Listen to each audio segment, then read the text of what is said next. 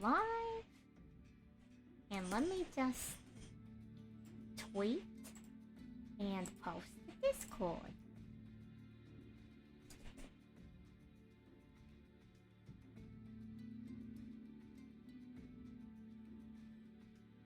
Post it, tweeting.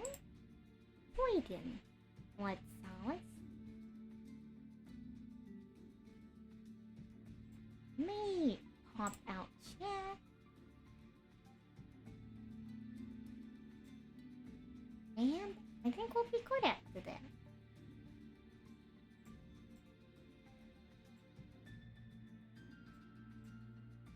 Time to do some good old solo mode. There's a lot we haven't done. Hello, Rob. How are you? Good evening.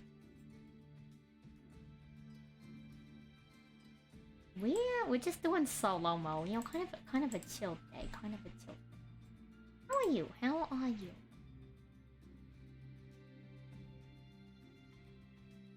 Give me a second. Let me check something.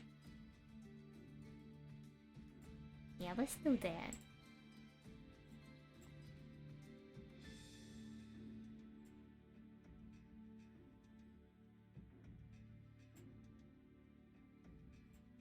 Which solo mode do we want to do? Do I want to start with the ones up here? Do we want to just go into one of the like upper... Actually, you know what? Let's do the base ones until more people come in. I feel like people might enjoy the story mode, you know? You caught up in Honkai Star Rail, now you're sad? Don't worry, Jill. Don't worry. Don't worry. Something very exciting planned. Give me a second. Let's do this duel playthrough.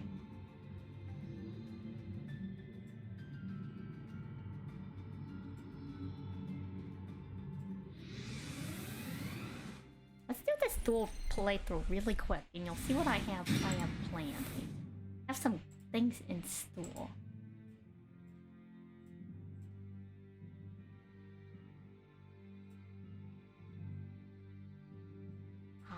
Rating? I can't do that. We both have 500 life points? That's terrifying. What if I lose? What if I lose to the duel practice?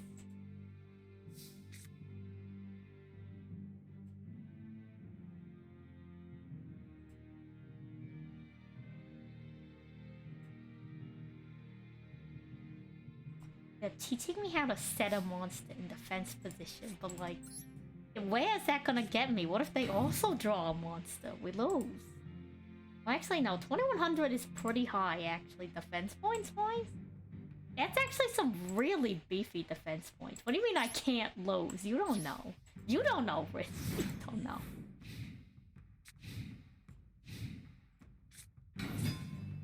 Don't tell me what I can and can't do in the duel practice. How are you, Rin? You sound good tonight. Oh, spectacular. Spectacular. How about you? How are you? They have the same monster. That's crazy. I don't have Man-Eater Bug. I had the one card. We had a terrible top deck.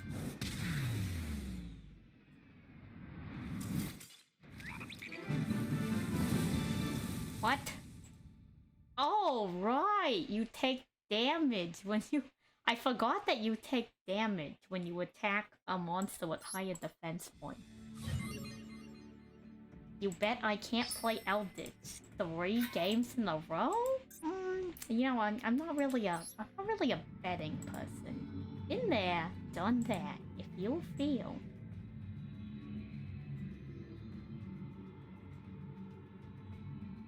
This is taking a second to connect.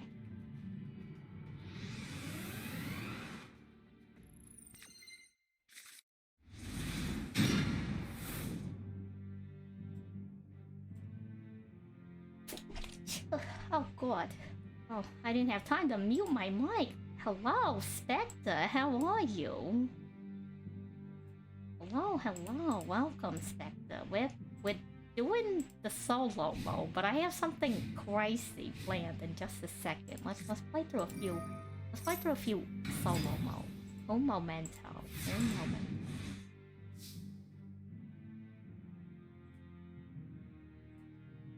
We draw? We draw.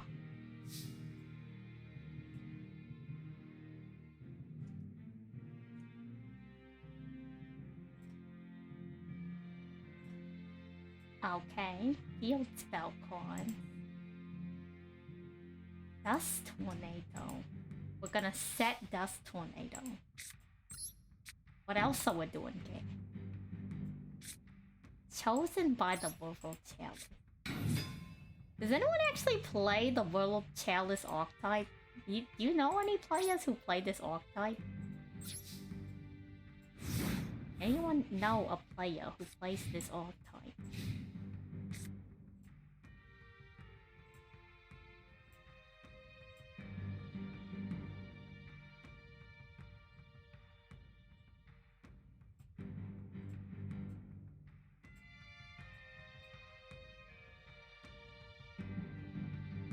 Eldritch cause more emotional damage to Master Duel. You've been having fun with Goatee? It's your first time playing Master Duel? Hello, Floki. How are you enjoying Master Duel, Spectre? You know some lore-accurate ones? Gaia Power. What happens if we don't get rid of Gaia Power? Oh, with your Goatee fish deck, right? How was that? How was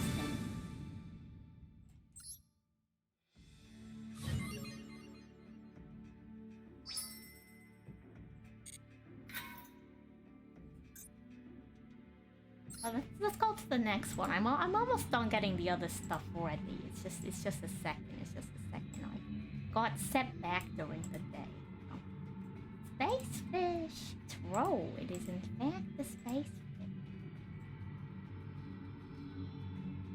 You're gonna really like what I have planned. No spoilers, no spoilers, no spoilers.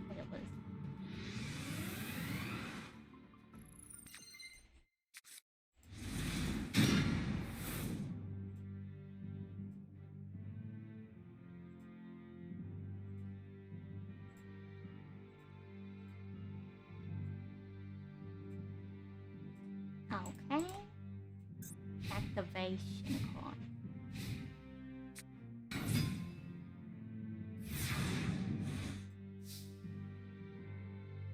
You feel like you should make Ice Jade? Master Duel did Ice Jade dirty. Do tell, do tell.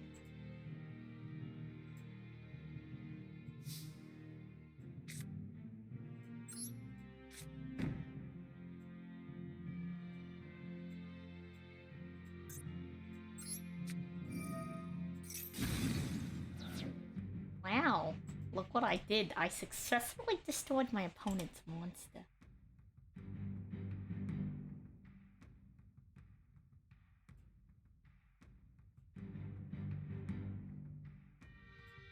Do I get any gems from doing these? I don't know. I'm doing them anyway.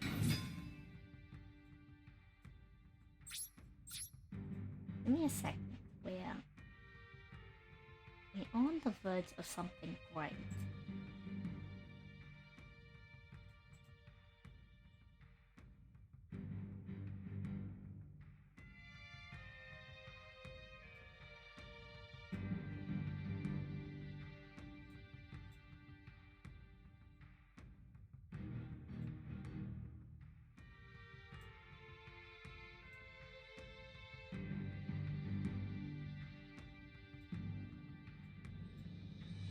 Sorry, I'm being momentarily distracted by some things in the background. You will get some gems? Okay, here we go, here we go. Oh, what? Wait, isn't that just from winning any gems from the dailies? Or do you mean like actually? Actually?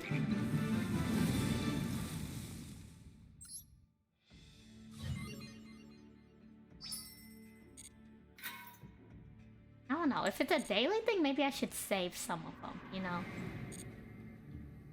Well, let's go check the mission. Let's go check the mission. Alright, the celebration. I totally forgot. I'm glad you have 45 days to do it, because I totally forgot. Completely blanked my mind.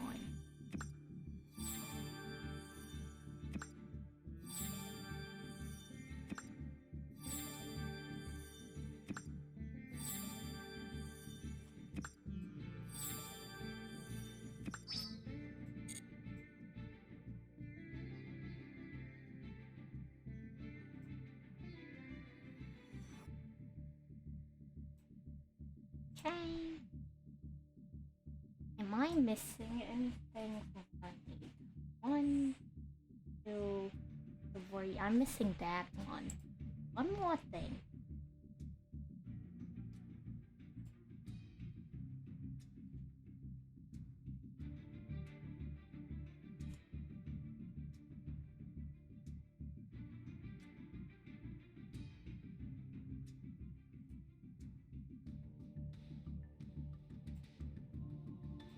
Well, let's go back to solo mode and figure out which one we're playing for today, and then I can show off the thing in a second.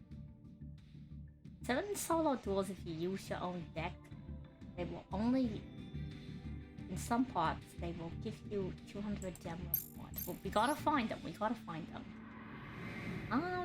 The last one we left off was this one. So I guess we can finally check out the World Legacy cards. Here we go, here we go.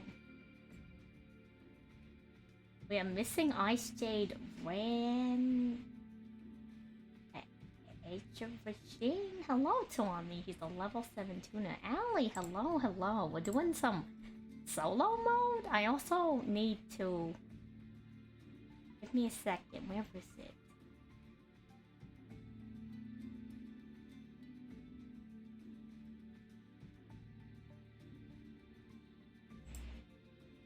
It's this one. Is it this one?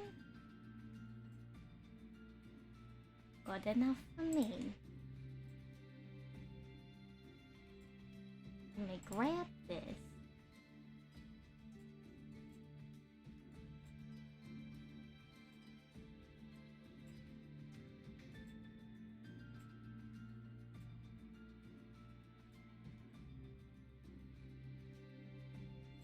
Sorry, working on something in the background. Almost finished, almost finished.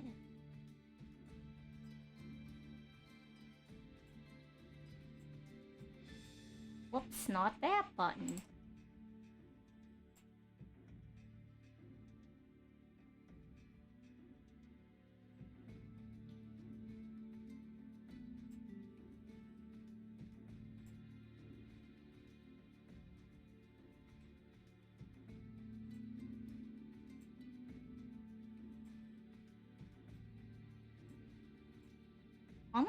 Almost done. I swear I'm almost done with the thing.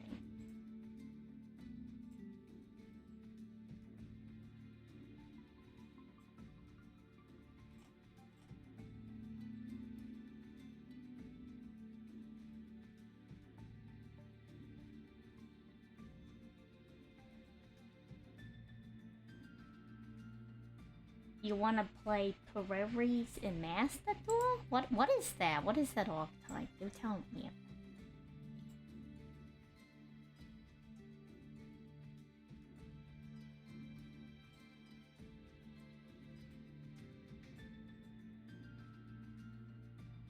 Okay, so we're gonna take a detour from Master Duel.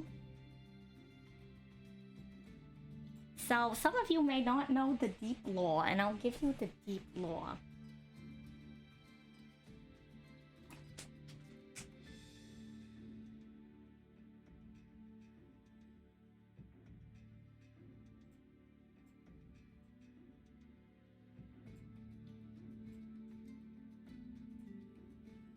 Give me 1 second, I need one more thing, and it will be set up.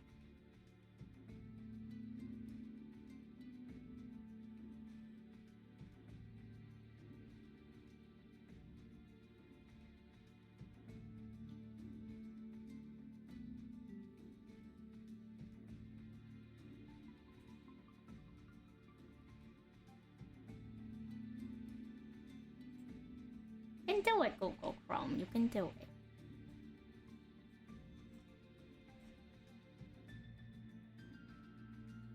Well, almost done. Almost there. Almost there. Evolves into cute stuff? That sounds really cute. Is it like how the armored dragon levels up? I've seen someone play that deck in real life like 10 years ago. Is it like that or is it different?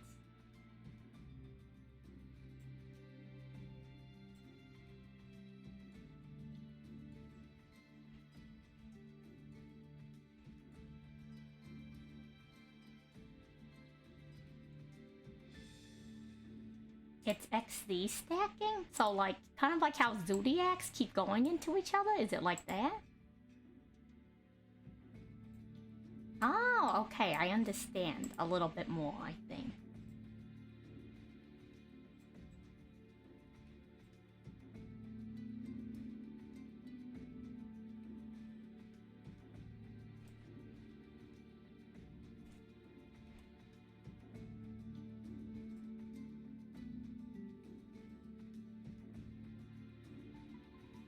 Almost done, almost done. Not the level monsters. Maybe. Who knows? I have no idea.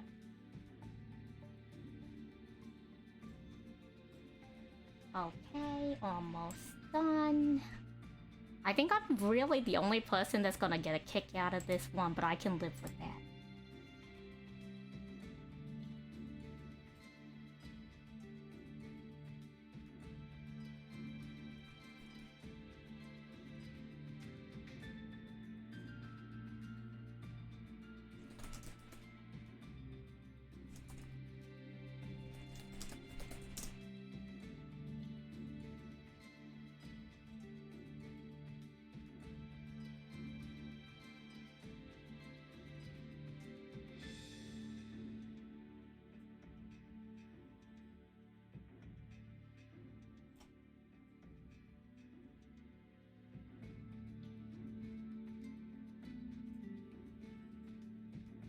Come on, you can do the thing.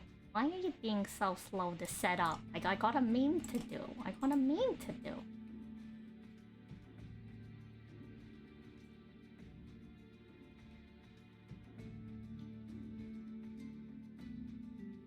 Okay. So, for the deep lore, last time on Dragon Ball Z... Last time on Salie. So, as some of you may or may not know... Oh, hey Gio, are you still here, by the way?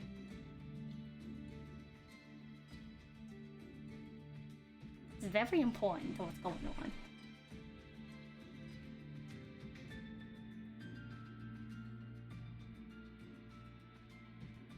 Paging Geo.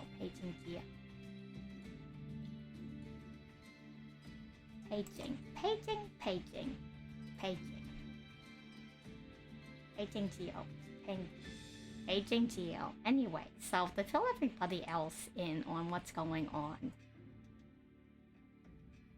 So, 3 weeks ago, something was initiated 3 weeks ago.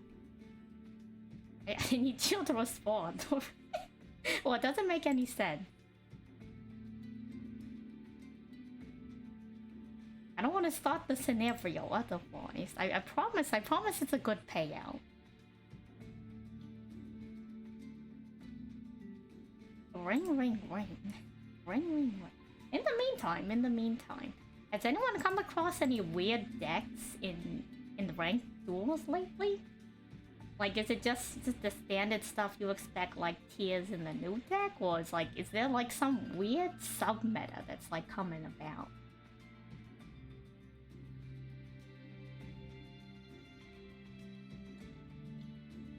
You have? Do tell.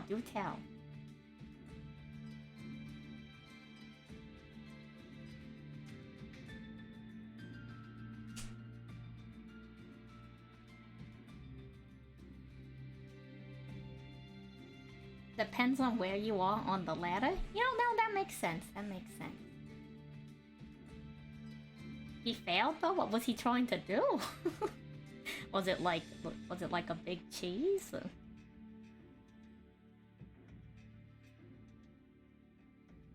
Whoops. Whoops. I clicked something. What did I click? I didn't click anything crazy. Deal?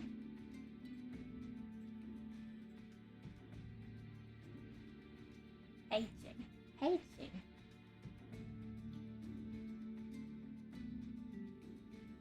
Silver has a lot of weird stuff. You saw 2 Triamid decks in Silver? He had a 60 card deck and it was Magicians and Branded? Is that normal?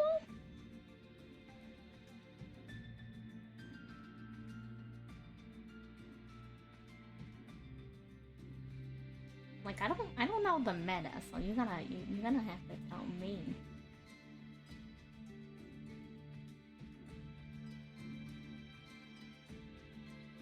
Let me ping Dio for was this normal for a new player? Magician's Branded is cool. I'm trying to imagine that in my head, and I don't think I've played enough. I don't think I've played enough Magicians players to know what that would even look like. Not that I need to know what that looks like, to be honest.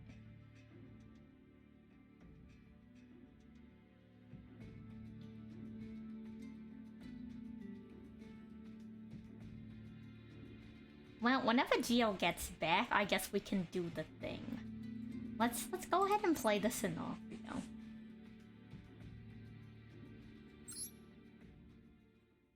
Didn't even fusion summon? He just said? That's crazy.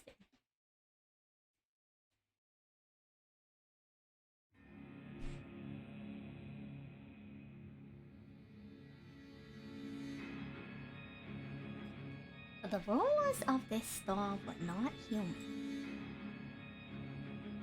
That world was ruled by 7 mechanical life forms known as the Mechnon. And across the land spread their vanguard, the Crawlers. These Crawlers tended to swarm and destroy all human-made structures in their path. They most likely lack any emotion. Helpless before those ruthless machines, mankind had no choice but to live in hiding. Dense with thick trees, gloomy even in the daytime. A hinterland known as the Forest of the Star. Therein lay a hidden village where humans lived inconspicuously. The village was protected by a barrier that would prevent intruders from invading or even discovering. A ritual wand passed down through many generations made the barrier extremely resistant, and it had never been broken, not once. But even so, the villagers were suffered by the anxieties day after day, not knowing when the great threat would come knocking at their doorstep. From within the suffocating unease of the village, there were still those determined to fend off the crawler. Aurum and Ningorisu. There was a reason they fought so desperately. It was the village priestess and the younger sister of Ningorisu, Ib. From birth, the priestess possessed a divine power that synergizes with the ritual wand to create barrier. Ib's power was the strongest the village had ever seen in history, but it was meager compared to the frightening forces that grew stronger by the day. Her companions saw how hard she was trying to put on a brave face for the villagers, and they wished they could lighten her burden, even by a little. Aurum and Ningorisu, along with the baby dragon Imduk, crossed the barrier in hopes of slaying even just one crawler. One day, Ib heard from inside the forest a faint sound like that of a human voice. Aurum and Ningorisu could not hear it. However, Ib proclaimed that she keeps hearing the voice. A afraid it would venture into the forest alone, Aurum, Ningrisu, and the baby dragon Induk set foot inside the hinterland. The lore for these is huge. I don't know if this is the column cards or not. Do they have 3 gates of lore? That's kind of crazy. Like, there's one, 2, 3, 4, and probably 5. There's at least 5 scenarios in this one.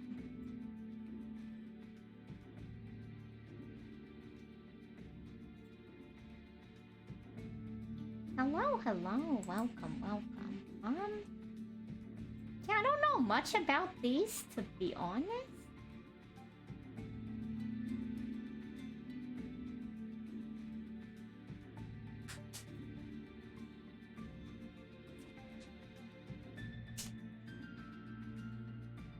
Okay, so hear me out, hear me out.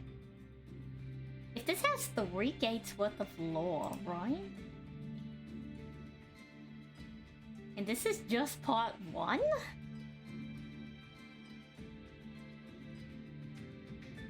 Why does no one play this deck? Like, is it just not meta? Like, I just think it's crazy that they put so much lore into a deck that I don't see played in the competitive ladder. You know what I mean?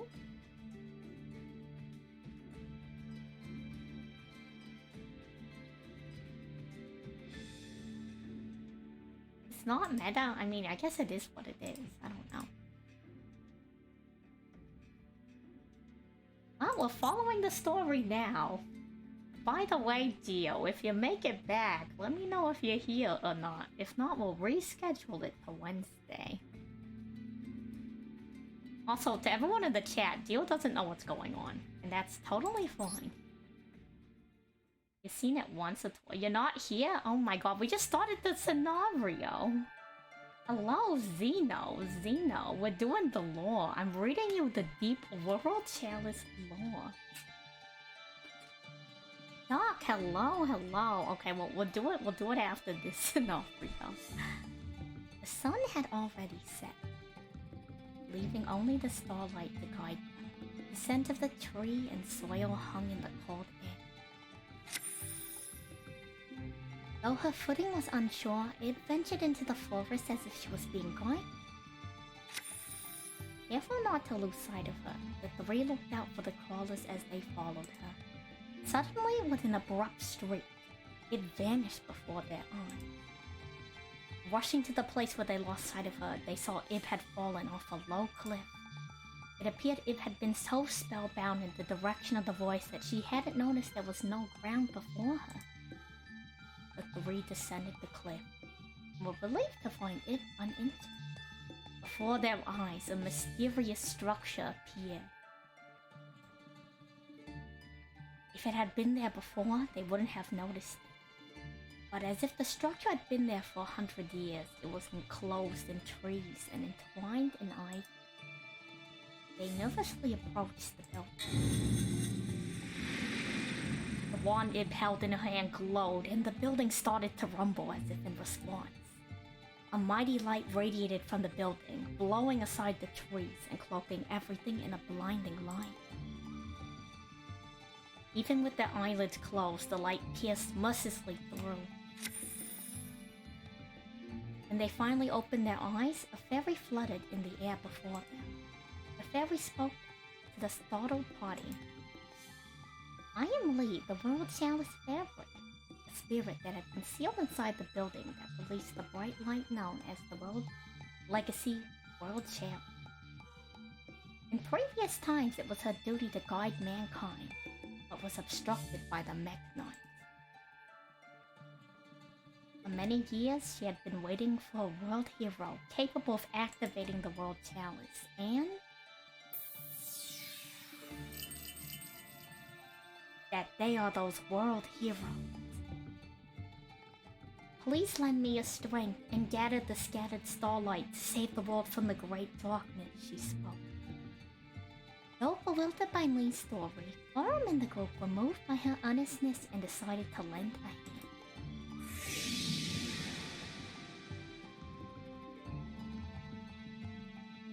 Oh, they got an upgrade.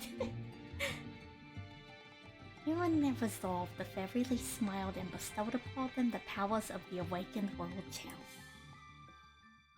Damn, you got the world chalice powers and you still got 0 attack points? You gotta be kidding me.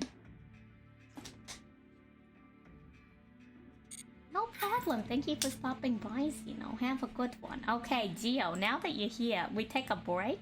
We take a break from Yu-Gi-Oh! Something very important. So, 3 weeks ago, I played a very important card. Yeah, she got 0 attack points. You gotta be kidding me.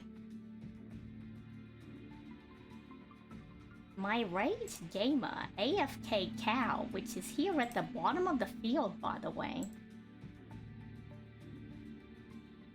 The ability is that I get to pause the game we were playing for 3 weeks. Now that 3 weeks is over, the game is back in play. However, now that this flash period is activated, I play Amnesia Cow. When your opponent forgets that you were in a duel, you immediately win the game. Gio had forgotten a few days ago that we were in a duel, so I immediately win the game. I take all your cheese counters and I go up the cheese Mooniverse ladder. Thank you, thank you, thank you. I win the duel.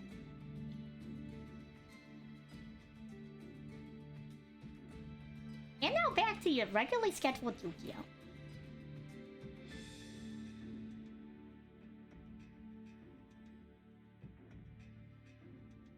GG though, Gio. GG. It was a good one. It was really, really intense. You know, you had me. You had me. You really had the blackberry, the grassland field card. You were somersaulting the cheese factory. Big gun? What am I supposed to do into big gun? Oh. My gamer cow really coming in clutch. Thank you, thank you. Back to your regularly scheduled Yu-Gi-Oh! Master Duel.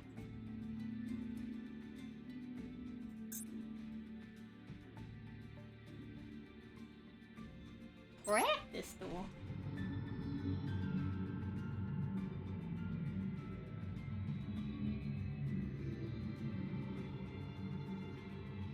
I can't believe the ghost of DOE lost this. I deserve to win that duel.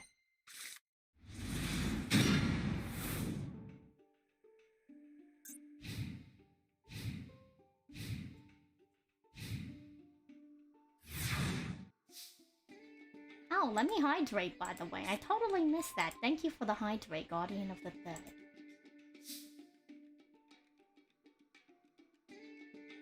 That made-up game SpongeBob and Patrick played on Leif Erikson Day, where Patrick thought he lost. And let him know it wasn't Tuesday? That's crazy. Let me drink. But yeah, look at this.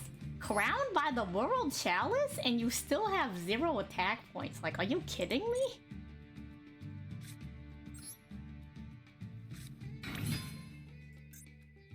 That's crazy, right?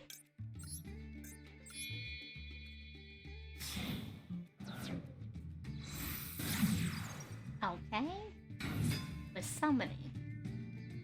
We can summon another one using the effect.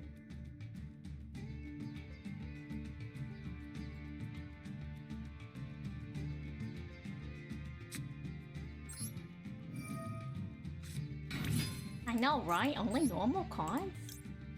What madman? I'm just saying, like, you got crowned by the World Chalice, and you still have 0 attack points. Like, I don't know.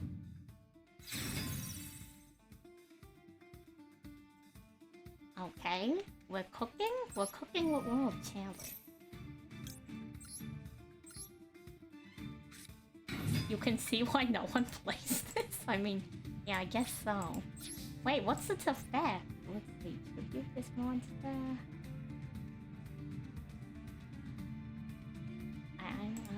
I don't know, I don't think that effect is amazing. But yeah, GG Gio, you know, you gave me a run for my money. Were you there for that? Don't tell me you were AFK for that. I spent at least like a good 30 minutes setting that up.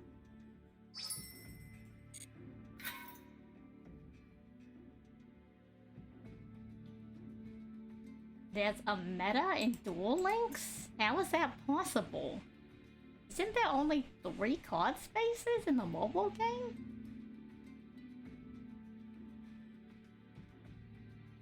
If you're only summoning, like, you were picking up dominoes? Gosh dang it. Okay, well, I'll give you a rundown on what happened. We can do this real quick again. Flashback to 3 weeks ago, Dio. Flashback to 3 weeks ago. So, remember when I used my Gamer Rage AFK cow to pause the game for 3 weeks? And remember how a few days ago I mentioned something and you didn't remember? Now that the flash window is open and the conditions have been met, I play Amnesia Cow, and when you forget that we were in a duel, I win the game. So, GG, I've won the game. Okay, thank you. We continue with Yu-Gi-Oh! Master Duel. GG. Good game. Good game.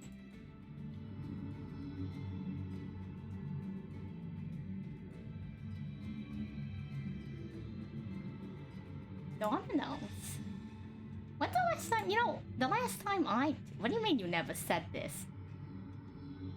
I mentioned it to you I'm not gaslighting you, I mentioned it to you during the Genshin, while we were in the time loop in Genshin. No, I totally won the duel, That's exactly what happened. Wait, what's this? Oh, it's the lore matchup. The crawlers. It should be in the vase? It really should be. It really should.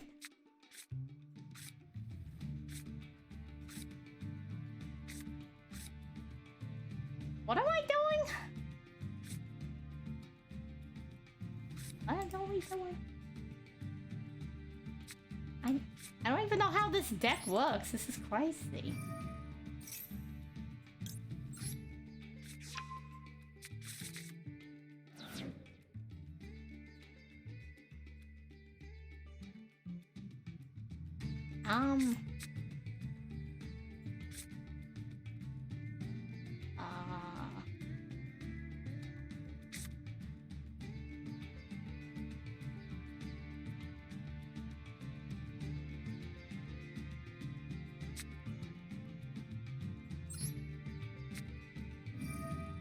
Yes?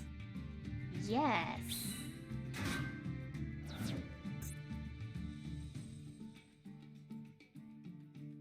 One normal monster accept the token? No wonder no one plays this deck. You gotta be kidding me. Anyways, sorry.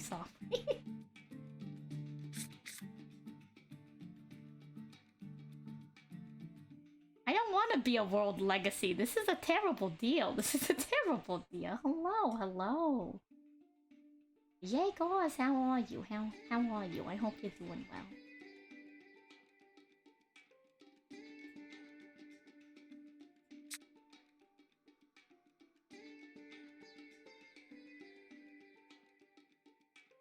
What? Wait, what? How does this card work?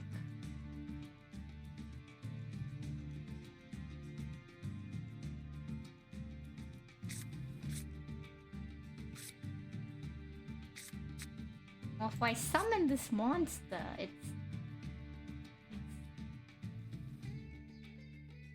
I can't do anything if I summon this monster this time.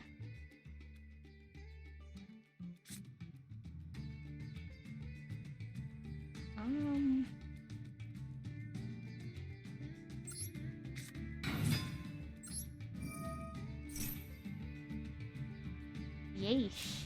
What do you do? You believe in me? Don't believe in me. Don't believe in me. We only have these two. What does this one do? When a card effect is activated, the target link monster.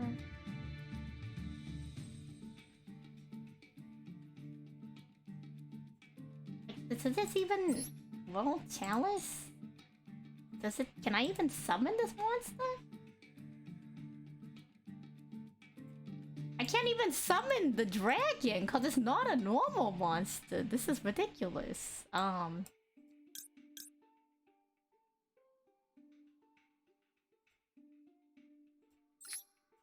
kind of monster is this? A light monster? I've never seen this before in my life. We're so doomed. We're so doomed. I end my turn? I end my turn. How am I supposed to play this? How am I supposed to play this? There's only one water monster in this deck and I don't got it.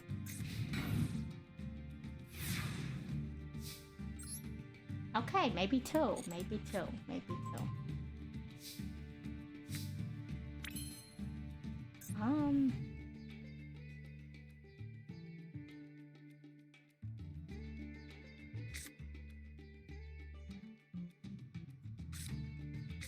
Another one? I mean... You know, I probably could take them out just with the tokens if I'm being real with you.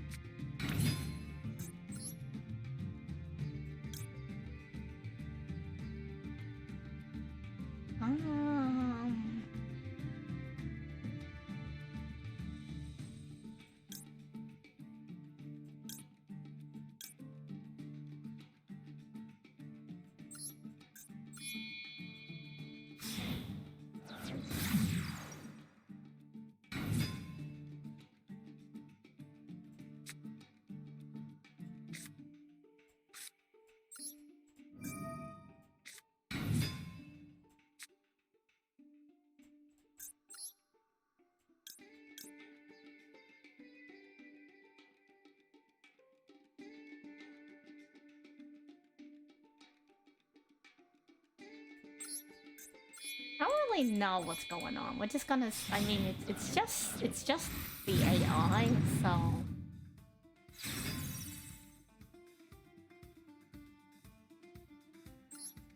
I doubt anything too crazy is going on.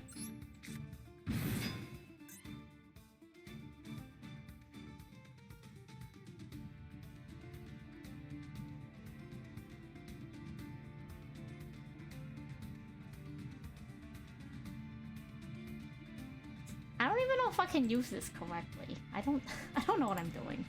I don't know what I'm doing.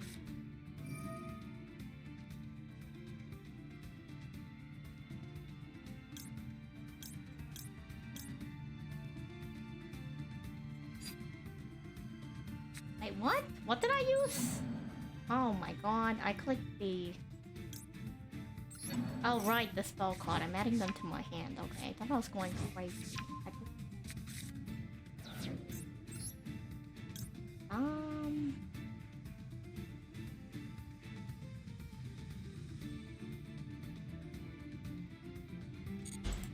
I need two monsters with two different types and attributes. I mean, maybe I'll just do it next turn. I'll be real with you. I kind of don't care what happens to the level 5 monster.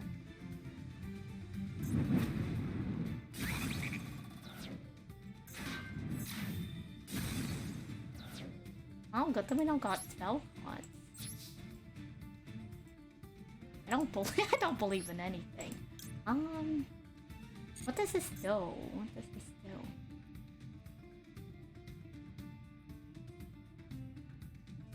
From your deck? I see, I see. I understand, I understand. I got 4 cards. I can't access Code Talker.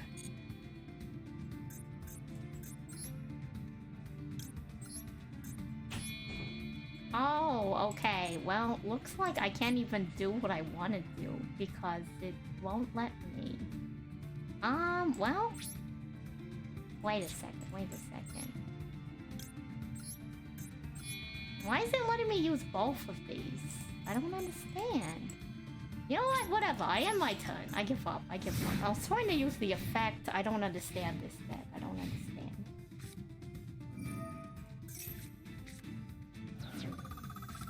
I'm trying to use the effect of this one. Because it...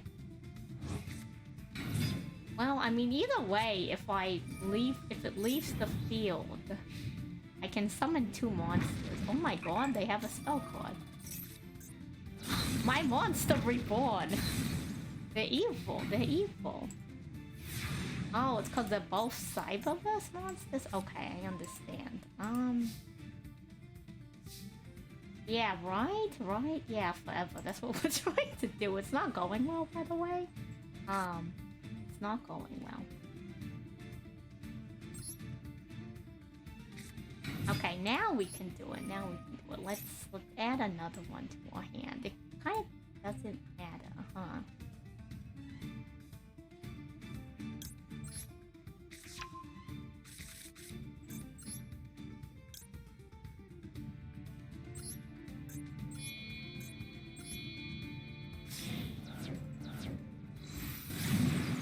Okay, now we're gonna use the effect of this card. Is it bad to use Runic for all the solo mode? I don't know. We're doing stuff. We're cooking. I'm gonna summon a monster from my hand.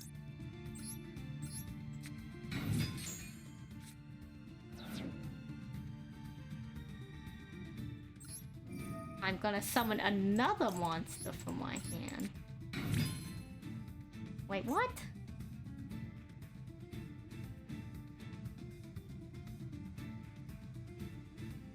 Wait, what? Oh, I know. It didn't even activate. I've been scammed. I've been so scammed.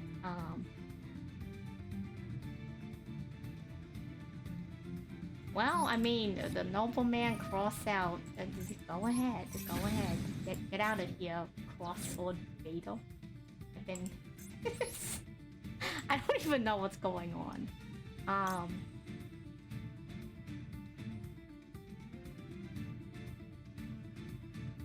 Well, we can go back to this one. I mean, it gains points for all of these in the graveyard, so... Might as well, right?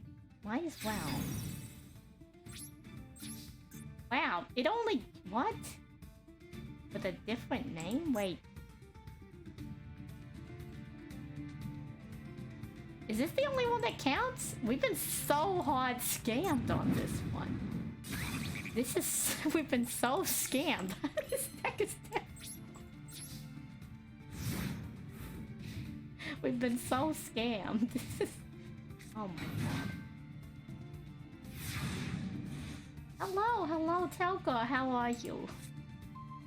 How are you doing? We're, I don't even know what we're doing. We're playing Yu-Gi-Oh! Master Duel.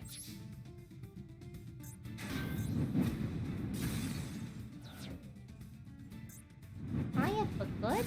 Glad to hear. This is the Yu-Gi-Oh! Experience if I've ever seen it. We're learning the deep lore about the World Chalice, World Legacy, Mech Knights, and Crawlers. Never again. I never want to see this card again in my life.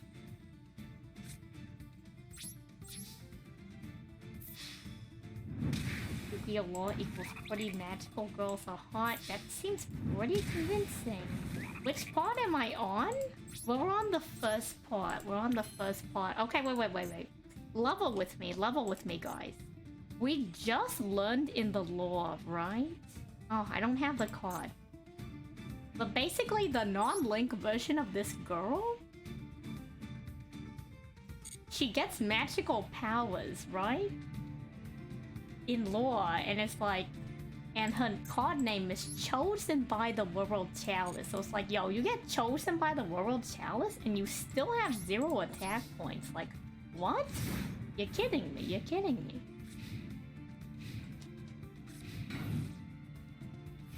I guess she is a magical girl. I guess she has to be hot. What is this? I didn't even know they had a field spell. Oh.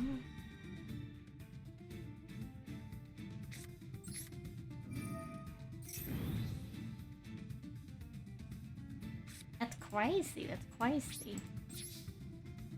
You think the synchro version has attack points? The link version seems to.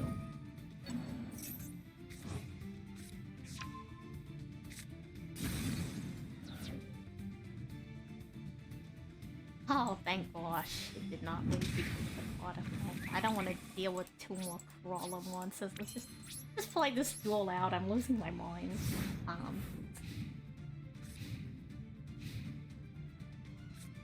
Anyone know how to do math? Anyone in the chat know how to actually do math? Like, any resident, like, what's math? So, I know that people say you need to know how to do math to do comp sci, but like, level with me? I think business majors know more math than some comp sci people. Any accountants in the chat? Math? Anyone know how to do math? Someone teach me how to correctly use synchro monsters. Oh, what is this?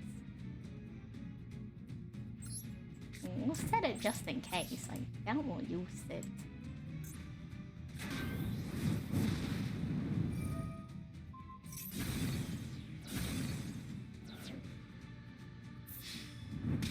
Oh, okay, well, they took out my field spell. Well, we have to play one more turn. Cuss you! Crawler invasion, enemy duelist.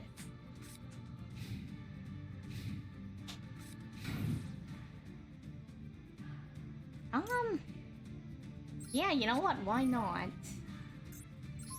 Get on out of here.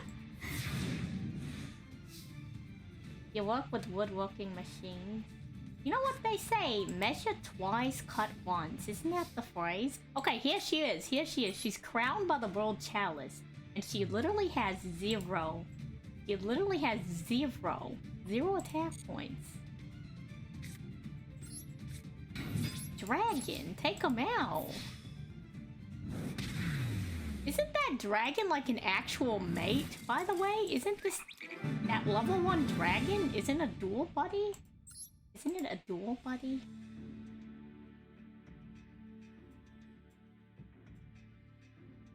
It is? That's crazy. Measure twice, cut once, math none? That's wild. We've unlocked the loner deck. What's this? What do we even get from this?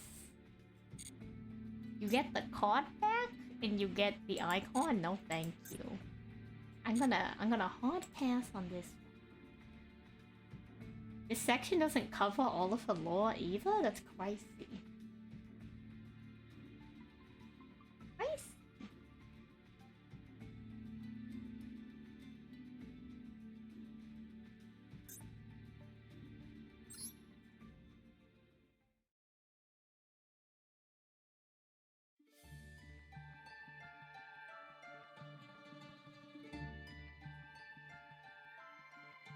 To protect humankind, accepting these earnest wishes, Aurum and the group promised to help her. Accompanied by Lee, the group set off to return to the village, but they encountered several crawlers who blocked their way. Aurum, Ningarisu, and Duck stood before the crawlers, with the new strays coursing through their body. As they stood between the monsters and what they were set out to protect, tension hung heavy in the air. A cold sweat dripped from Aurum's chin and dampened the forest soil. At the great tension crescendo, the party suddenly seized upon their foe, lunging towards the exoskeleton of the crawler. Aurum's sword cleaved the enemies with ease. Ningarisu's lance pierced nimbly, and Imda's claws teared ferociously at their metal hides. The battle was over almost as quickly as it started. The power of the World Chalice that Lee had granted them was much greater than expected. Okay, much greater than they expected, but she only has 1800 attack points? Like, come on, come on. Sorry, I can't get over this. I can't get over this. They couldn't conceal their surprise that the World Chalice's great power now dwelled in their body. According to Lee, there are 6 more World Chalice legacies in the world with equal power to the world. There's 6 more? You're kidding me. You're kidding me. Sorry, I keep going on a tangent from reading the lore.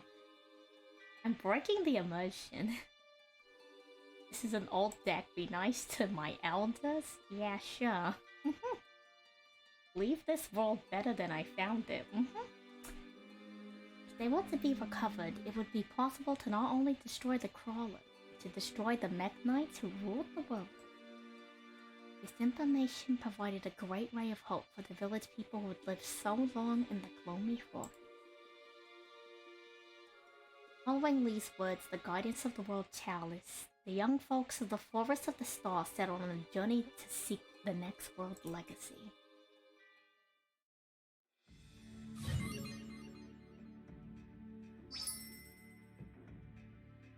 If you're not water, I don't. That's not true. I care about you know what? I care about Ash Blossom. I care about Ash Blossom. I care about Gunkin's ship. I care about Brightfur. I think Malphys are pretty cute. I think the Bug Girl deck is very nice. I have to know what that means. There's select few cards I care about. To the next scenario.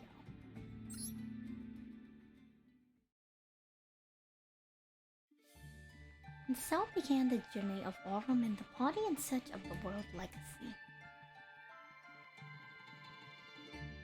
Although the party was on a mission to save the world, as the first time in the outside world, everything they saw, heard, and felt fresh and vivid. No matter how many crawlers would appear, Aurum and his friends would fight them off, and they did so for several days. How long must they have walked? Lee as their guide, and the world Chalice as their beacon. A humid wind caressed their cheeks. Before the party lay a vast swamp. A great artifact was submerged in the muddy expanse. The giant armor laying in the bog. Yo, is that XC's monster? Giant hand? Is that XC's monster's giant hand? Shout out to Giant Hand? Personally, I don't know, like I just have a personal vendetta against Eldritch and Skill Drain. The rest of the cards in the archetype, they're okay. It's just the main monster, Skill Drain, and then that one other card. Was one of the express purposes of this trip, the world legacy known as the World Armor. However, they found more than just one world armor there. Not only on the surface of the armor, but also on the inside, dark figures squirmed. Like ants on the corpse of a dead insect, crawlers swarmed on the world armor. Their numbers was countless. From a red binocular emanated a bizarre light that filled the party's field of vision. The horrific sound of the crawlers' metal lights scraping against each other united in a thunderous cacophony, as if the earth was shaking. Standing before the three were superior specimens possessing powers far greater than the crawlers they had crossed their path previously. Witnessing an overwhelming sight, the party decided it was reckless to try to break through the front. On Lee's suggestion, the three friends dared not engage, instead headed for the world armor. That's why you love Dinomorpha now? Skill Drain got murked, that's why? But what happened to Skill Drain? There's only one now? Okay, okay. We're dueling.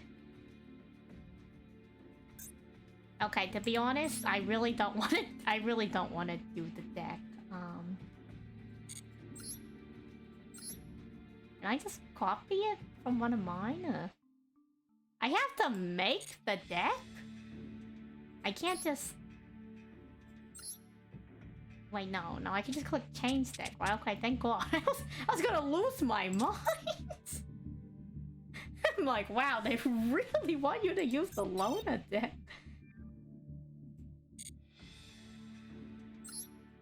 No one likes playing the Lord decks. Makes sense,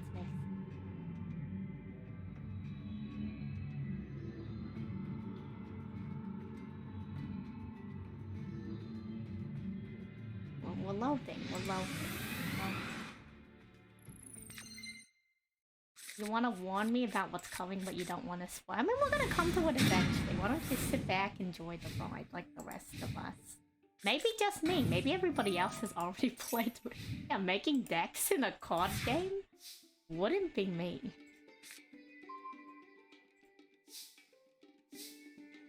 They kind of force you to use loner decks when it comes to getting new mates of dual field stuff. I mean, it's if you want it. You don't have to.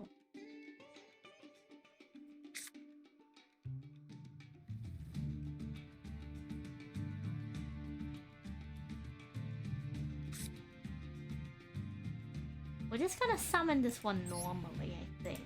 Or maybe, let's see. Yeah, no, I think it should be fine.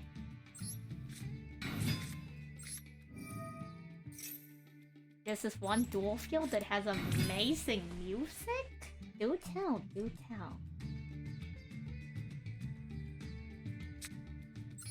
Do I even, I mean, we'll set it anyway.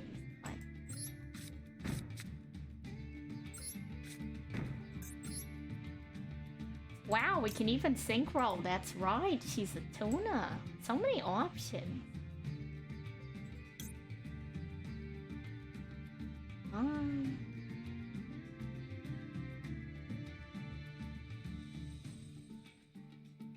Well,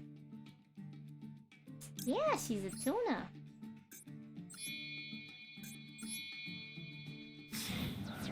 Oh, I know what you mean. I know what you mean. I get you. I get you, Floki. I see you. Yeah, Plunder Patrol. Whoops, I did not mean to activate that effect. I'm sorry, Whitebeard. Actually, you know what? That worked out a lot better than I thought. We're cooking. We're cooking. We're so cooking.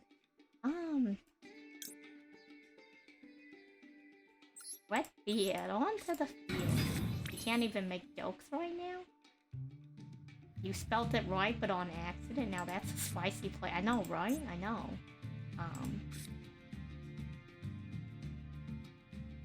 Okay, hear me out, hear me out. Something even spicier. We're gonna activate our Plundership's effect. We're gonna send this to the graveyard. We're gonna banish the World Legacy Field spell. We're gonna add a card from our deck to the hand. Right? And now we're gonna activate this card. We're gonna add Bluebeard back to our hand. We're gonna summon this face up in attack position. We're cooking, we're really cooking. You may hear me out. I mean, yeah, maybe I say it a lot, but yeah, I don't think there's anything wrong with that. You wanna make me self-conscious? Gatekeep Gaslight Girl Boss. I just gotta make a... He destroyed my monster. How dare he? That's it, NPC. You're going down. What effects are in the graveyard? That's right. I could still use her effect. I could get it back. I've already used this once per ton. To be honest, I don't care about the second effect too much. To the graveyard with you.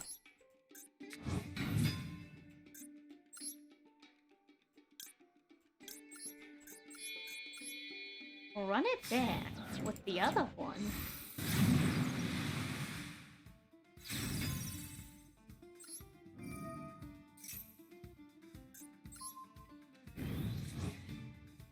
It's kind of terrible that this is linked to that one, because it will leave the field, like, really often, but... Wait a second, can I use this multiple times? Oh, once per duel? Gosh dang it. What is this? When a face-up insect monster destroyed my battle artifact graveyard. Let's just solemn that one.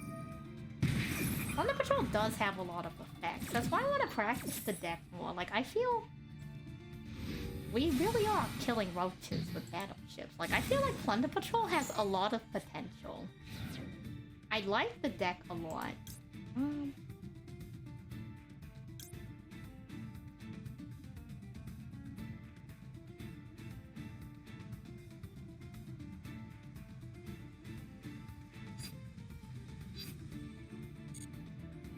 Yeah, that one's not gonna do too much. I'm gonna be real with you. And goldfish. Ain't got nobody to use you with, buddy boy.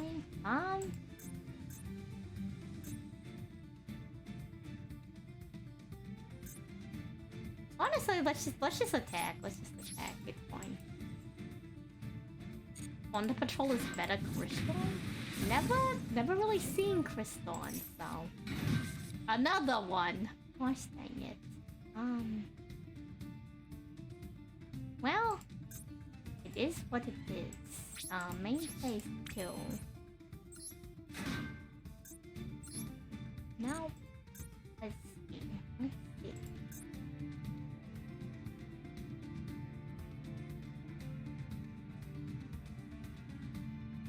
Draw cards equal to the number of equipped cards you control plus 1.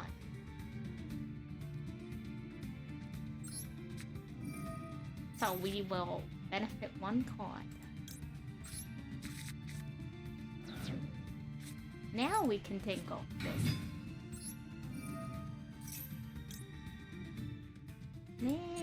No thank you, no thank you.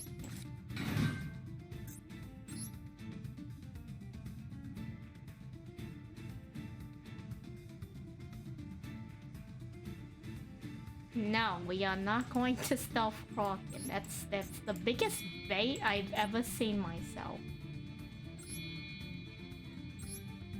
Look at it's a bait. Let's just do this and we'll end our turn. Blunders do have almost every card type in the game. Yeah, they do. They really do. The only one they don't have is the Ritual and Pendulum. Oh my god, what?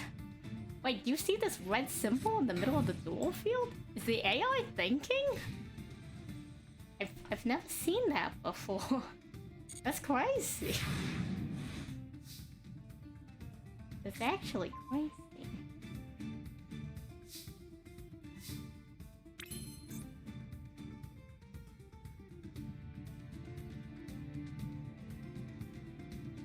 We don't have a Plunder Patrol card in our hand.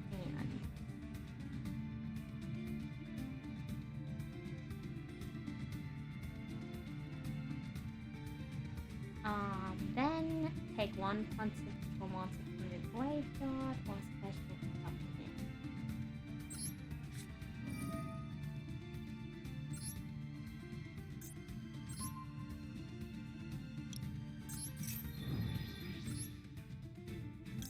Let's go! We're cooking, we're cooking. Do we know what that face down card is? No, we don't.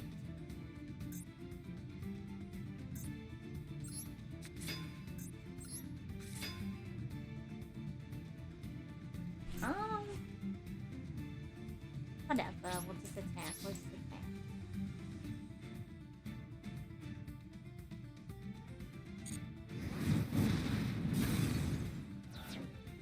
I'm gonna be real with you, it's probably another 2000 attack. If not, whatever, it's fine.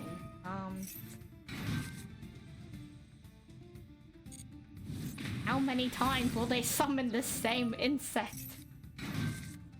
You gotta be kidding me. They really are like bugs. They just keep crawling back. They keep crawling back.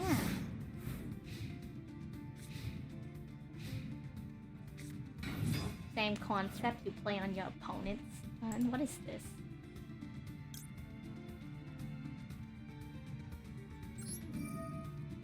I mean, might as well, right? It's a free summon.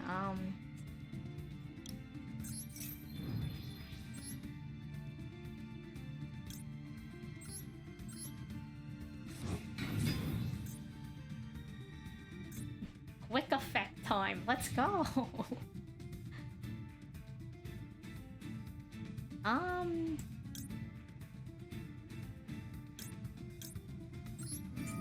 We'll go with you. We'll go with you. Wait till I see Deus Ex Machina crawl. Sounds crazy.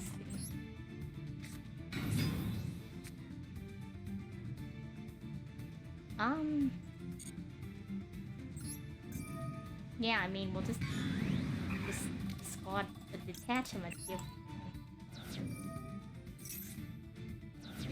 How dare you? How dare you send my top deck to the graveyard?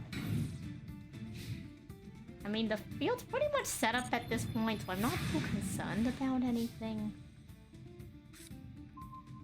Oh, hey, look, Thunder Patrol Shipyard. Spectacular. Head pads, head pads. Here we go. Oh, wow, look at that.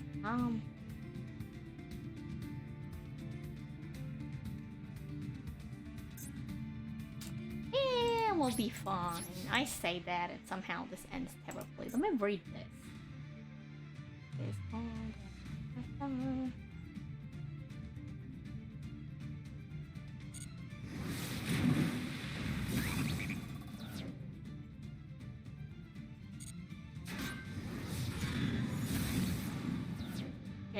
Take him out. Get him out of here. I'm so...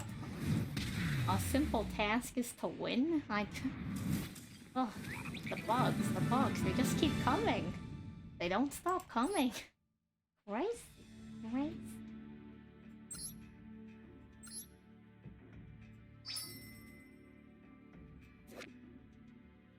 World Chalice look. Huh? The goal? And what's locked? What's locked behind here?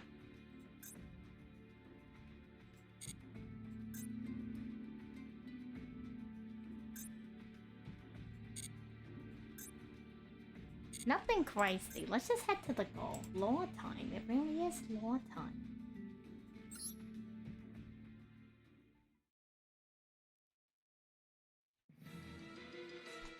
The world armor in front of them, Orin's party became blocked by a swarm of crawlers. No matter how many monsters they defeated, a new swarm appeared, trampling the debris of the fallen. Now divided, the party struggled. The seemingly endless battles had whittled the party's strength down to almost nothing. They were unable to advance, but retreating wasn't an option either. They had no choice but to fight until all strength was gone. Just then, as Orem and the party were about to collapse, Lee called out to them, "By defeating the superior X-Crawler, you should be able to halt the movement of the other crawlers." In the midst of the battle, Lee had discovered that the X-Crawler was the commander of the throne. Trusting Lee's insight, the party pierced through the siege and closed in on the X-Crawler. The X-Crawler resisted fiercely, but they channeled the last of their strength to defeat it. Just as the commander collapsed, the swarm of crawlers surrounding the party suddenly stopped moving. Greatly wounded, Orem and the party finally arrived under the world armor. But there were more than just the crawlers there. 7 colors of light suddenly shone down from the heavens. There appeared the 7 knights.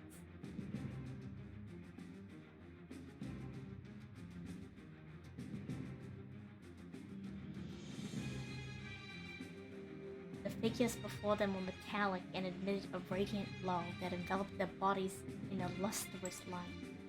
The Mech Knights, who ruled over mankind and all the world, had now descended to this very place. Orem and his friends found it difficult to describe the figures with mortal words. They could only stand frozen in their otherworldly presence. Then suddenly, the Mech Knights reached their hands out, silently. A mysterious energy sprung forth from their hands and began to shroud Ib. Ib was exhausted, no, completely spent. The magical barrier provided by Ib had no resistance to the force field. The rest of the party desperately struggled to rescue Ib. However, with the same light from which they appeared, Ib and the 7 knights vanished without a trace. Lee cautioned the danger. Ib's wand was stolen, and the other world legacies fell into the wrong hands. Orem and his comrades set out to rescue Ib and recover the next world legacy. You hate the Mech Knights? To be honest, I don't think I have a very amazing opinion of them either. We have cleared the gate. We have cleared the gate. We found a new... I don't care about your card pack. No. We're not going to the store. Get out of here. Get out of here. It's only what is the one that allows you to unlock Galaxy? Galaxy.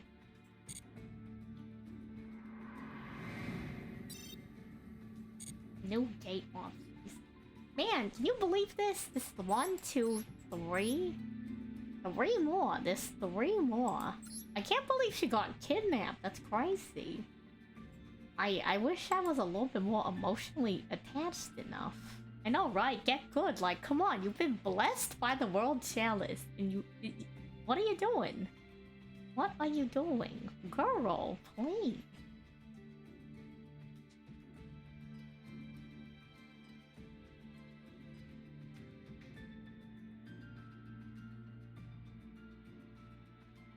Okay, let's see. How are we looking on time? How are we looking on time? Oh, hello. It's just Geo. Hello, Geo. Nice lore. Nice lore. Well, I'm glad someone's enjoying the lore. Thank you, thank you. Thank you for the contribution. Oh, by the way, opinions chat. I learned that you can actually, so you know how you can change the, you can change the icon for like your subs and stuff? I learned that you can change the icon for bits.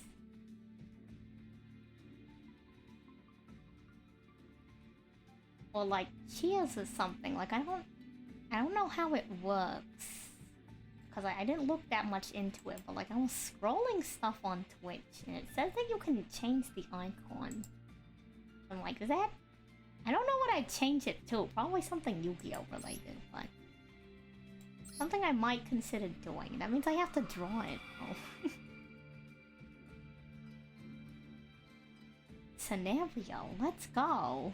Next part, World Chalice, the gift of the modder. We get a little preview. Do I play horror games? They can be animated too? That sounds really fun actually. We can like do a little... I don't know what we would do, but I feel like that'd be kind of cute. Little animated thing. That would be nice. I don't play horror games. I don't know if I will in the future or not. So far we've mainly been playing like card games. Thank you for the hydrate one. Let me drink some water. Nintendo time!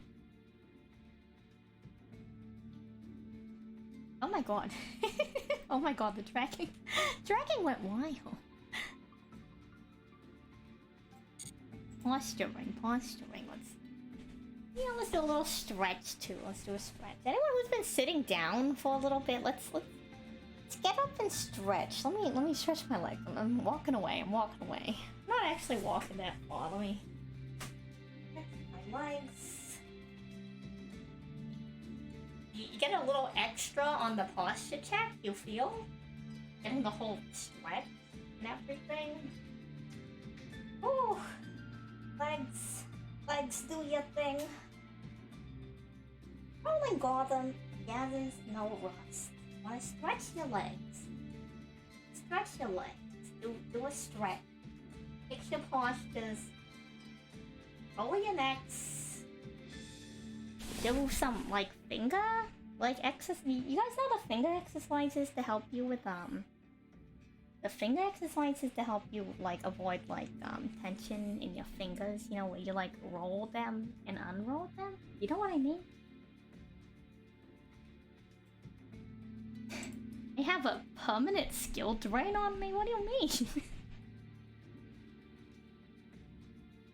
Yep, there we go. Very high value posture check just for Dean.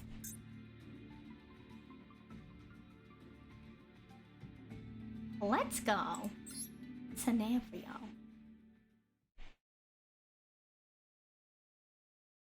Gift of the modder.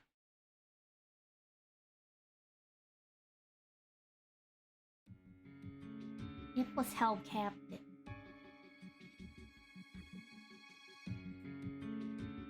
The stolen ritual wand was sealed inside a core of a mech night blue sky. Its palace.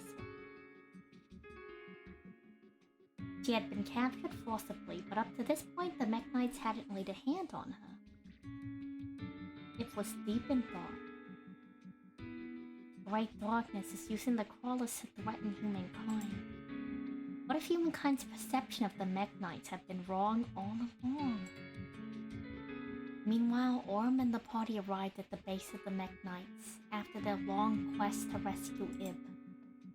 The ruins of a forgotten civilization lay before them, the husk of decayed buildings long buried by crustal movements barely broke the ancient Earth's surface. Among them, artificial forms lay untouched in pristine condition. Their activated World Legacy Shield shone brightly, and the world legacy known as the World Lance rose sharply out of the earth. Even with the power of the World Chalice, it was a fool's errand to challenge the Mech Knight. Following Lee's words, Orm and the group decide on a sneak attack on the World Shield. Before the party, a knight appeared, and then another. Previously, they wouldn't have stood a chance, but now it was different. They had to rescue Ib. Their determination made them fight with a blood-curdling ferocity. Sensing danger, the Mech Knights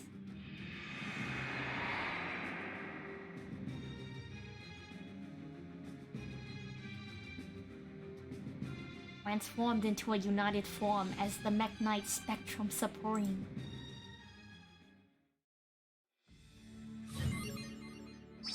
Okay, be real with me right now. Like, I know they're fighting with the ferocity, but like, I just saw one of the Mech Knights with like over 2,000 attack points. These two have like at max 2,000 in the Link version. Like, what are they going to do?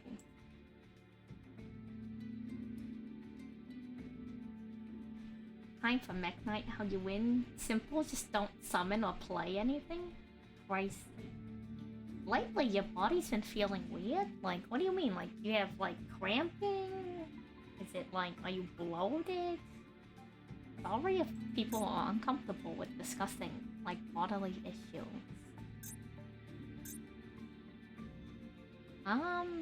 We're never playing Mech Knights again. we're never playing this loner deck again. Get out of here, World Chalice. Get out of here, Mech Knights. Huh, that's weird. Has that ever happened to you before? It's like a new thing. If it's something new, I would, like, monitor it over a few days. If it persists, mayhaps seek out some medical attention. What a title. The name is Ruler of the Machine World? What's my name? What's my name? They're Ruler of the Machine World. I need a cool title, too.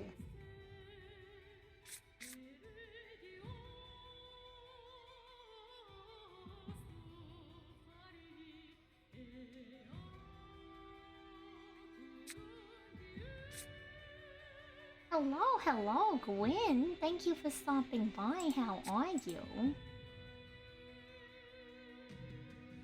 I hope you're doing well. We're just doing some Yu-Gi-Oh. Nothing too crazy.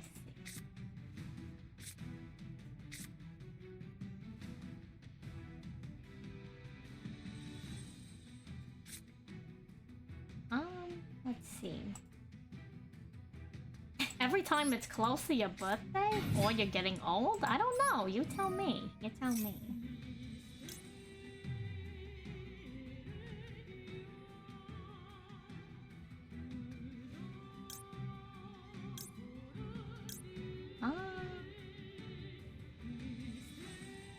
I want to summon. Guess we'll summon this one. He's doing good. A little bit of insomnia. Oh no, I hope it gets better. I used to have chronic insomnia, so I know how rough it can get sometimes. I'm doing pretty well otherwise. We're just playing we're playing, Yu-Gi-Oh! Has a solo mode that shows you the lore behind the cards. So we're learning about a card archetype called World Chalice right now.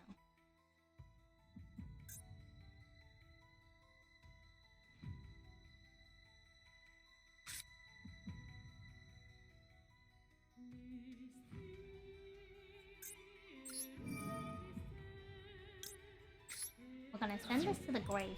We're gonna banish this card. We're gonna add a card from our deck to our hand. We're gonna activate Redbeard's effect.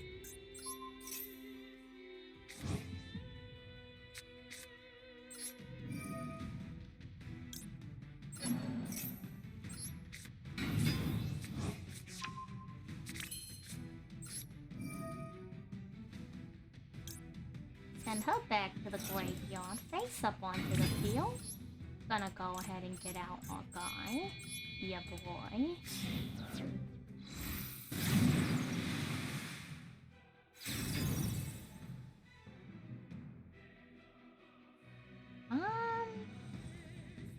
No, I think we're gonna just stay how it is.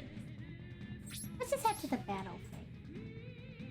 You know what? People say that weather changes cause a lot of creaking to the joint, so it could be the weather changes. Summer is approaching, even though we're well into spring.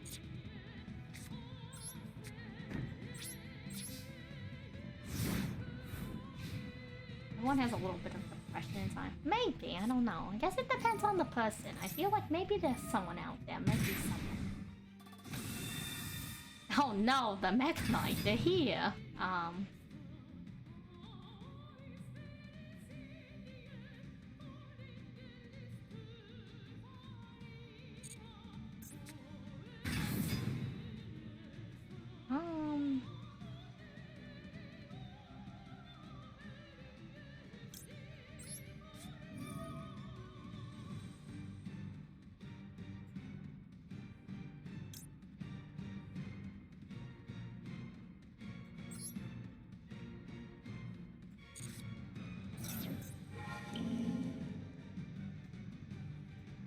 I don't want it using its effect. I don't know if that was really worth it or not, but you know, it is what it is.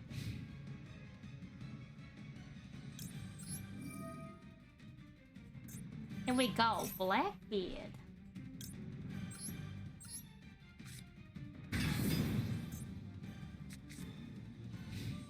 Two Ash Blossoms for the price of one.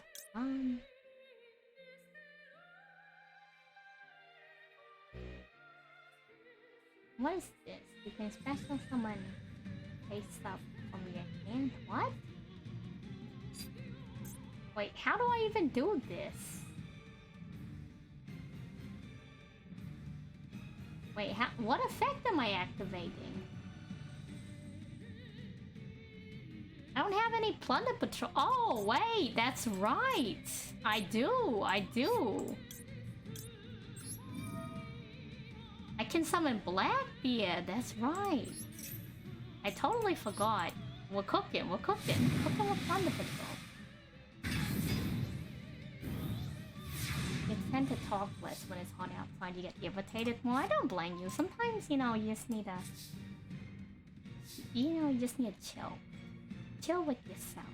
Chill in general. Let's see.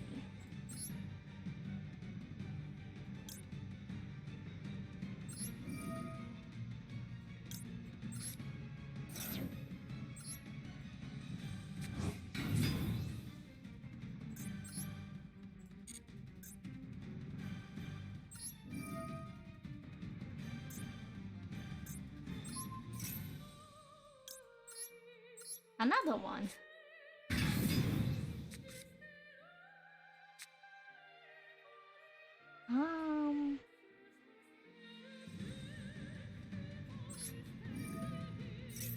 Which one of these is the one that... all of the theme monsters. Oh, it's this one.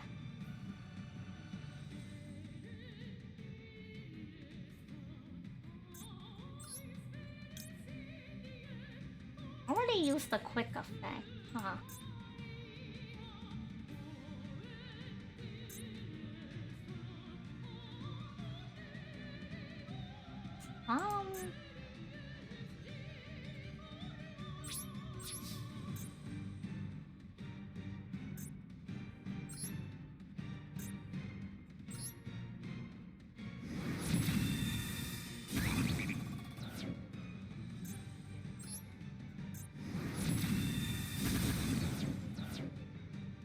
that was super worth, but I realized I couldn't get rid of this one because then the rest of them would lose attack. He's back?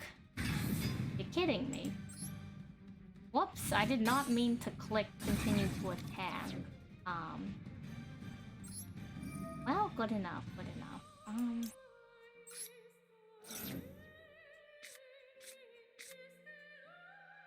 Man.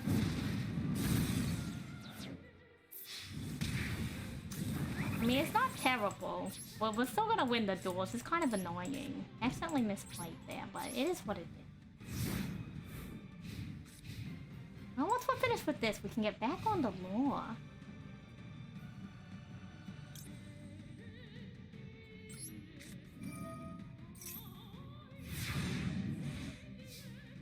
Spectacular. Spectacular.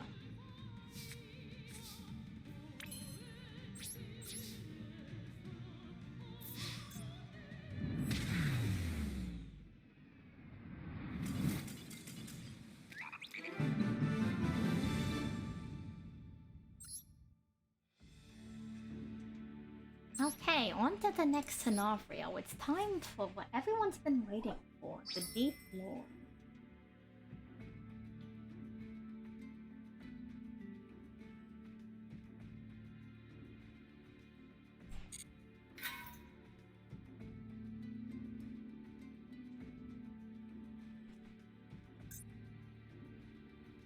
Okay, here we go.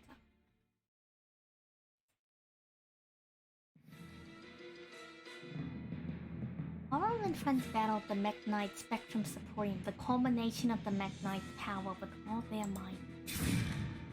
As the tide turned in battle, Ningrisu gathered his strength and put his all into one decisive strike of his spear. However, his attack was parried by the Mech Knight Spectrum Supreme, opening a large hole in the wall. The already fragile ruins couldn't withstand the impact and began to collapse. Before the dust settled, so as not to be noticed by the Mech Knight Spectrum Supreme, Ningrisu directed a subtle glance towards Lee. Noticing his glance, Lee nodded slightly, and I pause. I'm really falling over my words right here. Noticing his glance, Lee nodded slightly and slipped from the battlefield. He signaled her intentions to infiltrate the base alone and rescue Ib. Lee flew feverishly before finally arriving at Ib.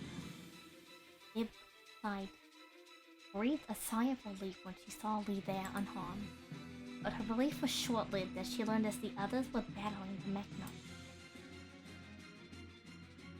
Maybe it was they who were wrong to battle the Mech Knight. To know the truth, she had to stop the battle immediately.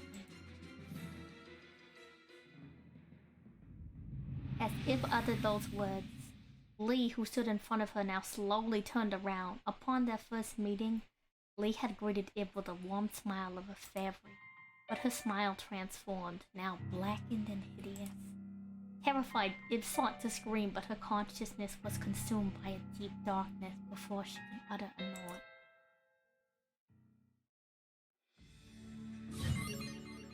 That was actually a really short scenario. The other ones were much longer, but I guess it's because they have 3 in a row. Kinda makes sense. She's gonna have her evil phase. A hot magical girl turns evil. Aurum and the others continued to battle. All of a sudden, an explosion occurred inside the facility. Immediately, Aurum felt as if the world Chalice awakened again, though the feeling was now greatly intensified. Everyone on the battlefield stopped fighting, transfixed at that moment. Just then, a figure appeared. She was standing on the mountain of debris before them. It was the visage of Ib, unmistakably from head to toe. But her face betrayed something sinister. Her eyes glowed mysteriously, and an evil aura emanated from her body.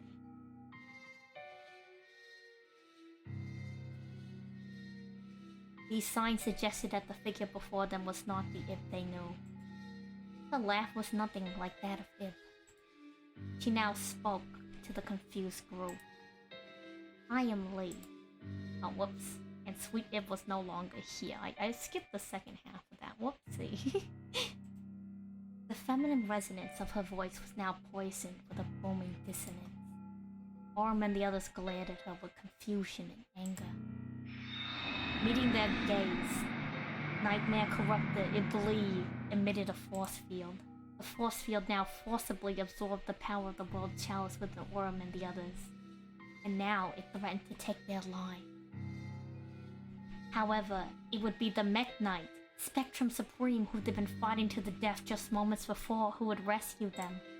Throwing itself at them, the power of the Iblee was so great, it caused the form of the Mech Knight, Spectrum Supreme, to become unjoined.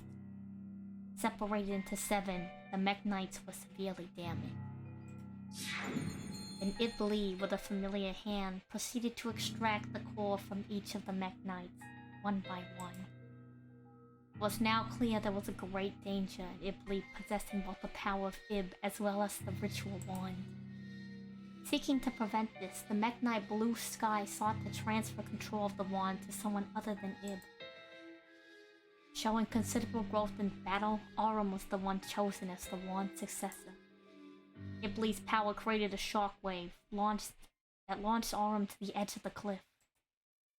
The Mech Knight Blue Sky stretched out its arm to help him. Wordlessly, their gaze met. Aurum sensed in his heart that the Mech Knight was trying to convey something when a dazzling light shone suddenly. The next moment, Aurum, adorned in new armor, not of the World Chalice, holding the sword in each hand, stood at the edge of the cliff. As Mech Knight Aurum, the successor to the ritual wand. You like the lore so far? It's taking an interesting turn. I was kind of out of it in the beginning. I'm a little bit more emotionally invested now that we have a goth girl in the mix. You know what I mean? You feel? You feel.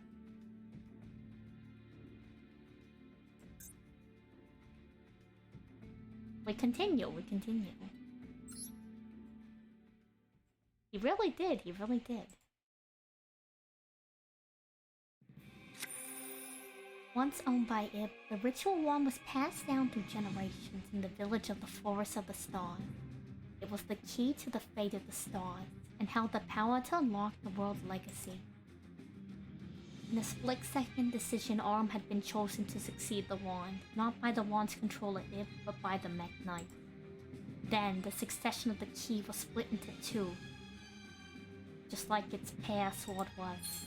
Knowing Ib resting inside her still possessed the key's power, Iblee set off to gain possession of the world lands before Aurum could reach it. Aurum chased after her, determined to stop her.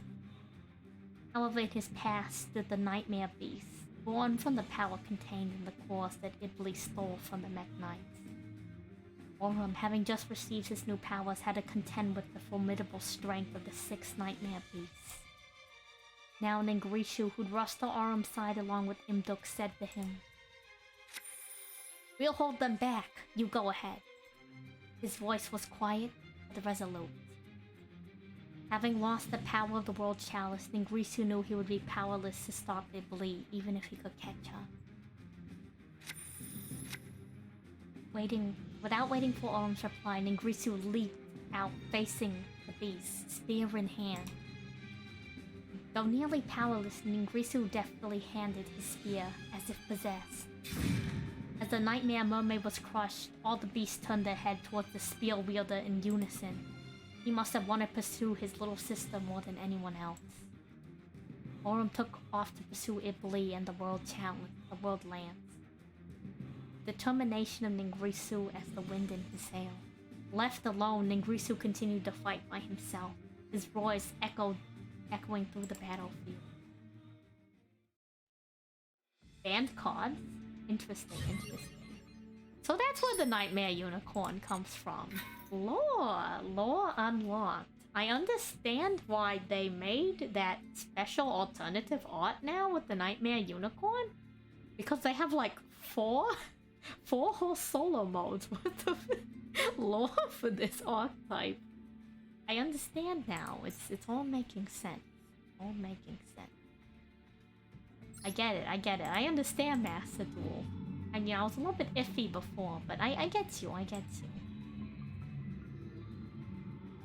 I understand. It all makes sense. All makes sense. I never got it either. I kind of don't need it, personally. But it would have been an interesting flex. I didn't roll for it, though, so... I'm not that upset about it. You spent over 4k gems and they never gave it to you? They're so mean. Why wouldn't they give it to you?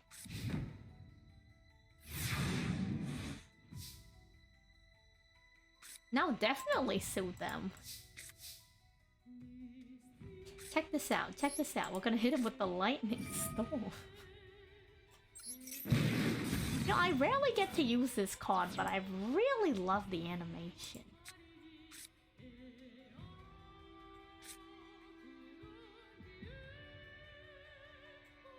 Bro? What? Bro, what?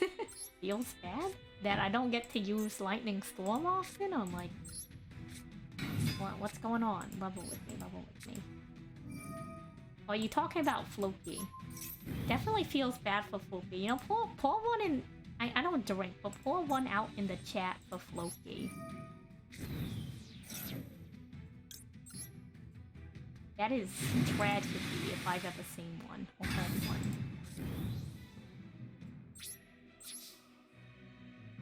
Attack the life points directly. Blackbeard. I need to learn the names of these cards too.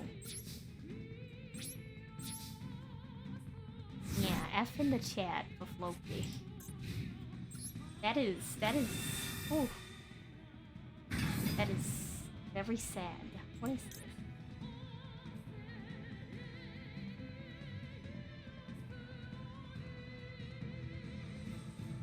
You know what? Why not? Why not?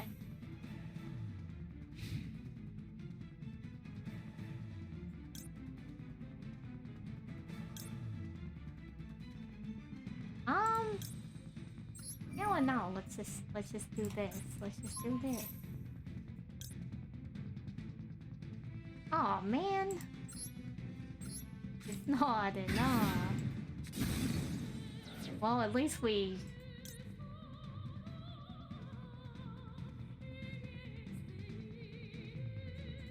We'll do this. You want Eldritch? I mean, yeah, you know, I just, yeah. I'm personally not a fan of it, but congratulations, at least you got something, right? Get on out of here.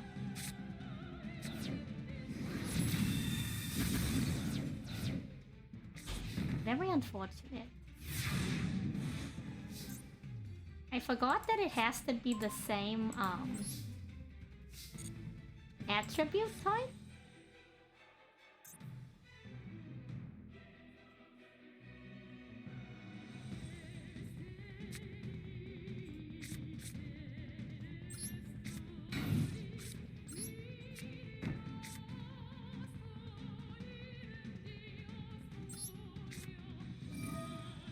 Eeny, meeny, miny, moe. Let's do this one.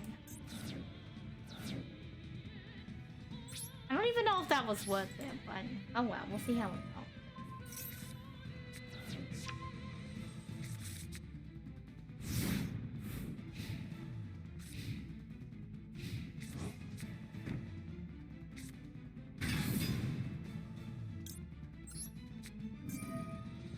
Get out of here.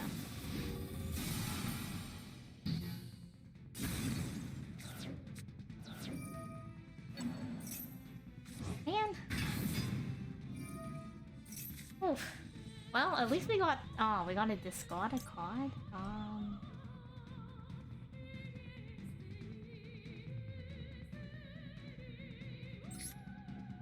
Man. Maybe I should have sent this to the graveyard. I don't know. Well, let's see what we taught there. We might actually lose. It was a misplay on my portion.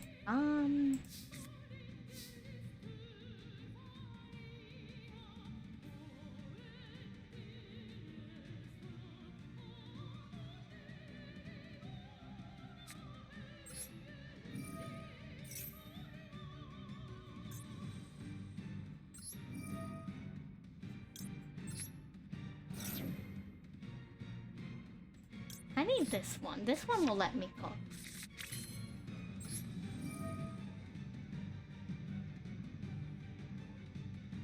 Okay, one special summon this card, and if you do that, add that monster card to your hand. What is this?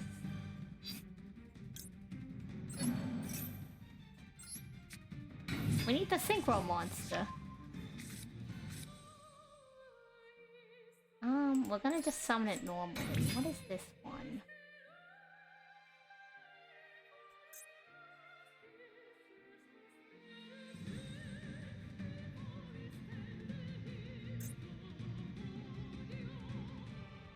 The quick effect? Unfortunately, we can't summon stuff broken because this one makes it so that we can only summon Plunder Patrol monsters.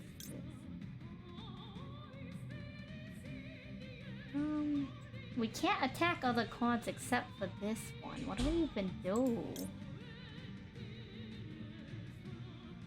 I guess we stall, to be honest. I think we stall. That's all we can really do right now. If we get 2 of these, we can link summon. if they stay there, if it stays there, we can link summon.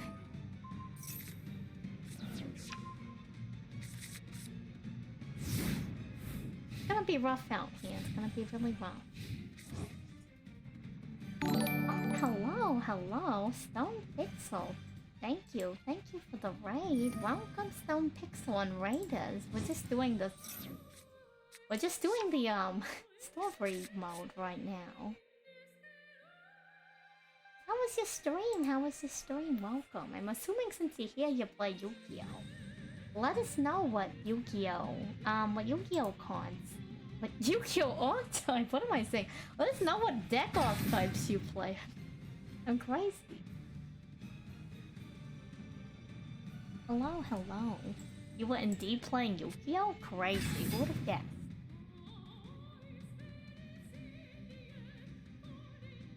Huh, this is not looking very good. That's what I get for using Blackbeard incorrectly. Oh my god. What are they doing? What is happening? What? Oh, okay. Well, good thing we got this effect. Do I enjoy story mode? It's pretty interesting, I will say. I do like some of the lore for some of the cards. I also like the music. Like, if you've never listened to the Digital Spugs in Cyberspace OST, go give it a listen. I like it a lot. I also really like, I love the Dino Mist. Hello! Oh my god, back-to-back raids. Hello, hero. Yuzoa?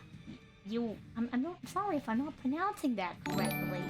Yuzoa, hello. Oh my gosh.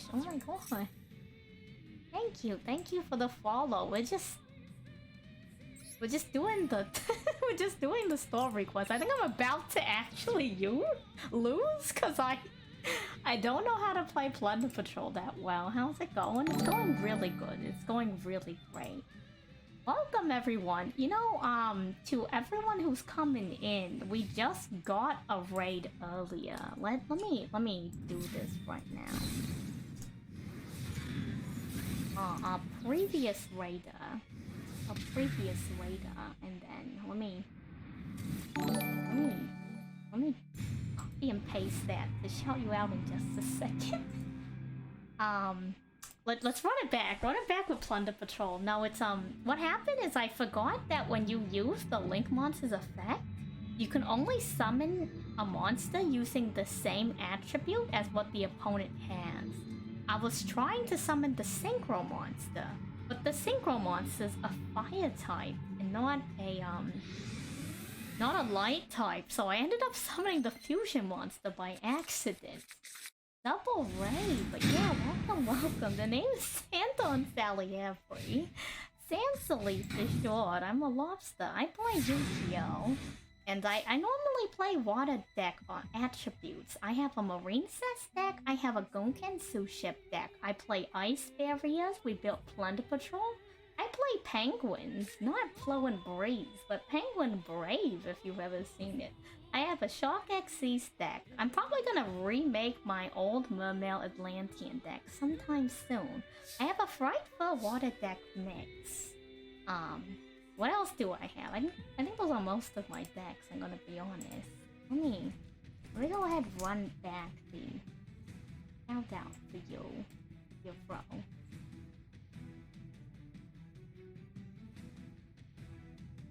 I have to wait 29 seconds before giving another shout out? You're kidding me. Do I have a goatee deck? Not yet. I don't know if I will actually build it. We do have a lot of viewers in the chat who do run goatee. Let's see, they got one card face down. What do we got? What do we got?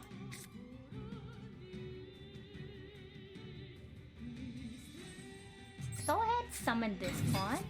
We're gonna activate Emblem of the Plunder Patrol. We're gonna go ahead and special summon.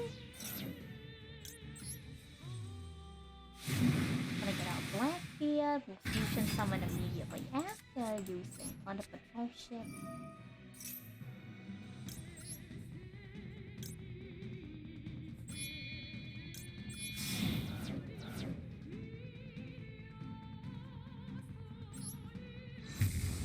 Opinion on tier limits. Okay, so this might be kind of a weird take. Hear me out.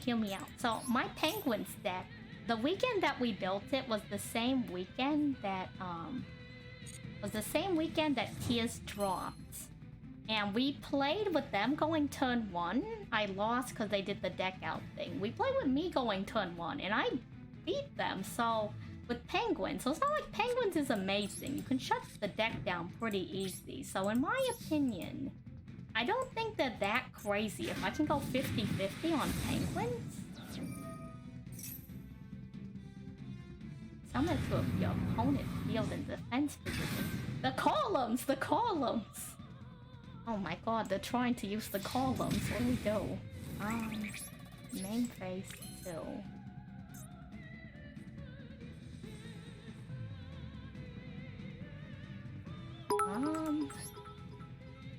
You're back and you're getting that badge again. Welcome back, Zeno. Gosh, what do we do?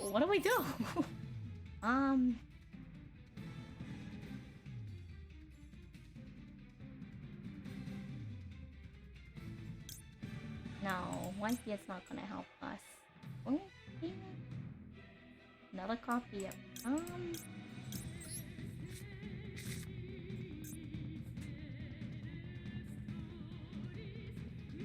if I knew they were gonna use this card, I would have used her effect. Otherwise, we're just gonna have to use this immediately, I guess, before they summon anything. Otherwise, we're gonna the bits back. I've been link locked. Rough out, yes, rough out. Yeah.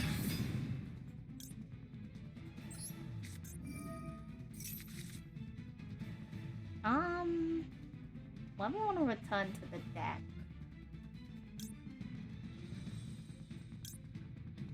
I'm gonna be real with you, we're not using Call by the Grave in this duel.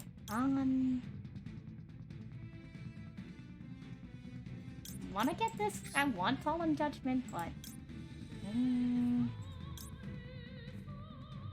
I honestly think we're gonna get more. I have to wait one turn to use this card though, and we're gonna get the most mileage out of this one.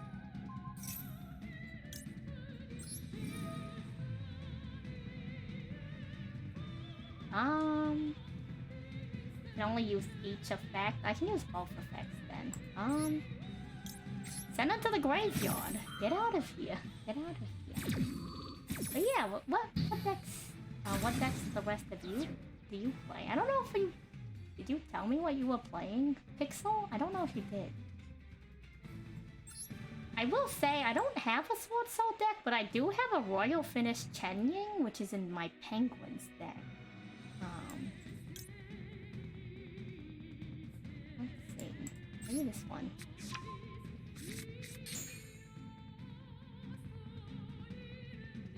No, no thank you. I got too many card effects, but... You know what, this is much better than last duel. they don't got much going on. It's one of Plunderer's worst matchups? Whatever you feel like. If you want to list out all your decks, you're welcome to. If you just want to, like, say what your favorite card is, you can. Either one's fine with me. No pressure if you don't want to share, by the way. Oh, thank you, thank you. Let me get onto the screen. I'm a lobster. I got a tail and everything, and Albino wanted that, so...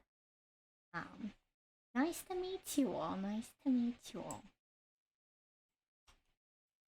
Play Yu-Gi-Oh! I do a bit of art too. Let me... Can I show the art? Maybe I can show the art really quick. I've made some of the emotes that are, by the way, do I have pincers? No, I miss my claws. So, law speaking, blue crab that's on the screen is, I used to be a crab, and now I'm entrapped in this lobster body. And the person who used to be in the lobster body is now a crab.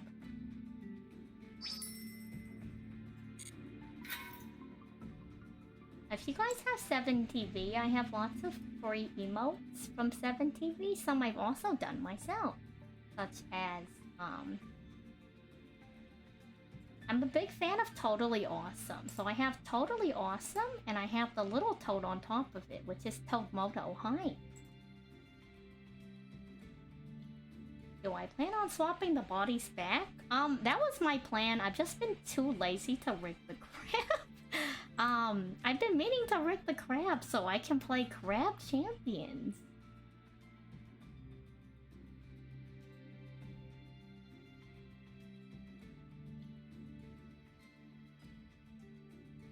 Let's see. Once it gets up,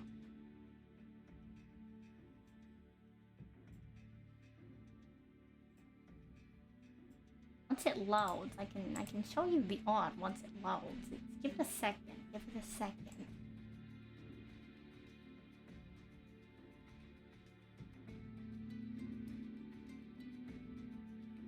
Art program taking a second to get itself together.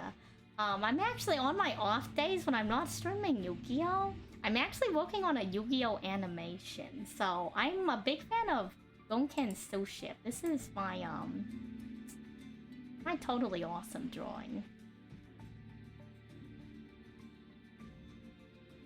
The monster, Totally Awesome, to be clear on that one. Let me put this behind myself before I end up covering myself and end up covering chat. Okay, if you're not gonna do the thing, fine, I'll put it here, I'll put it here. It's not... Art program wants to give me a hard time when I'm trying to show off the Twitch chat. Every time. Lady in the Crab gotta be mad. The stream's been going pretty good. Anyway, so I'm a big fan of Gonken Suship. And because I'm a really big fan of it, I've learned that it's actually never been summoned before in the anime. So we're working on an animation. I'm working on an animation where it's really short. It's just me summoning Gonken Suship's Uni-class Super Dreadnought onto the field. So when that file loads up, I can show you.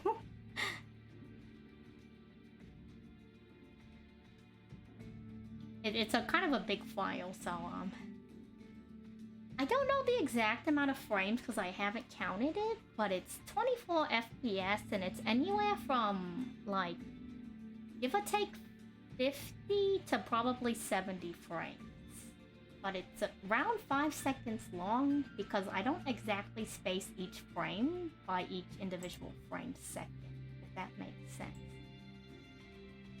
Let me scrub to the front and I'll give you a little run through on it. So we draw a card. Oh, why is it going so fast? Oh my god. Pause. It's going so quickly. I guess I'll just scrub through it, I guess manually. Why is it playing by so fast?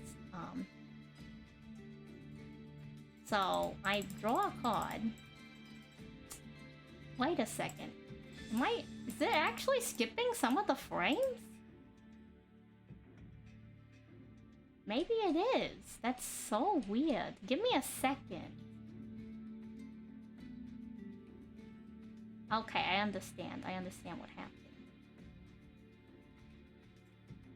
Here we go. Starting from here. So we draw a card, we play it. It's still going too fast. Un momento. Let me adjust the timeline and change the frame rate to slower so you guys can actually see what's going on because that is way too fast. We bumped it down to 12 FPS. So here we go. We draw the card, we play it, and the water goes onto the field. The whole field fills with water, and the Sue ship kind of just appears, and at the end it sits there with all of its attack points, so... What program am I using? I'm using Clip Studio Paint. It was on sale. So yeah, so hopefully when I'm done with all of this, it's gonna look really good, but it's gonna take a long time because I kind of newer to art, so I'm doing like this rough thing with the colors so I know what it looks like. Then I'm gonna draw it out with the line art. Then I'm gonna have to do the shadows and then color it, make the background.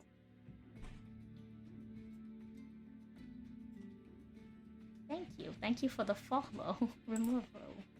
Also, your deck list is very impressive. I don't know if I know all the decks on that list. I'm pretty new to Yu-Gi-Oh! I'm a long-time I consider myself a long-time TCG player. When Card Fight Vanguard first came out, I played that for like a year IRL.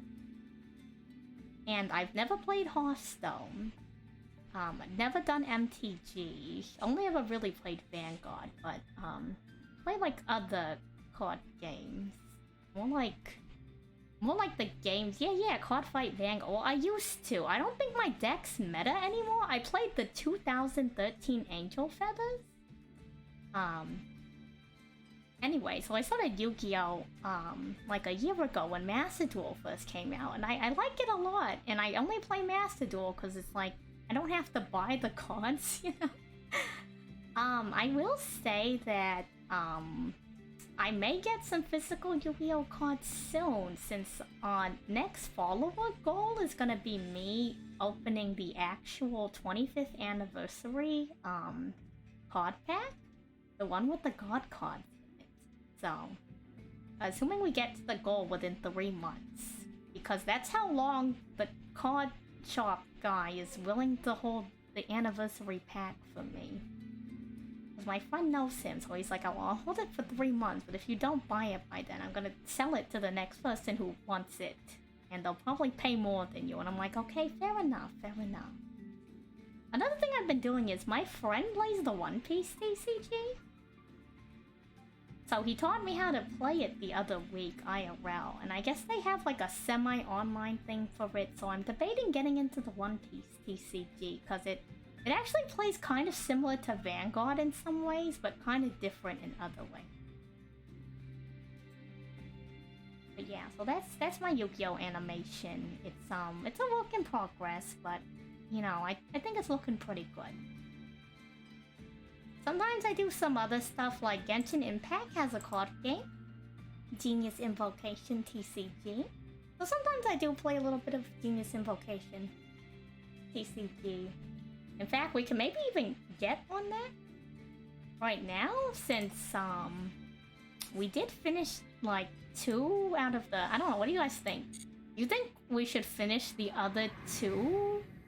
You think we should finish the other 2, wait a second. The other 2 are locked? Why are they locked? What are they locked behind? Oh, it's because I didn't get to the goal. Okay, duh. Well, let's finish the goal, and then we can decide that afterwards. Warning to those new to the chat, I do read all the lore in the scenario, so it I do read out all the lore. It does take a little bit to get through sometimes, but, you know, we're in it for it. You know what? Who was it? Who was it? Was it Forever? Were you talking about Pearlies earlier? Somebody was talking about Pearlies earlier. I have bad memory. Actually, wait, give me a sec. I'm running out of water? I'm going to send you guys on the loading screen as I get some water. I'll be right back, and we'll finish up the goal for this second section of the, you know what I mean. Let me mute Master Duel so it doesn't overlap with the music. And I'll be right back. Oh, hello, bread. I'll be back. Don't eat the lobsters. Don't eat them. Please don't.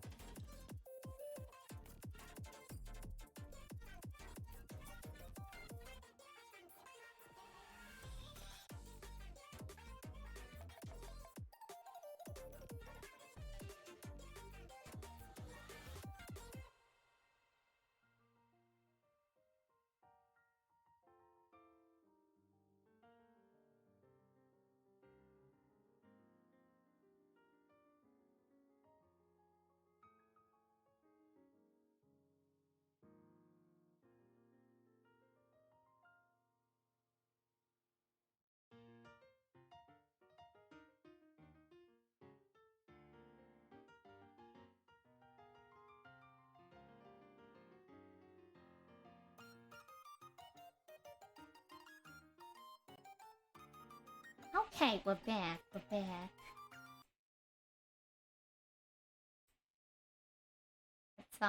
Let me turn the sound back on for Yu-Gi-Oh! We can get back on it. Hello, hello, everyone. Hope you enjoyed the lobster fact. It was nice meeting you, Hero. I'm just sorry, I'm probably late for that one, but... thank you, thank you. Let us reach the goal.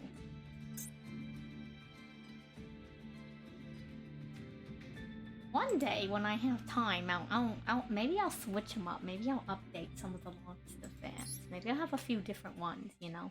Keep you on your toe. Aura rushed to the base of the world lands, but it was too late. By the time he arrived, Italy had already finished activating the world lands. The newfound power of the world lands, Italy launched an aggressive assault on Aurum. With such destructive force that each burst shook the earth, Aurum faced attacks alone. In the face of those attacks, Aurum now lay wounded on the ground. Italy moved to pick up Aurum's discarded sword, now swinging it over and over, as if to check its weight. Then Italy moved closer to inflict the final blow on Aurum. Aurum couldn't move his upper body, let alone stand up. Just as Italy raised the sword to strike, a small shadow emerged from Aurum's cloak. The young dragon Imduk summoned his otherworldly power between the young boy and the girl, determined to help his companion in the time of crisis with whatever he could muster. That power suppressed the evil that dwelled in Ib, if only for a moment. By suppressing Lee's evil spirit, the spirit of Ib that had resided deep in the depths now awakened. Aurum laid on the ground powerless. Imduk was exhausted of his powers and unable to move. And Ib was now holding a sword in her hand. Realizing her situation, she made the decision. Only she could put an end to Lee's evil desires. Her hand that held the sword now tense with strength. Lee realized Ib's intentions and tried to resist, but Ib's awakened spirit overcame her. She sees a flashback of a childhood friend, desperately calling in her direction. The young girl drew short, rapid breaths, points the blade towards herself, and when Grisu arrived at the scene, he saw his childhood friend holding the limp body of his little sister in his arms, repeatedly calling her name. At the cruel end of this surreal scene, the older brother could do nothing but stand there, stunned and speechless.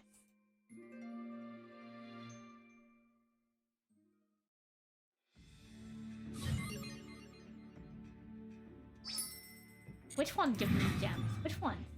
200 gems? Where? The gems, the gems. We must find them. We're not going to the store. Show me the gems. The gems? The gems? Gems. No, gems. Next one. Gems? Gems. Clear rewards. Gems. Maybe. Maybe we will. Maybe we will. There are some gems there. Maybe I should save those gems, though? I don't know if I'll remember them, but I might save those because I have a lot of decks to build when the redeems come in. We might save those. But when I have to collect more gems.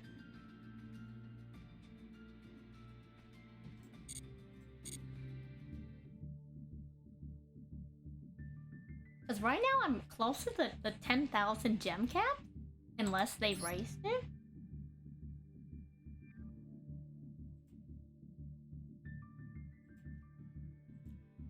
Yeah, a girl dies, right? Gems? Gems. What are the gems? Rest in peace, Ib. I wonder if she comes back. Who knows? She's got two more... They got two more whole, you know, solo mode missions.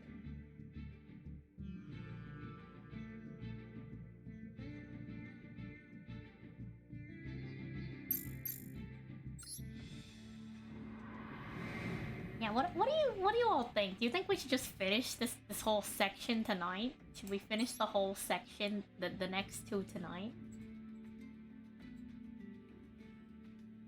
You think she appears in other card artworks, but never back alive. Well, I mean, I don't know. Kind of a terrible deal, okay? She got the power of the World Chalice in her base monster form. Still has only 0 attack points.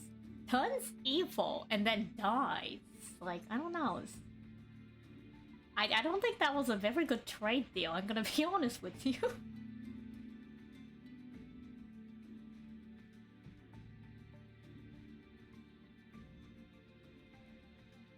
Okay, we're doing it. We're doing it.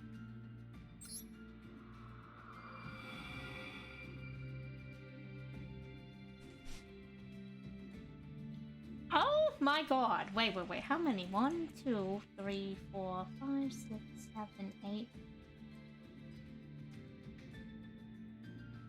8 scenarios? That's crazy. They really just said, yeah, this one has all the lore.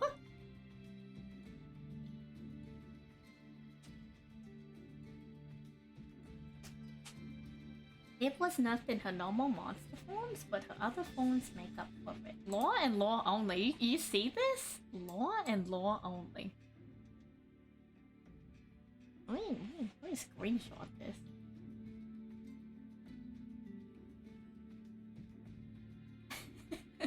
World Chalice be like. Okay. Well, we'll push forward. Matt Pat would be happy. Maybe.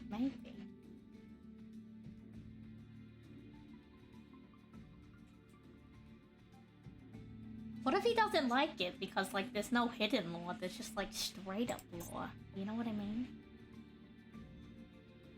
Oh, yo, your boy gets an upgrade. You see this? Your boy about to get spoilers.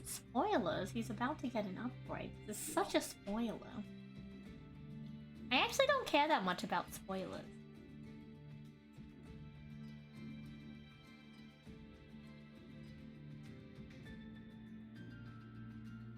There's some random cards that have just as much lore but no off-type around it. Interesting.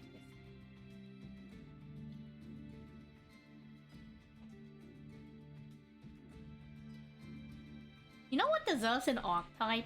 Crazy Box. I think Crazy Box deserves a whole archetype. Wouldn't that be an insane deck?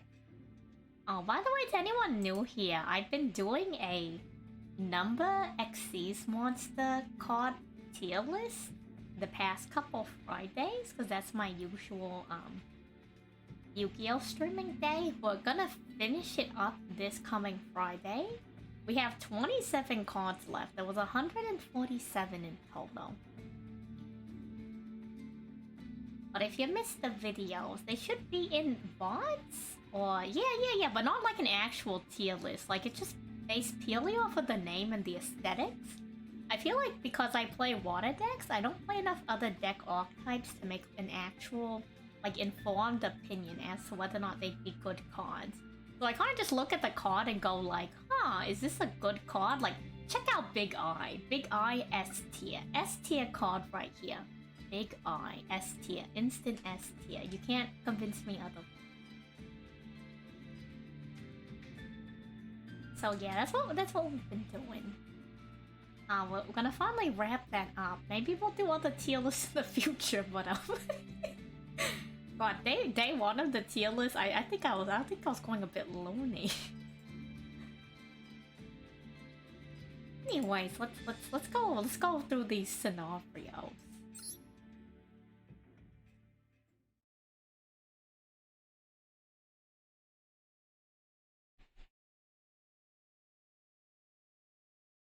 Secret powers of the planet.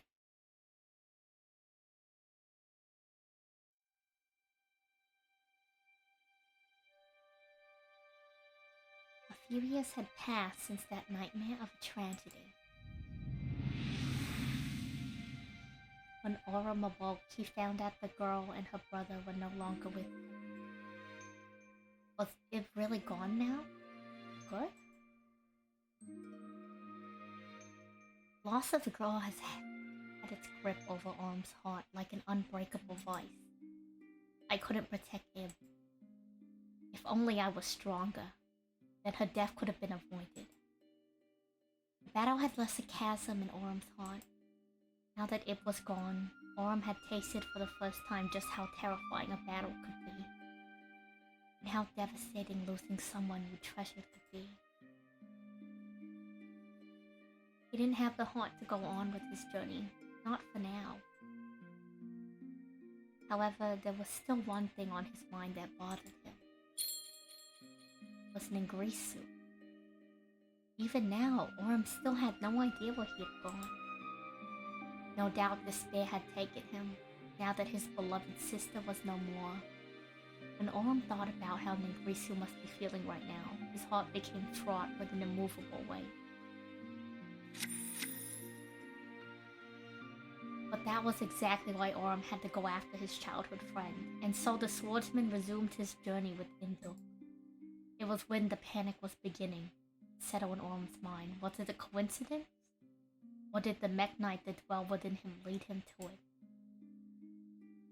He stumbled across a dormant crawler. It occurred to Orm that it might lead to a clue. He could try and restore it and see if its communication system still worked.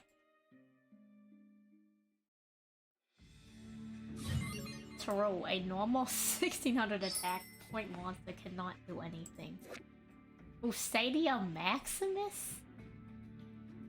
Wait, the Crusadia's part of the World Chalice archetype? This is crazy. How many card archetypes are in this? Oh my god. Yeah, have faith in him. Come on, he just started. He's having his arc, you know? He has to have his tragic backstory?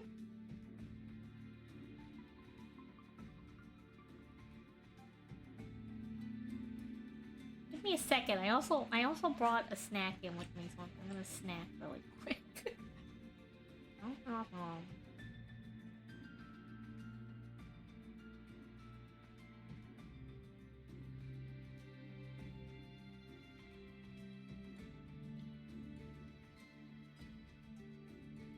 Well, I'm like taking bites in between, you feel? I was hoping that we would be dueling so I could eat in the middle of the duel, but like, look at these scenarios. Come on.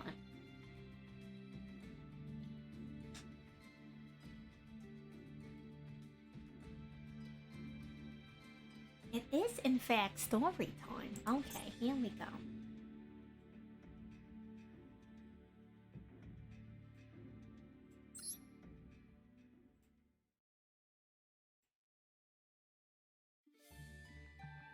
Orm succeeded in restoring the crawler and gained access to his communication system along with a number of records.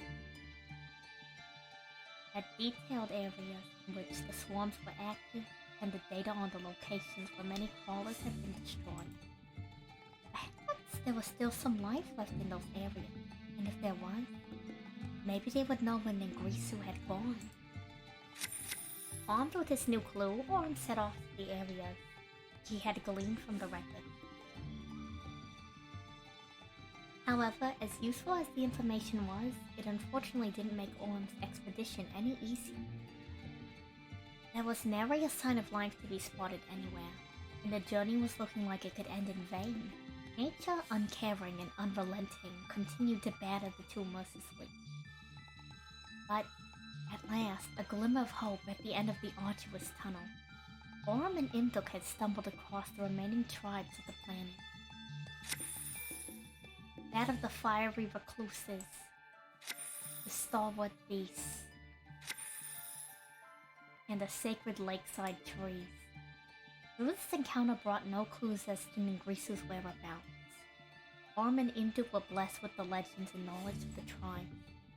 And by linking them together, Orm was enabled to unlock the great secret power of the world, and witness the tremendous power that slumbered in its depth. It made him think of the World Chalice's powers that were bestowed upon him. But this was greater, far greater, hiding unbeknownst in the dwellers of the planet. Was this what Lee had sought, Orm thought? That's your dog? Your lion? Your dog creature? I am not putting you on my cards. You can give me his card protector all you want. I'm not putting this guy on my card. I may be dreaming of Yu-Gi-Oh! Card Lord tonight. Don't do it, don't do it. I'm just here for the gems. Don't do it. Mech Knight, please. That's gonna be me, that's gonna be me. If that's your dog, to each your own. To each your own. Scenario.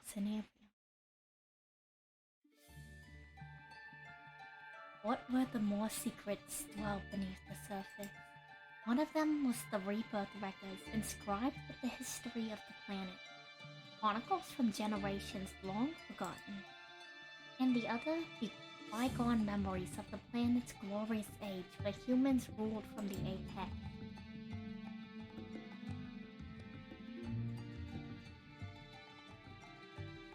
Long, long ago, there was a god who ruled from the sky.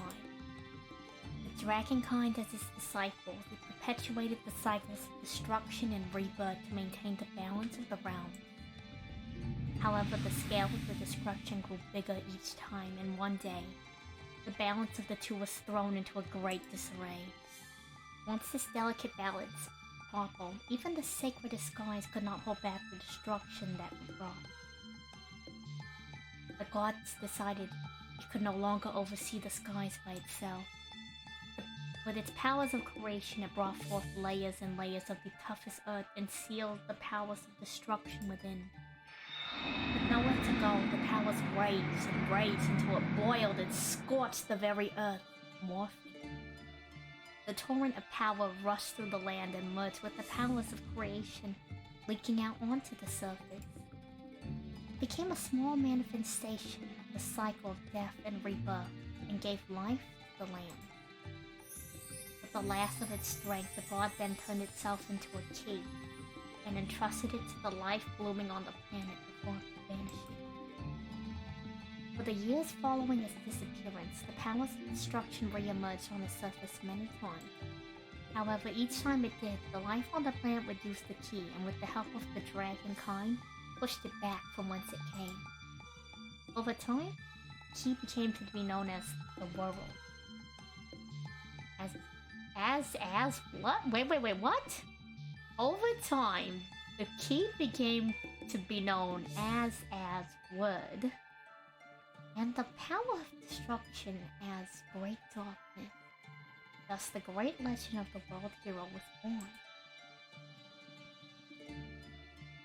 Starlit hero, your sword sway in light.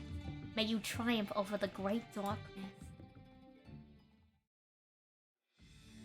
I'm glad he doesn't fight. Yeah, Mr. Mech Knight, please, me and my Plunder Patrol, we just want the gems. I'm kind of on a tight schedule, my stream's gonna end in like 15 minutes, Mr. Mech Knight. I need the gems, thank you. Bye. It's gonna be me. It's gonna be me.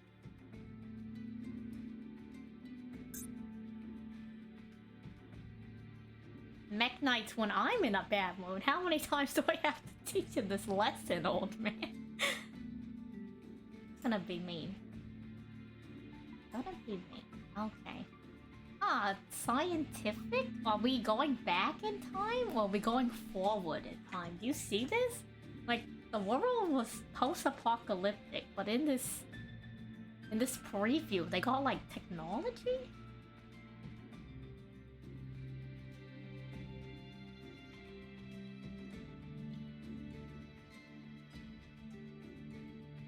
It looks like science, right?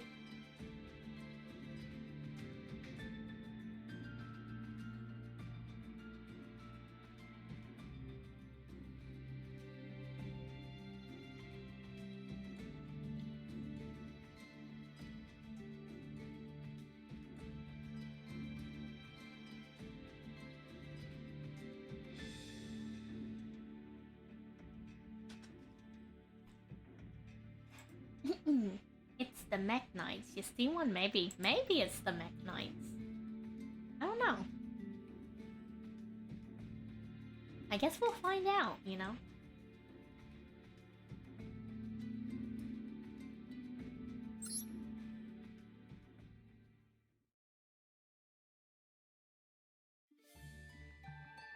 Decades, centuries, maybe millennia passed since the beginning of the rebirth record. The land was now populated with life known as humanity. They were a civilization who gained scientific knowledge and technological know-how, and were at the height of their prosperity.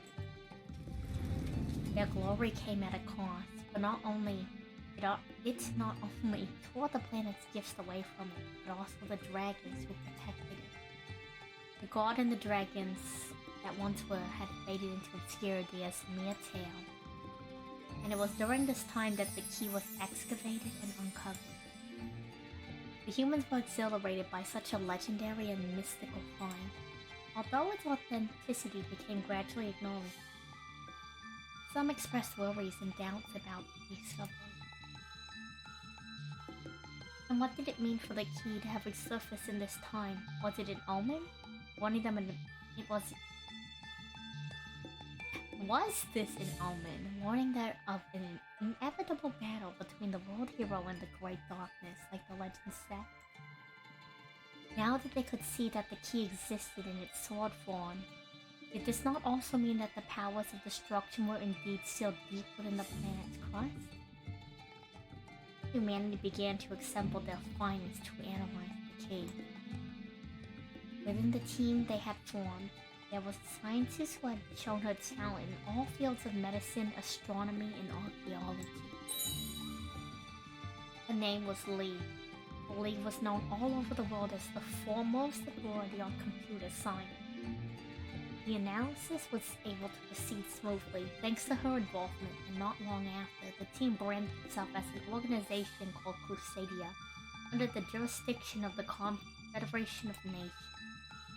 Once they had analyzed the key further, they began to draft a plan that would help fight the imminent threats to their planet. It would involve warriors of mechanical nature, and they called it Project Mech Knights. Work was to proceed without a moment's delay. Meanwhile, Lee drew up a hypothesis and sought to validate it in secret. She wanted to get to the root of the appearance of the Great Darkness that the world hero legend spoke of. Recorded in the legend were multiple tales of the keys being used to drive back the Great Darkness by harnessing the powers of creation and destruction. It was a simple enough story. The Great Darkness would appear, and the world hero would fight it back with the key. However, could the reverse also not be true? That the key was the very thing that drew the Great Darkness out? There were those who were entrusted with the divine mission, and the conspirators who sought to revive the powers of destruction. The World Hero Legacy was ultimately a story of their power struggle over the key. However, whoever has the key will control the fate of the world.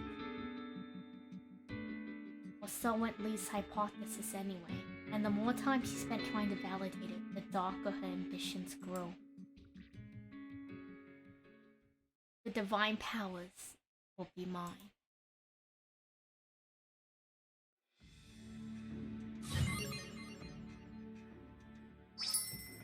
We did it. We read the scenario. True, burn the witch. She's evil. She's evil. Can she? Can she though? Hello, newbie. I haven't liked you. When someone quizzes me on Yu-Gi-Oh! Card lore, I'm gonna forget this so fast. I'm gonna forget this so fast. I will say, reading this though, like, it reminds me of, so, I don't know, I have too many things I'm potentially interested in. So, you know, like, I'm practicing on to practice animation. I always thought it would be really cool to be a voice actor, but it's like, you know, I don't think there's enough hours in the day for me to practice everything I want to practice. Ash Blossom? Thank you for following! You wouldn't believe the amount of times I actually use you as a tuna monster. It's crazy, it's crazy. I unironically use Ash as a tuna monster in my penguin deck. No, not go for the grave. Thank you for the follow. A few years have now passed since the Project Mech Knight began. And finally, the Mekk-Knight of the Morning Star was complete. It had been fitted with a core powered by the key and possessed enough power to fight the most deadly of war. However, an incident occurred during its test run with none other than Lee as its test pilot. With the key, she had reversed all of the celestial powers coursing through its mechanical body and diverted them to the planet's core faster than anyone could make a move. Lee had planned this all out before taking her place as a test pilot.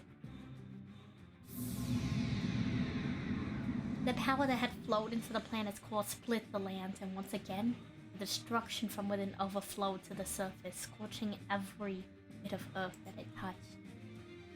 The entire world was beginning to split apart, and this unprecedented disaster and the revival of the Great Darkness drew ever nearer. However, its resurrection was not without its obstacles. The Crusadia had created as assisted units 7 Mekk-Knights in total. The remaining Mekk-Knights faced off against Mekk-Knight of the Morning Star and destroyed it, sealing away the Great Darkness back within the earth once more. But the Great Darkness was at the end of the day a divine force, one that the mortals failed to seal away completely. Inspired by the key, the team decided to put their powers into physical vessels of their own, and left them on the surface as legacy. Now that the lands were ruined, it was getting harder and harder to live in such conditions. It seemed that life on this planet would be gradually snuffed out, including humanity. The reason why the Master of the Key, the world hero, didn't appear in our time with need is because we humans drained the planet of its power. Throughout the Crusadia, they began to mobilize to put an end to humanity's so-called glory, and it was the largest obstacle to the revival of the barren lands and the planet's chances at surviving. They left the 7 Mekk-Knights as they had built in their ruined world after they were programmed with instruction to help rekindle the planet. The Mekk-Knights were also installed with data of the Crusadia members they had established a brain link. If the lands could be healed once more and the planet could take back the power it once had, then perhaps they could avoid imminent disaster. The Crusadia left all their hopes to a faraway future that they may not even reach. However, there was one thing they failed to realize. The master behind this incident was Lee, and she had already taken by the burning lands. When she was found, she was already dead. But only in flesh, her soul had been released in its physical vessel, and she transferred into the world legacy world Chalice, her will and knowledge. Oh, it's like a prequel. I get it. When module waiting to hit the field on FTK?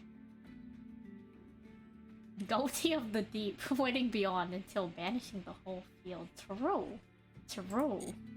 Everyone's on the field right now.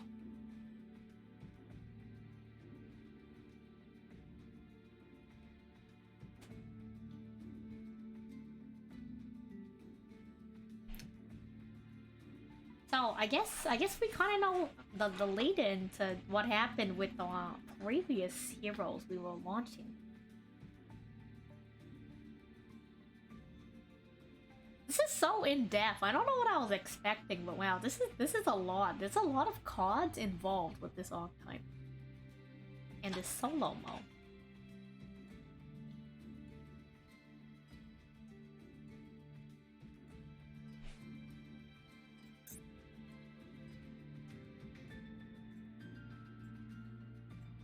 True. Actually a skill issue. Just summon your Mekk-Knights in defense position. Duh, come on. Too deep? Maybe, I don't know. We continue. The tremendous power that dwelled within the past. The the planet. Sorry. The tremendous power that dwelled within the planet was the very thing that Lee was after, thought Avram. Suddenly, he was struck by a sense of terror. He could feel a great force of malice that threatened the planet. From where? He could not tell. Perhaps someone, somewhere, beckoning to the darkness, trying to bring it forth. He had to stop them before another terrible disaster happened. And in that moment, in Oren's mind, the figures of Ningrisu appeared. The figure of his childhood friend, tormented with the sadness from the loss of Ib, seeking darkness in his despair at the world. Although slight, he could feel Ningrisu's presence within the malice. It couldn't be. Orem reined his uneasy heart in. He would need help to stop this malice. He asked the elders of each tribe to lend him their strength. And they answered his pleas with a great number of warriors, and the tribes united in a formidable alliance. They named themselves the Warrior of All, that their writing spoke of, and thus saying the second coming of the Crusadia was born. The Crusadia were taken to a hidden spot by the tribe of the sacred trees and activated the World Legacy World Crown. Orem and his companions had now attained the power that can help them combat the malice that happened to their world.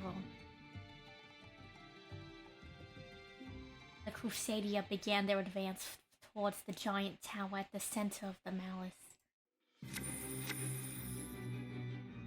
The ostrucated Babel, towering into the sky in its metallic magnificence. Surrounding it were the Orcus, mechanical weapons waiting on standby in silent formation. At the tower's base was Ningrisu, activating the World Legacy World Wand, the only thing on his mind. Now that Orem could see his childhood friend, the swordsman could only think about how much sadder he looked. From prayed that he was the only overthinking the situation, but he knew that their reality was not a kind one. Ningrisu was here because he wanted the powers of darkness, and he was at the center of the malice Orem had felt. That was the truth that awaited him at the end of his long search. But no matter how many times, But no matter how much time had passed, no matter how many things had changed, one thing that remained the same was that Ningrisu was still his friend. Orem thought about what he could do now that he was here. He had to stop Ningrisu from starting a disaster that could mean the end of their world. The only one who could stop this villainy is me, Orem thought, gathering all his courage.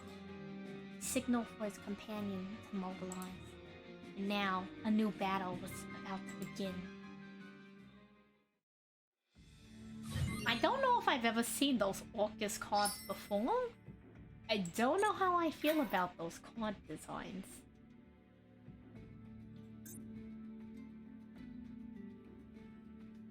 Interesting. So you have to do the 2 scenarios before you go down to this one. I guess it makes sense that they didn't want to make the tree so long that it's just 1, 2, 3, 4, 5, 6, 7, 8. They want to hello Dawn now. It's so that you think you don't have to read all 8, but joke's on you. You have to read it anyway. You gotta read it anyways to get the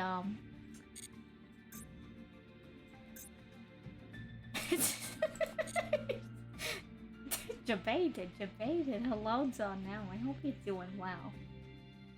I hope you're getting a good rest from your stream earlier today.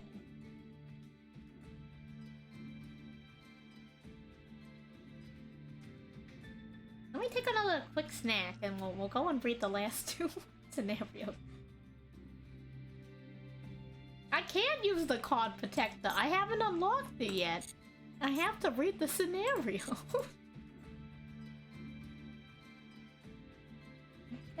Thank you. You know I appreciate you either way.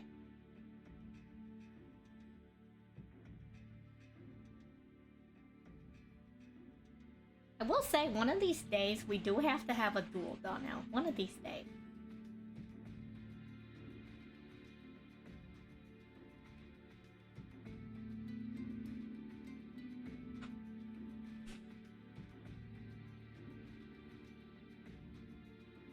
A duel, you know? A duel? A duel. A duel? A Yu-Gi-Oh duel? You maybe a Genshin one too. That one won't be for a while. I still don't really know how Genius Invocation TCG works, I'm gonna be honest. I kinda just play the card game. I don't know anything about deck building yet. Not yet. One of these days. One of these days. I think I'll learn a lot more with the upcoming Genshin event. Did you see the preview for that event, by the way, Donnell? Did you see the scene with Sino in the camera? It's so funny. It's so funny, oh my god. I love him so much.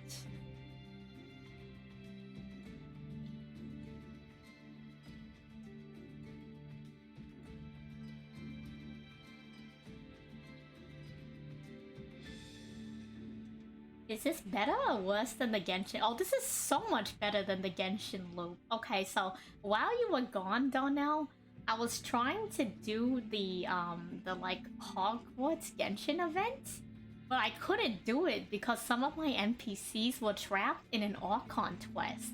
And you know what Archon quest it was trapped in? It was trapped in the Nahida time loop quest.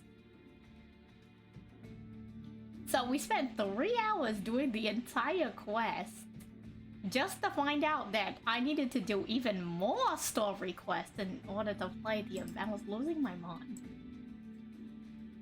Well, like, it's because I had already started part of the event, I think. Or I think I accidentally procced it at some point in the Archon quest. So some of my, they weren't even important NPCs. They were like background NPCs, but they were trapped in, like, the whole Archon quest thing, so I had to play through that? And I spent the whole next day playing through, like, a bunch more Archon quests until we finally we could do the event, but I was losing my mind. I was like, oh, surely after this next quest, we can...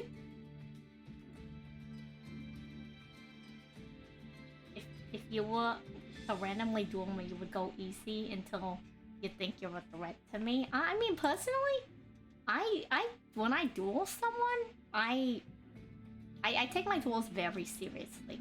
Like, you give someone an inch, they'll take a mile. I think if you're not taking each duel, like, as serious as possible, it's kind of, isn't it kind of rude to your opponent? Maybe that's just me. Maybe that's just me. I'll hate them sitting somewhere else. Yeah, so I was trapped in that loop, and like I kid you not, like I had the whole, you know, the JoJo Part 5 Diavolo thing. I had that picture up in the background, and every time it's like, oh, how are you doing? I would enlarge it and be like, yeah, this is me right now. We're never reaching the event.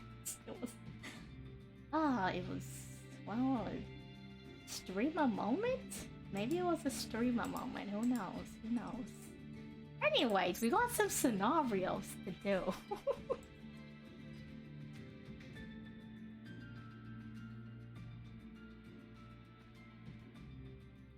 You'd be giving homies drops in rank because you know you'd win no matter what? Interesting. I mean, I guess if it's with randos, it's a little bit different, but I feel like if I'm dueling anyone in chat, you know?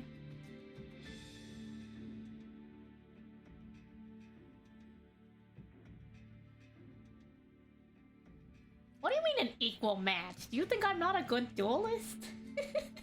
You think I'm not a good duelist?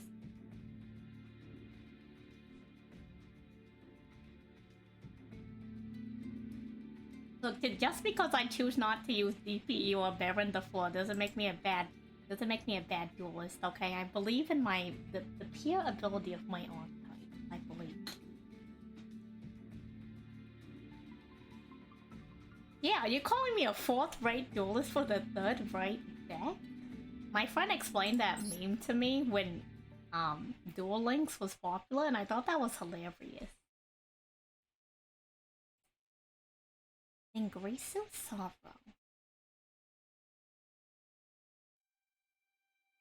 When Ingrisu saw what had happened with a bolt of guilt pierced through his grief.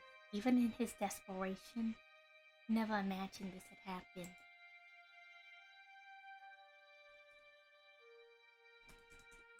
His eyes could hardly believe what they were seeing.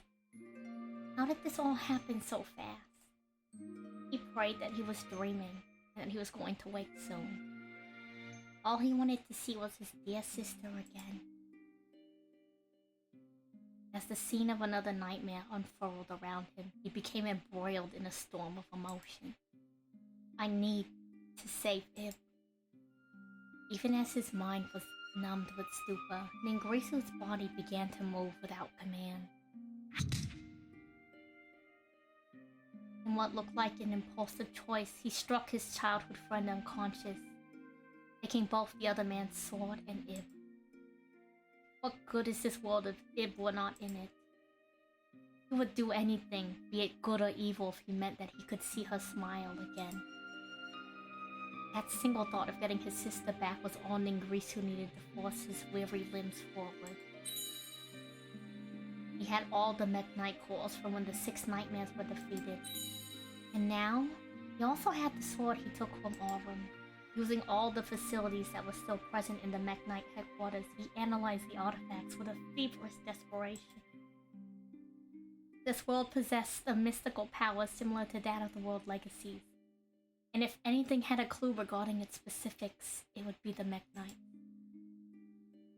He might even have a way to bring it back. Although he was unable to glean a way to resurrect Ib, he learned a great deal about the number of facilities from the ancient civilization. Ningrisu left the Mekk-Knight headquarters and set off to each one with the lifeless body of his sister in tow.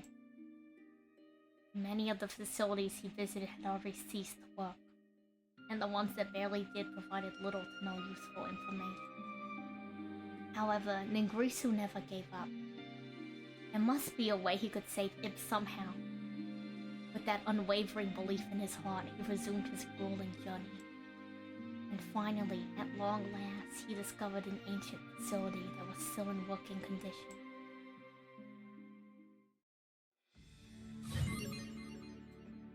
Yeah, Yu-Gi-Oh! Card lore. It's crazy. If you've never played the solo mode in Yu-Gi-Oh! Master Duel, it has so much lore. It's actually insane.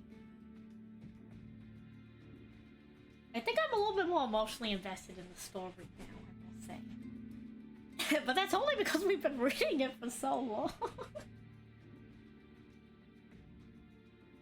Almost done, I swear. We have to do this, and we have to go through the practice and the duel, and I think this goal will have some more lore in it. So, I'll never be able to play the card the same. Okay, but digital bugs in cyberspace OST goes so hard. Like, what do you mean? I love digital bugs in cyberspace OST. The original set. Go listen to digital bugs in cyberspace OST. I don't know who Metal Foes are, but you know what? One good thing that came out of it, digital bugs in cyberspace OST.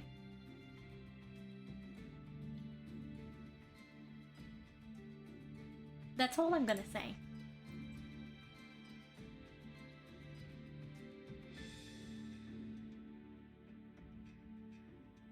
Okay, we're back at it. The OST is very good. I like it.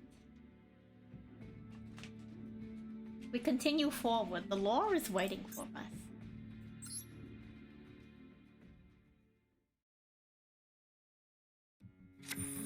After countless weary roads walked, Ningrisu had gone through more information than any average man would in his life. He had thoroughly inspected the Mekk-Knight cores in several ancient facilities. With what he had gathered, including the files on the key and the technologies thought to be long lost, he had finally unlocked the secrets hidden within the planet. And the truths of the world that had been shrouded in mystery. Ningrisu trembled with joy. He could revive his sister now. With his newfound certainty, Ningrisu set about creating a vessel that could house Ib's soul using the ancient technology. However, this task was to be the most difficult yet. trial after trial resulted in countless failures and their byproducts. As the days ticked by, he had amassed enough vessels to create his own army. But at last, his efforts paid off. He had finally created a mechanical doll that would work. By synchronizing the doll with the body of his dead sister, he also succeeded in reinitializing the functions of one of the twin swords too vital to his plan. So much time had been poured into this endeavor, but at least there was something to show for it. A strange sense of elation began to bubble within Ningrisu. His sister had given her life for the world, and now it was time for him to create a new world for her. Now that the Ningrisu had the mechanical doll's powers, the second step of the plan was to build the ostracated Bible. Finally, the Babel. Or ostracated Babel. What? Jeez, what a name. Not in a good way. Digital bugs in cyberspace, like something about it. I don't know. I just really like it. Practice? No, don't make me play the deck again. No. No, anything but the deck. Why? Why? Why do they do this to me?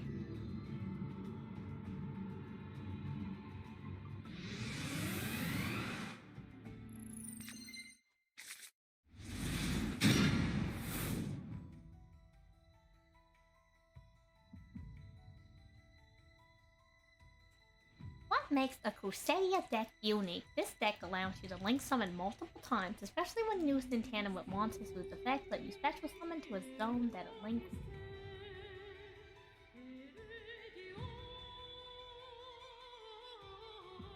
A link arrow was pointing to.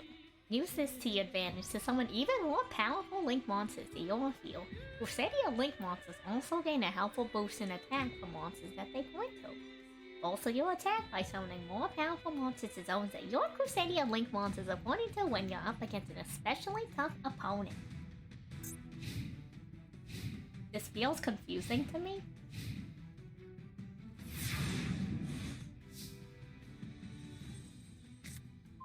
None of the other decks got a lore anywhere near a third of the deck. I agree. Dino Mist had... I like the lore for Dino Mist, but it was pretty quick. It's pretty easy to learn. It's very easy to learn. Okay, we're here to learn. Let's go, Fluky. Class is in session, and we are both students. We are normal summoning Crusadia Reclusia and using it as a link material to summon Crusadia Magnus. So this is the first Crusadia we should summon. Link 1. Too late, we're doing it Fluky, too late. You're gonna learn how to play Crusadia. We suffer together. Next, special summon Crusadia Leonis to activate the effect of Crusadia Magnus. Leonis. If an effect wants a special summon to the zone this card points to, except for during the damage step, you can add one Crusadia monster from your deck to your hand. Okay, we're adding a monster from the deck to our hand. They want us to add Crusadia Maximus. You'd rather learn Runic? I don't know, never heard of the con. Never used the deck before. I don't know if I've even played Runic. Anyone remember if I played a Runic player before? Anyone? Anyone at all? I can't remember for the life of me. I don't think I've run into them yet. I think everybody in my rank runs like Eldritch. And something else. Because I keep avoiding doing rank.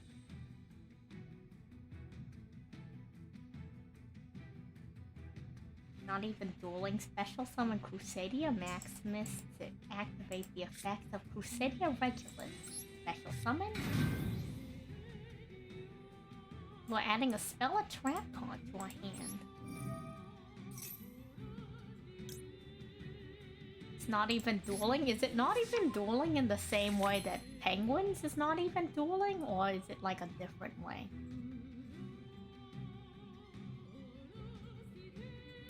It wants me to... This one will count as 2. We're gonna link summon Crusadia Evil Man. Okay. Raise the attack. How do we do? Activate Crusadia Revival. Okay. Special summon World Legacy World Crown. Everything just special summons itself. Okay. Attack your opponent directly with Crusadia Equal Max. Okay, we will do that. That's it. We did it. We did it. We learned how to play Crusadia. Yep, we're Crusadia Masters now. Look at that. Yep.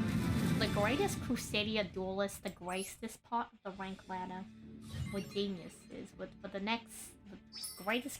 Yep. Totally know how to play the deck now. Yep. Get the thing. Crusadia players for life. Bam. Got him.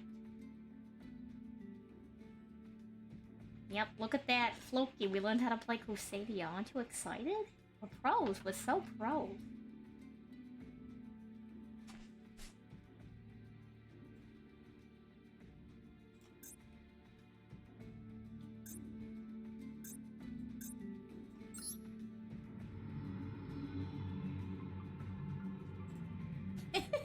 Didn't see it.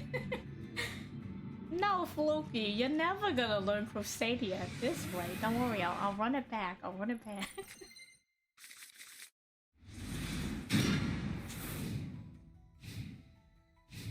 Their name is Furious Machine. I like that. Stop it. What do you mean? No, come on. Don't you want to learn Crusadia with me? Come on.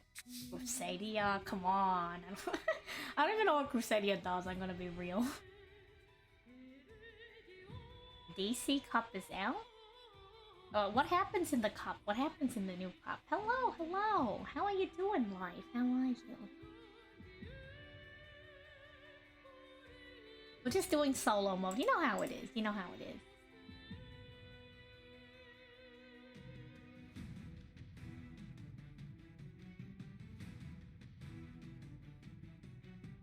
Let's see. What are we doing?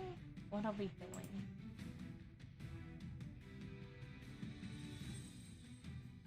Free gems? Sign me up.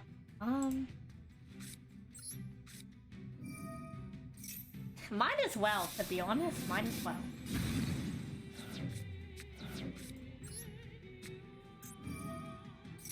Rogeki, the greatest counter the penguins. Next to kaijus, the natural predator, of course.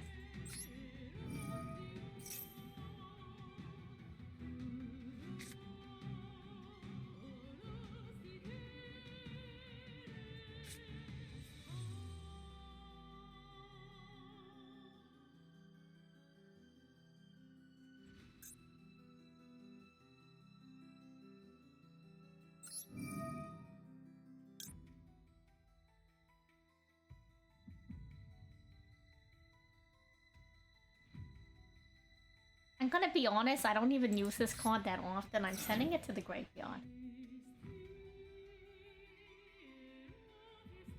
What do we want to do? What do we want to do?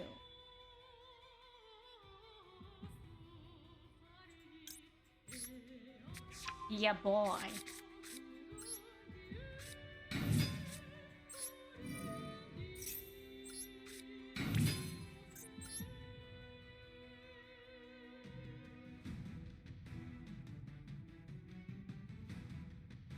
Okay, wait. Okay, I don't think anything in this deck, if I remember correctly. I don't think anything in the deck can stop Stealth Krogan. I'm gonna be real with you. I don't know the deck very well, but I have full faith in Stealth Krogan right now.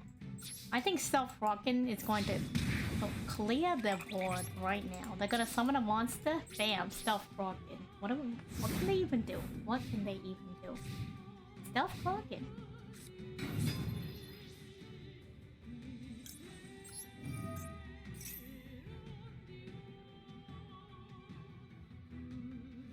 I should not have activated that, but that's okay. That's okay.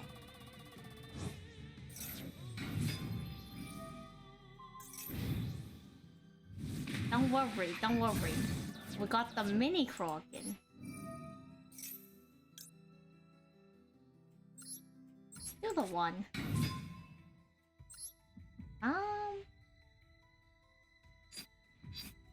We can't even attach that one anymore.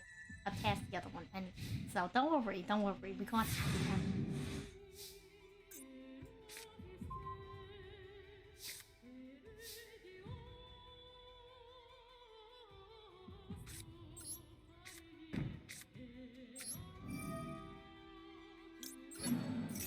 Here we go. And we are cooking again. We're already locked in the Plunder Patrol monsters, and that's okay. Wait a second. Wait a second. How much attack do you have? 500. Okay, that's fine.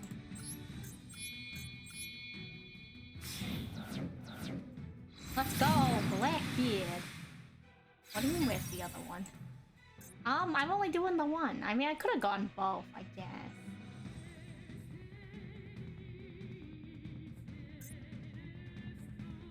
Oh, right. For each one we control. Don't worry. We have something for that. Don't worry.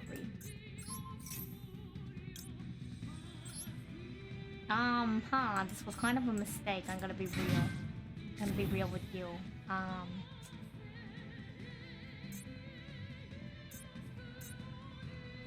Don't worry. We'll turn it around next turn. Oh. Yeah, it's okay, it's okay, it's okay. We're fine, we're fine. We're gonna end our turn, they're gonna destroy this, we get Stealth Kraken back. And they can definitely destroy this card, but...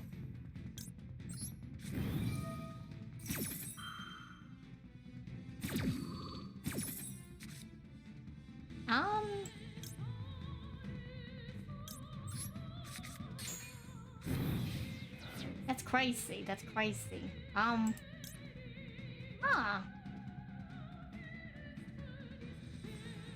Wow, okay, look at that. Nice monster. Nice monster. Okay. Yeah, totally looks like that. Totally planned. Yep. Look at that, but we sure know how to play Plunder Patrol. Oh, yep, we did the thing. Look at that, chat. We played Plunder Patrol. Plunder Patrol genius. He never saw it coming. The guy never saw it coming, I tell you.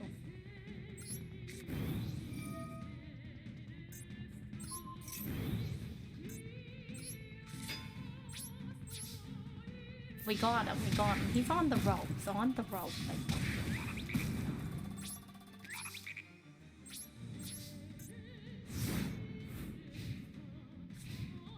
That's right, we never needed the other one.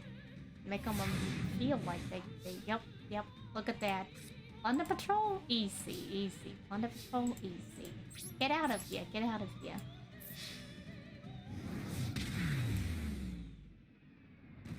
Did the menu change? Like, the menu as in, like, who's on the food chain menu? Or, like, the game menu?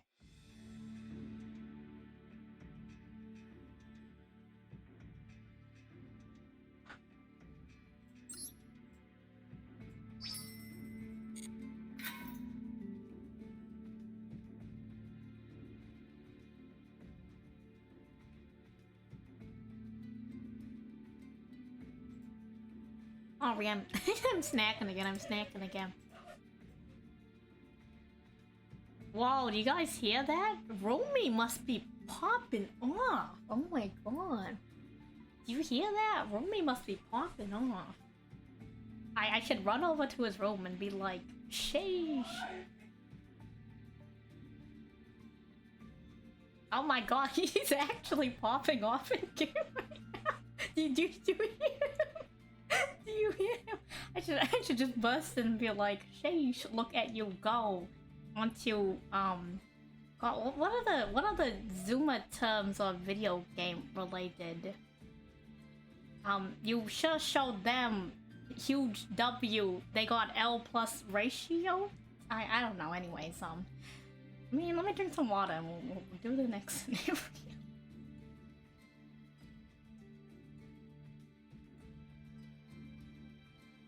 I don't want to be on the menu.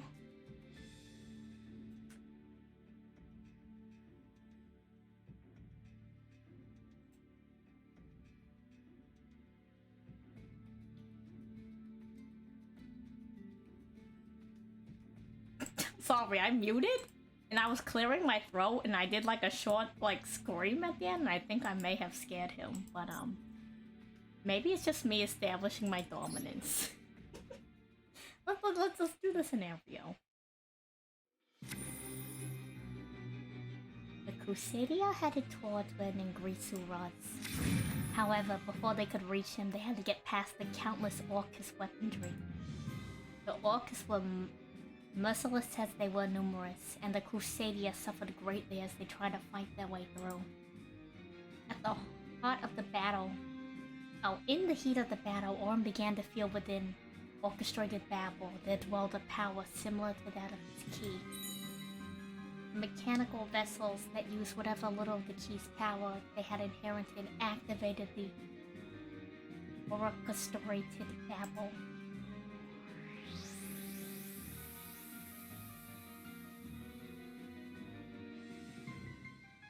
From the depths of the tower, a great light was released, and the tower itself seemed to almost fall away with it, as the beam stretched into the sky above. No, the activation must be stopped, Orm thought as he dashed towards the machinery. However, before he could move any further, Ningrisu appeared before him. It was the first time they had seen each other since that tragedy long ago. Their eyes met within the chaos of the battle. Orm opened his mouth to speak. Why, he asked, why would you want anything to do with the Great Darkness? Why put our planet under threat like this? Why did you create this spiraling tower and this army of mechanical weapons? Ningrisu had only one simple answer for him. For Ib. It was the only reason he needed. For his sister, he was willing to activate Babel to strike the World Legacy World Ron down from the skies to break the Earth's surface, so he could awaken the slumbering World Legacy World Ark and use its influence over life and death to revive its soul. Then, after the Great Darkness had been freed from within the Earth, it was going to use its power to resurrect Ib as a celestial being. Now that he heard the truth from Ningrisu, Orm readied his sword and knew he had to stop this at all costs. Ningrisu didn't budge, but instead swung his lance in return. No one was going to stand in his way, not even Orm. The swordsman knew that Ningrisu loved Ib more than anyone in the world. But that didn't make it right for him to put their entire planet in danger like this. Orm knew that Ib would not want this, even if it meant that she could live once more. However, for Ningrisu, there was nothing he wanted more than to see his sister open her eyes again. And if it meant that he had to turn against the entire world, then so be it. Both men had already made their minds up on what they wanted to achieve. Neither wanted to budge, and so they clashed, but neither could gain a decisive advantage. The orchestrated babble activated. And at last, the world wand had been toppled. When it fell to the earth, it gored the land below, and the resulting shockwave reverberated across the entire planet.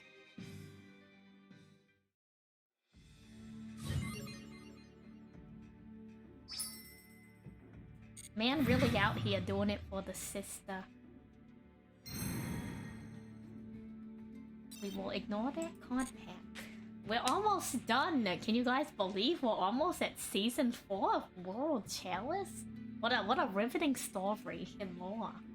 We're almost done. And then we can come back here one day for when I need gems. But in the meantime, the show must go on.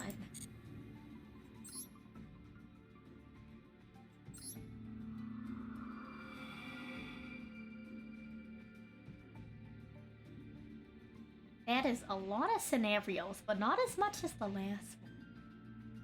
Here we go, Chad. Here we go. Stay friends. We are almost there.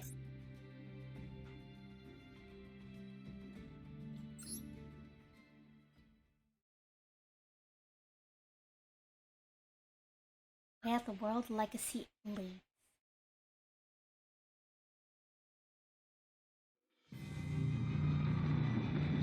With Babel's activation, the World Legacy World Wand tore through the sky and fell on the earth. Its tremendous mass pierced the earth below. Just as its devastating aftershock was about to strike the warriors of the Crusadia, a blinding light fell upon Orum's eyes. A light even brighter than that from the battle with Iblis. Imduk had used the power of the gods to call forth a gigantic barrier. As the gust of destruction blew past them and the barrier dissipated, Imduk had sacrificed his life to shield the Crusadia.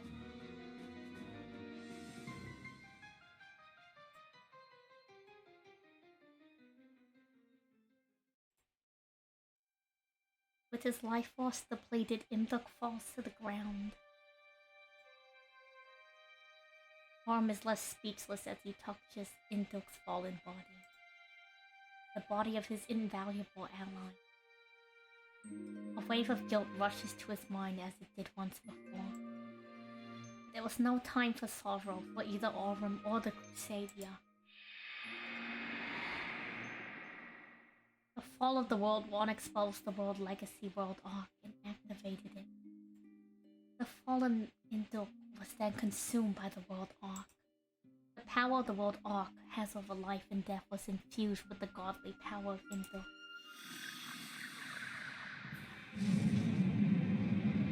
This combination took the form of two-headed dragon. God Dragon and Drake, which was then descended towards Orm. The God Dragon had awakened. The shattering power rippled through the planet and reshaped each world legacy in a dragonic form.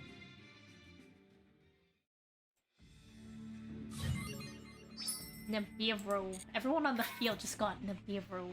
I don't know. I think it was just a singular kind too.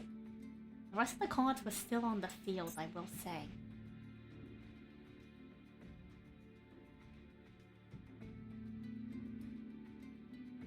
Okay, let's ramp this up. We can do it. Power through. Also, hello. Thank you for the follow, by the way. I don't know how I missed that. Teal Bunny, thank you. I'm sorry I missed that. I think I was probably busy screaming or something. Screaming internally. Nibiru's kind of underrated. Now you rarely get hit by it? Interesting. Isn't it because everybody just runs like a kaiju or lava golem instead? I don't know. Even as the world legacies took the form of dragons, Ningrisu was not faced by their threat. Its revival. That was the sole thing that pushed him forward. Carrying the body of Ib in his arms, he approaches the mechanical doll. Using the key embedded in it, he should be able to control even the draconic world legacy. Ningrisu attempts to revive Ib's soul using the key to control the world arc and its power over life and death. And finally, at long last, a brother's wish for his sister was to be fulfilled. The doll slowly absorbed Ib's remains. Smile for me again like you used to before. Ningrisu calls upon Ib. Ib and the doll become one. The soul's revival is complete. However, the soul now bond within the machine body was not of that of whom he sought for. The smile on her face was not the compassionate smile of Ib. A wicked grin frozen in place. A smile belonging to Lee, who had merged with Ib's soul. The resurrected Lee took control of the puppet, and using the power of the key, she decimated what remained of Ib's soul. She then called upon the now draconic world legacies and consumed them, growing to enormous size. By consuming Ib's remains and the 5 dragons, Lee turned into a monster known as the Nightmare Incarnation Idli. Idli then used the power of the key and the world legacy to create a crawler as large as the mountain, named Deus Ex Crawler. Orm and his allies noticed that the spinal propulsion stretched out. The spinal propulsion stretching from the Deus was connected to the seal of the Great Darkness.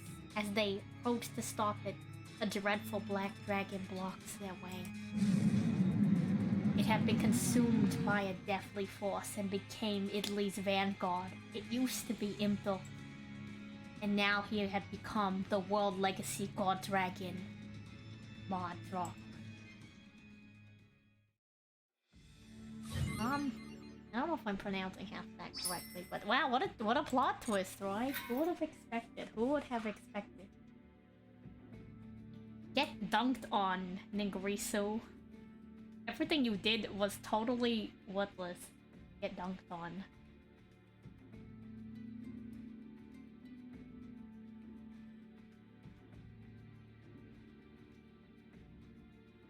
True, that is in fact a big oof. How are you doing, Big O? We're on season 4 of World Legacy Lore right now, but I swear we'll finish it tonight, I swear.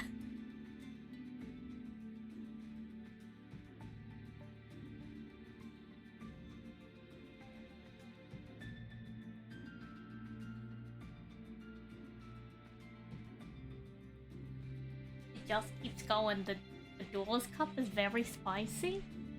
How spicy? Okay, tell me what card decks are coming up right now in the Duelist Cup. What's everyone playing right now, I wonder? I wonder what everyone's doing.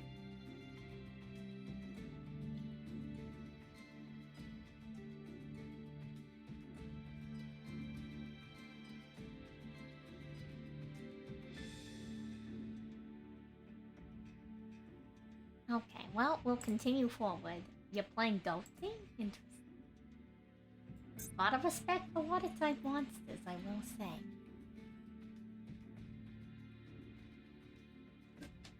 Okay, chat, we're gonna finish this next season of the anime.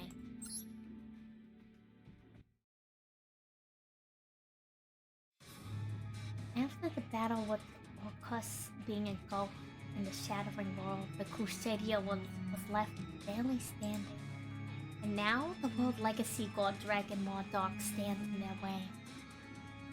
Was it inevitable that the great darkness would fall into Lee's hands? Just as Orm was about to give in, a flying dragon lands before Italy.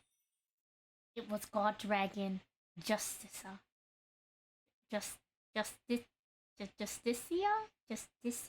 Justicia, sorry. This is very important because I feel like I'm gonna say her name a lot. God Dragon Justicia.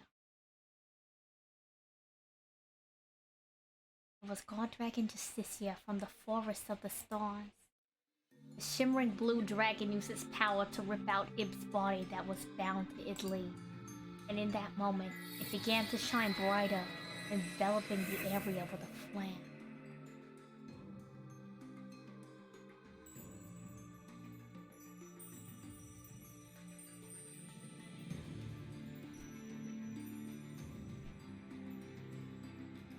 Then the light gathers. As Orm opens his eyes, he sees the figure of a young girl. The kind eyes of a girl he knew so well.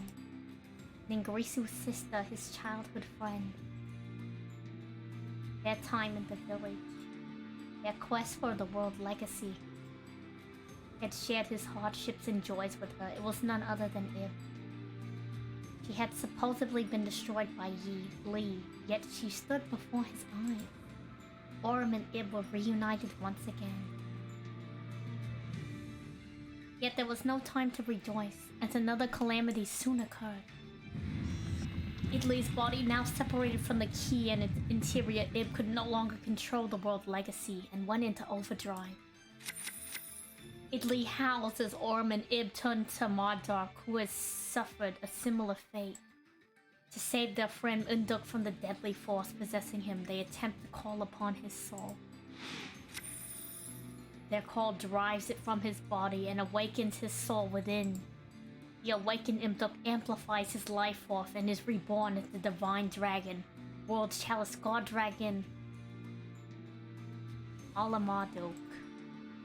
And even during this transformation, its Lee rampage continued. And at the last moment, the monstrosity dug up by the Deus Ex Crawlers reared its head. Upon seeing the abomination, it explains, "This is the true form of the Great Darkness. This is the embodiment of divine power. World Gears, the theological demiurgy."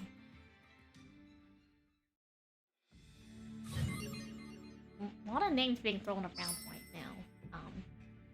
Psych, she was alive this whole time. Yep, Psych. You thought her soul was gone. She's back. And better than ever. I wonder what will happen next week. I'm just kidding. Imagine if we only did this weekly. I'm glad that she's back. Hello, Rika. Hello. You missed a large portion of the anime, but we're doing the World Legacy solo mode right now, so to catch you up on what has happened, 3 kids went on a quest. The girl died. The girl's brother tried to revive her. The girl's friend is now a heroic hero, leader guy. We got some flashback with the evil person not being a fairy, but being a really corrupt scientist from the far past who created a lot of the machines that are being used in the current scenario. So that's what's happening today.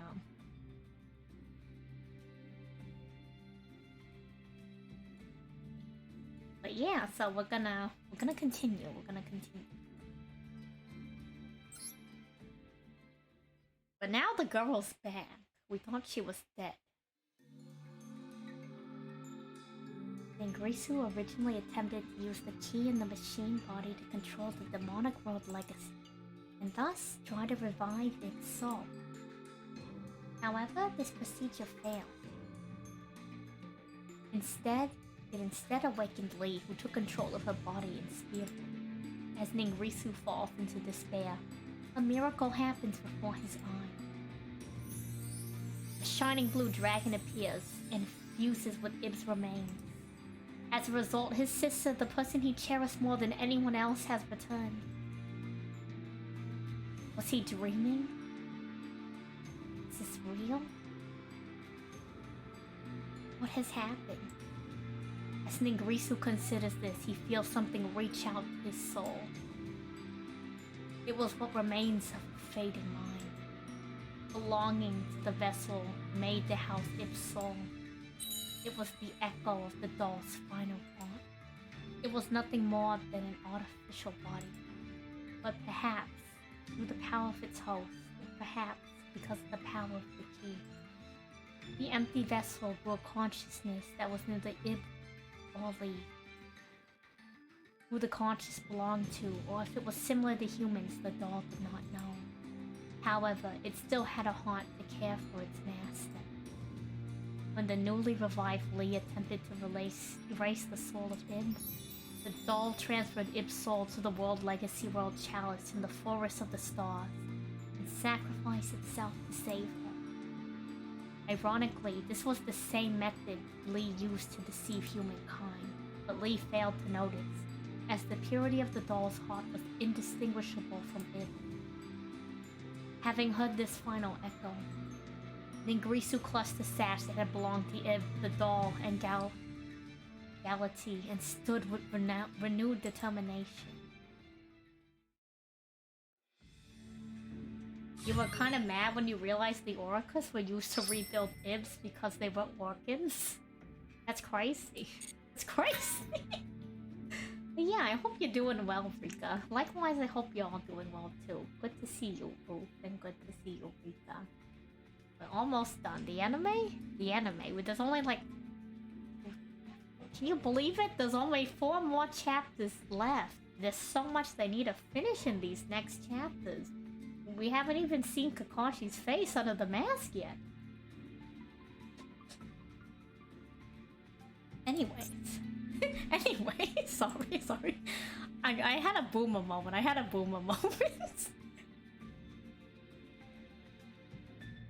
just had a flashback to when that was wrapping up and everyone on the internet was going crazy over the ending of Naruto. Anyways. It really is an anime. At last, the great darkness, the avatar of divine power had arrived, the world gears of the ethereological demiurgy.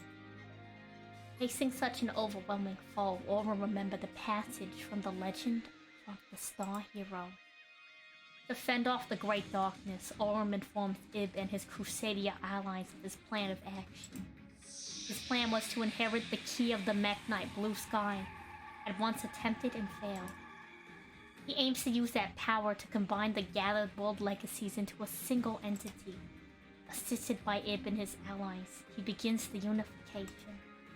Upon realizing Aurum's plan, desperate nightmare incarnation Idli attempts to stop him. Imduk and Crusadia give their all to defend Aurum and Ib, however, Idli's attack was tremendous.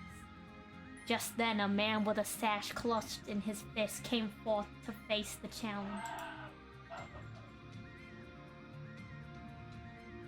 Yo, Rumi popping off. Jeez. Let's go, Rumi. Let's go, Rumi. It was Ningrisu.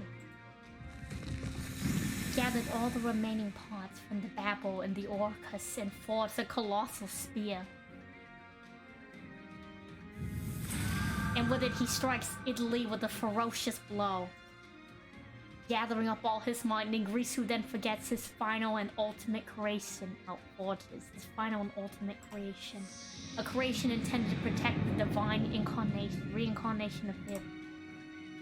It was a colossus combining every Orcus and even the creator himself. Ningrisu, the Orcus of the Evening Star, had been born. Idli continued her rampage, still desperate for the divine powers. Ningrisu, now with the powers of a machine god, did not hesitate while striking spear. Subjected to this fierce assault, Idli's body begins to fall apart. And even yet, Idli's tainted spirit was obsessed with attaining godhood. With her sanity long lost, Lee used the Deus Ex Crawler to forcibly bind her soul to the world legacy. In response to her tainted mind, Demiurge loses all control. The overflowing power of the gods was enough to accelerate the destruction of their planet. Aurum and Ib continue the key's ascension, and their allies stand to defend the two. The planet's destruction looked inevitable, but not a single soul was about to give up. Each and every one stood firm to fight against the divine power. And at last, the ascension was complete. With Aurum having inherited the key, he wielded the power of every world legacy as the legendary world hero. Mekk-Knight Crusadia, Avramax. Starlit hero, your sword swathed in light, may you triumph over the great darkness. Wow, I was expecting a little bit more after that, but you know, it is what it is. Oh. Yeah, the dingus, right? The great mechanical god. What a guy, what a guy. Avramax, no duh. Avramax? Avramax, I don't know. Yo, World Legacy Cliffhanger. They know they're an anime. The god's literally called Cliffhanger?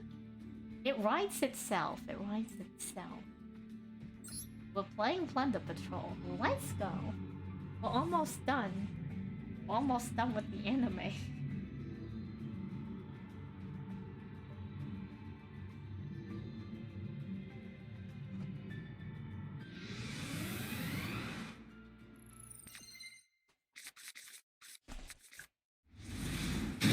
Oh my god, this dual field is so cool! Do you see this full dual field? This is so cool! Oh my gosh! Oh my god, wait, pause. Pause everything.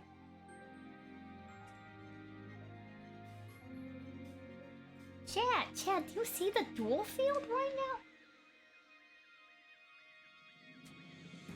Signet mining, this is so nice. Like, I wouldn't want it alone, but when you have both signs together, it looks so sick. Like, a single one looks kind of funky, but like all of them together, like this is magnificent. Oh my god. A digital tornado?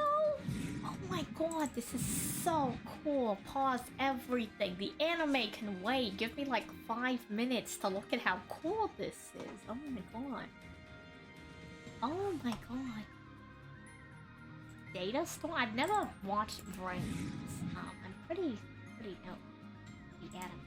Hello. Doggo, how are you?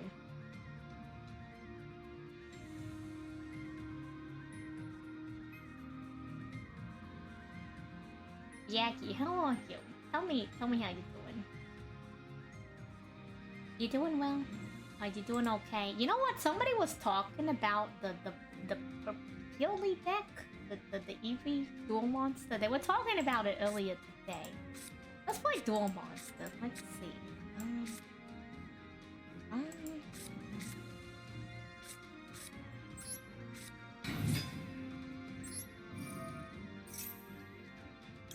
I am a lobster. Pause. I got a tail. I got a tail and everything. But hello.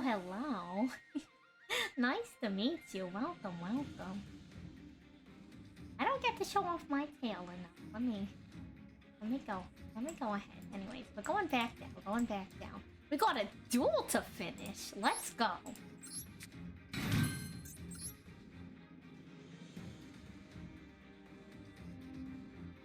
Wow, Rumi really popping off today. I don't know if you guys can hear him. I know you could hear him earlier, but Rumi popping off hard. Let me tell you.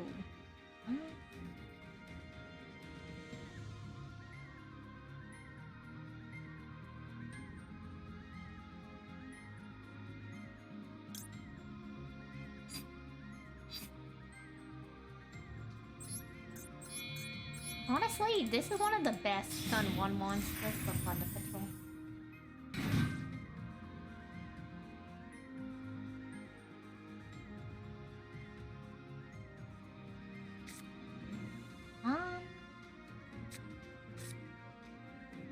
I mean, this card doesn't really do anything, to be honest. Hello. I'm trying to figure out how to pronounce your name. I guess we'll just end our turn.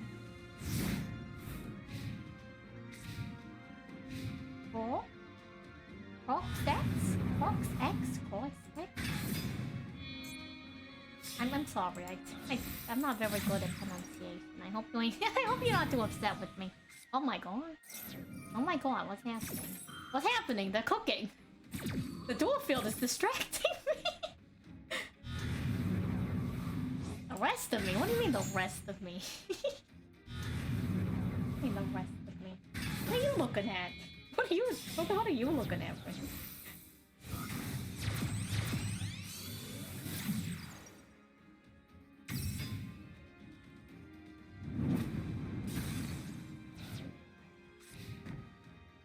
Oh, the tail? yeah, the tail. Oh, congratulations on the start to your redesign, by the way, Rin. It seems really exciting.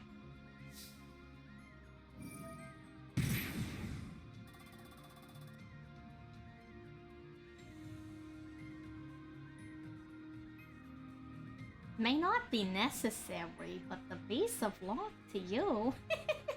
Thank you. Don't worry, I got it on lock.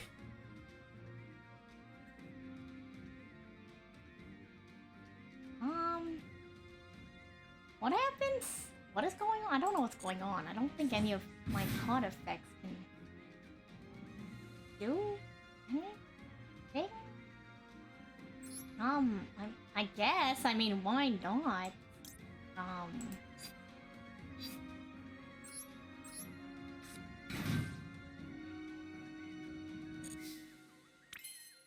I'm the first person to laugh? Well, you know what? Everybody else has just bad taste.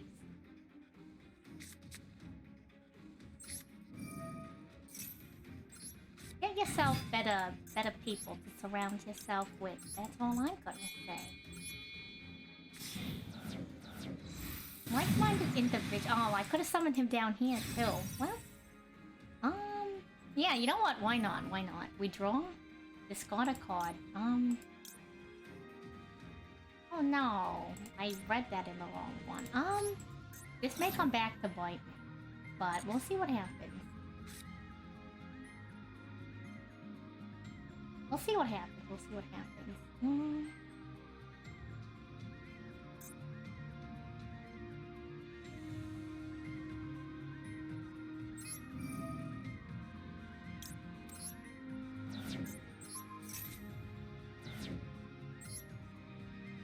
Are we adding to our hand? Let's see.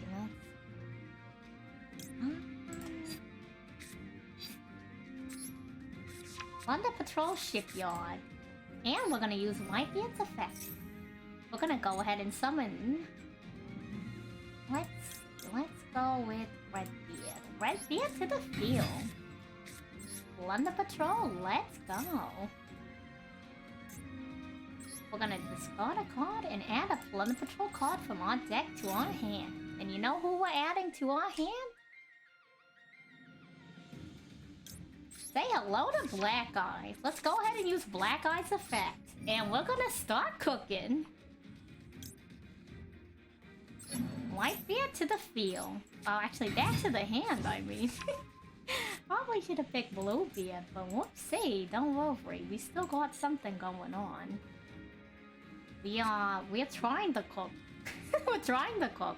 Options are limited.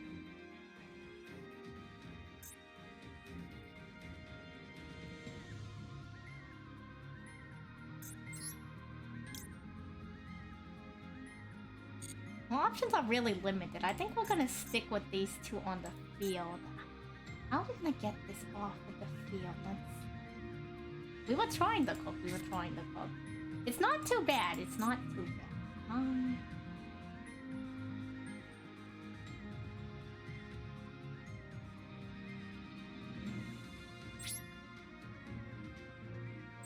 I think we're just gonna head to the next phase, and hopefully they summon a fire or light monster. We'll see what happens.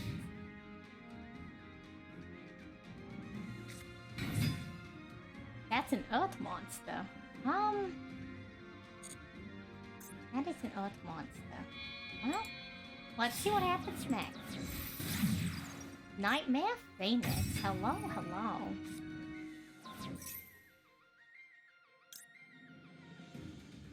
Well, Redbeard, it's time to start cooking.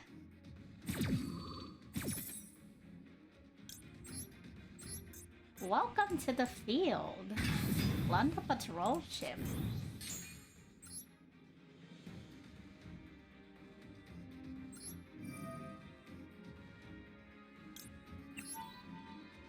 We're gonna make sure they don't destroy any of our London Patrol cards.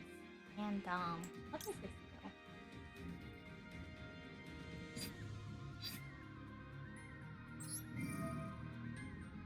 We're gonna go ahead, send this to the graveyard. We're gonna banish the face down.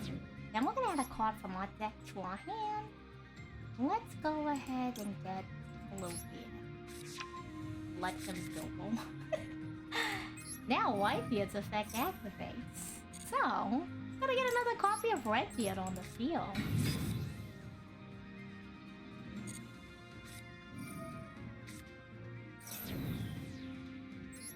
On the patrol ship Mohawk, go ahead. We're gonna detach 10 goldfish. Main phase 2 goes through and phase over. We're gonna let it go through and we should be able to take them out this next turn.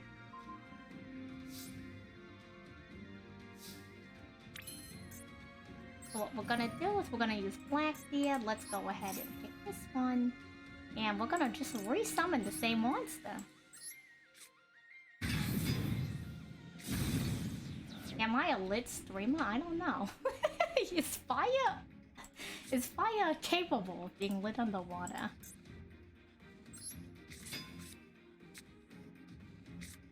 I'll let you decide.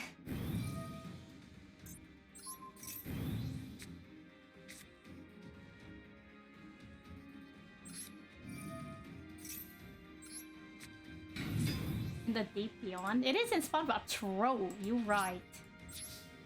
Well, let's go ahead and take them out. I love this dual field though. Oh my gosh, like it wouldn't be any fun if you only have one though. Like the full dual field for this one is so impressive. I win. I do win. Yo, it turns red? This dual field's insane. Oh my god, I love this dual field. Spectacular. Oh my gosh. Oh my gosh. I like it makes me want to just like force people to get this dual field, and I'm like, look, when I do viewer duels, you can't duel me unless you use this dual field. It's so cool. Oh my gosh. Oh my gosh. Give me a second. I'm still excited over how nice that dual field is. Oh my gosh. The Cybernet mining dual field. What a dual field. Oh my gosh. I've never seen someone use it. Why does no one use that dual field? It's not available? Oh, that's why. I'm like, dang, like people are sleeping on this dual field, as the kids say. Sorry, I'm getting I'm so excited. I'm so excited.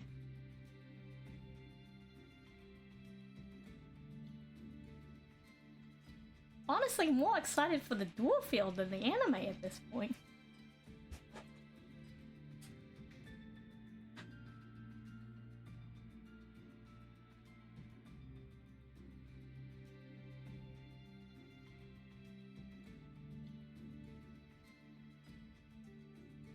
Oh, wait. Pause. Do I cause fires underwater like in SpongeBob? I don't know. I've yet to try, actually. I've yet to try.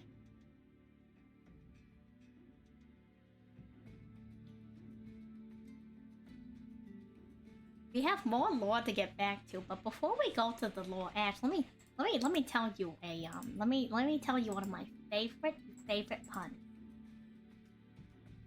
And if you've already heard it, I mean, I guess I'm getting old and I need new material, but you think battery acid lights fire underwater? But with pollution.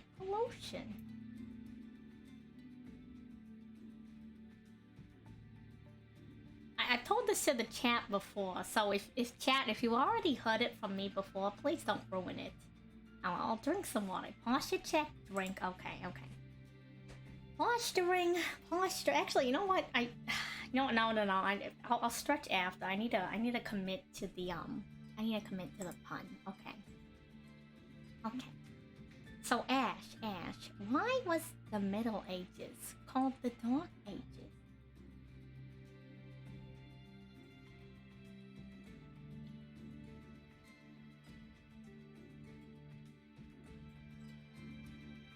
Because there were too many nights. I'm gonna hydrate right now. That's nights with a K, by the way.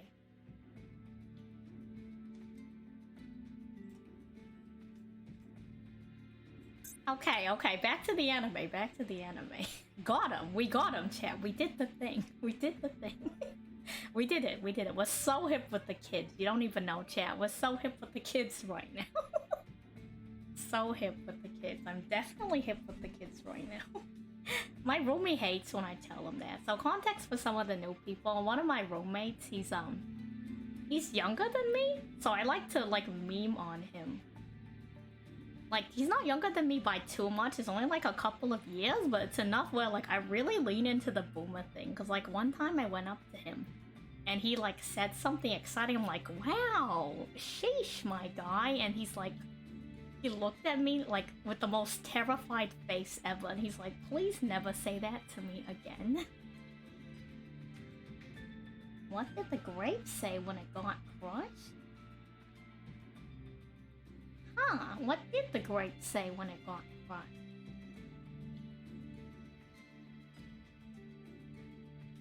Nothing, it just let out a little wine? It's a sour ending if I've ever heard one. Anyways, to the anime.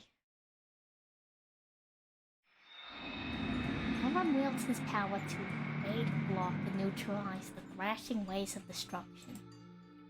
And he gradually closes in on the rampaging world gears of theological demiurgy, making his way inside it as if he was being guided towards the innermost sanctum. In the sanctum awaited Lee, but not in her fairy form. Instead, he had the form of a human. It was the faint reminder of the conscious remainder. Faced the woman who had so suddenly strived to obtain God's power, Orem asked, "Why did you go down this path?" Lee, standing in front of him, did not open her mouth. Instead, her obsessive thoughts and memories that pervaded the surrounding area rushed into Orem through the key he held. Thirst for knowledge, as a woman of science, and the pursuit of truth. If only it was so simple, the world may not have ended up this way. But Lee's ambitions were that out of the ordinary. She wanted to discover the truth behind the legends, and she did not hesitate to seek the divine power for herself. Was it merely a coincidence, or an inevitable fate? The calamity came about because Lee lived in an era where the key existed, and society was highly developed. More thoughts and more memories rushed into Orem. This time was Lee's nightmarish plan. The divine powers will be mine.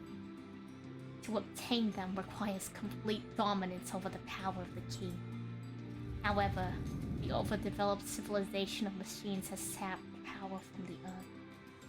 As such, the humans of that era could not commune with the planet, and thus could not become the successor of the key. If civilization must fall, so be it. Lee used Project Mekk-Knight and even her own death as a means to bring destruction to the world. After an eternity, she waited for the earth and its inhabitants to heal, to find the true era of the key. And now, that time has come. As Lee's glee in meeting him and her excitement in gaining control of her rushed into him, Orem clutched the key with anger and sorrow. Lee was driven by nothing more than obsessive curiosity. There was no sacrifice too great for her goal. She had destroyed a civilization and toyed with the lives of many. Though her actions did not bear malice, they were nothing short of evil.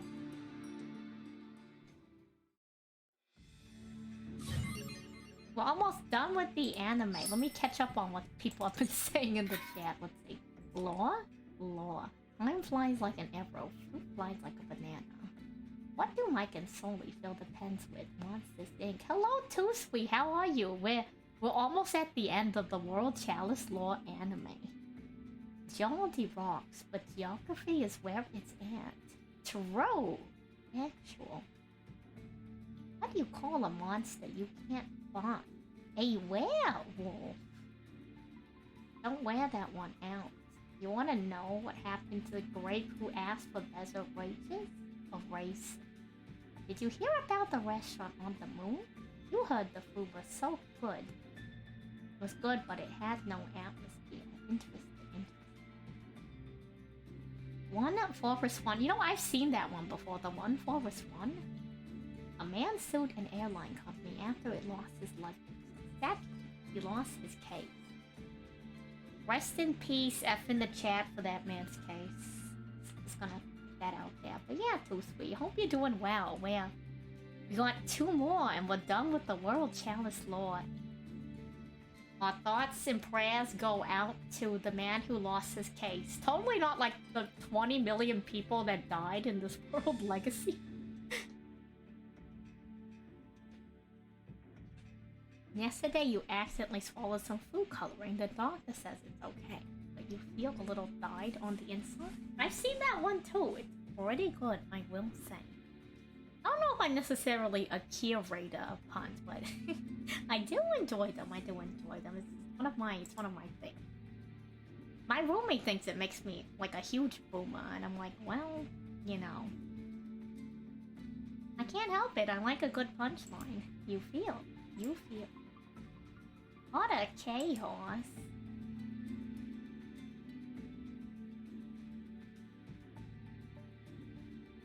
It's crazy.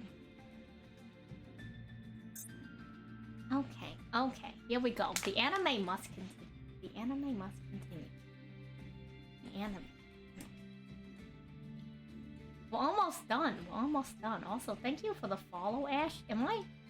Why do I keep missing these? I think it's because I was reading, but like I keep missing the notifications.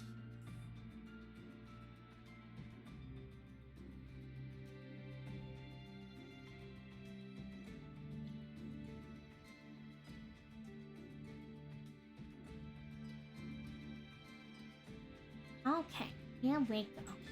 Here we go. Anime. The Crusadia, the World Legacy, and Ib. Countless times she had hid her true intentions, and ultimately she attained divine power. World gears of the theological demiurgy, the primordial form of all gods. A vessel allowing divine deeds in accordance with the will of its controller, a program of transformation. Those who had become gods before eventually lost control of the power of destruction and were decimated, leaving only the key. To avoid that fate herself, Lee had laid out her plans carefully. She integrated the crawler and its hive mind to achieve complete control over the divine power. Or so it was intended. In the face of Ib and Imduk's will to survive, to sacrifice their own lives. A miracle achieved by the machine doll, ending Grisu's determination. Aurum became the successor, overcoming sorrow and uniting people along his journey. Lee still could not comprehend how her plan had been foiled by the combination of their willpower. As the remain of Lee's mind vanished, a source of enormous power remained unclaimed. Aurum, as the successor, needed to make a choice. The demiurge, corrupted by Lee's evil, had already rampaged across the planet and reduced it to rubble. The power of the destruction once sealed by the gods grows yet stronger. The power of the creation that served as the planet's core was mostly extinguished. Memories of his journey come back to him, the memory of his loyal friends and allies. What is it that he must do as the successor of the key? After a moment, it seemed like an eternity, Aurum makes his decision. As if in response to his will, the power of the key was released. Aurum and the demiurge turned into a ray of light and merged into a single entity. Amidst the dying world, a new god was born. Here was Avita, rebuilder of worlds. Aurum, now wielding the unprecedented power equal to the god, slowly raised his key and gave a command. The decision he made was bring back all those lives lost amidst this war and over the world legacy. And raising me to godhood, allow me to end the reign of the gods and to prevent the conflict over divine powers from happening ever again. These seemingly conflicting commands were the result of his wishes.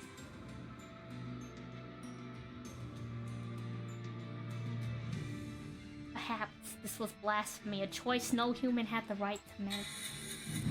But this was what Aurum chose, so Avita, rebuilder of worlds, started the program. The crumbling of the earth turned into particles of light and gathered for Avita, rebuilder of worlds. All was engulfed in the blinding light.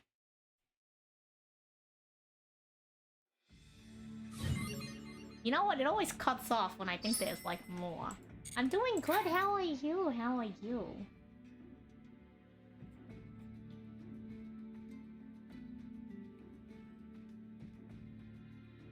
I hope you're doing well. We're just, you know, we're just hanging out. We're just finishing up the anime. The anime, you know what I mean? The anime. I realize now that the Crappy's been blocking me for most of the stream. because I made myself smaller than usual, but so you can have you can see more of the anime. Yeah. You're playing Star Rail, 2-3? I'm doing pretty okay with, you know, anime. You know how it is. You know how it is.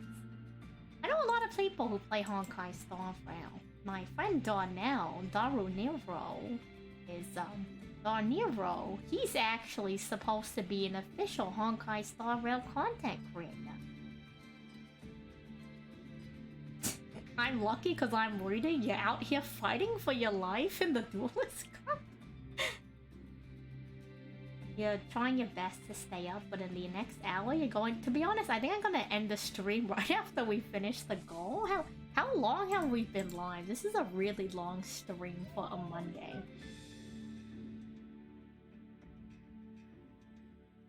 Yo, do you hear Rumi? He's truly popping off. Let's go, Rumi. You know what? Rumi's really cool. Rumi's really cool. 4 hours? It's a long time. Rumi, he's done like high level Overwatch. I don't play Overwatch, but like he's really good at Overwatch. Like he's won like actual lands. I think at like collegiate level, near there, and he played a little bit back when he was in high school too.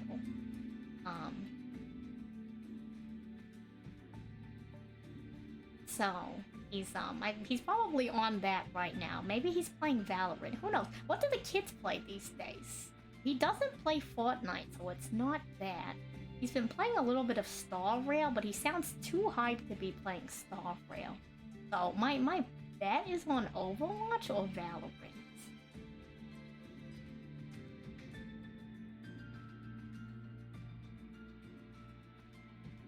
You're proud of yourself that a Twitch chat listened to puns. Well, you know what? I'm glad that you found a place that enjoys you, Ash. If other people don't enjoy you and your sense of humor, you go dark yourself else. Oh my god, Romy, let's go. Let's go. It's actually really funny hearing him scream. It's like, sometimes what I'll do is, when I hear him, like, scream something, like, sometimes he's like, yeah, let's go, I'm the greatest. Or, like, he'll say something like, let's go, he's just bad. I'll message him and be like, yeah, that's right. He's bad. You tell him. I want to go over and be like, are you winning, son? Are you winning? Are you winning, son? He's really funny. He's really funny. Long-time family friend. Yep. Romy and Gosi. Gosi is his older sister. Also my Romy, but I figure if I call them both Romy, that's gonna get really confusing really fast. Cat bag, oh my god. I've never seen this before. I hope he's winning too. Okay, well, it's time to get on to the... Are you guys excited for the last episode of the anime? The last episode of the anime, are you excited? I can't believe the anime's ending next episode. Truly an end of an era, you know? The end of forever. About to go down.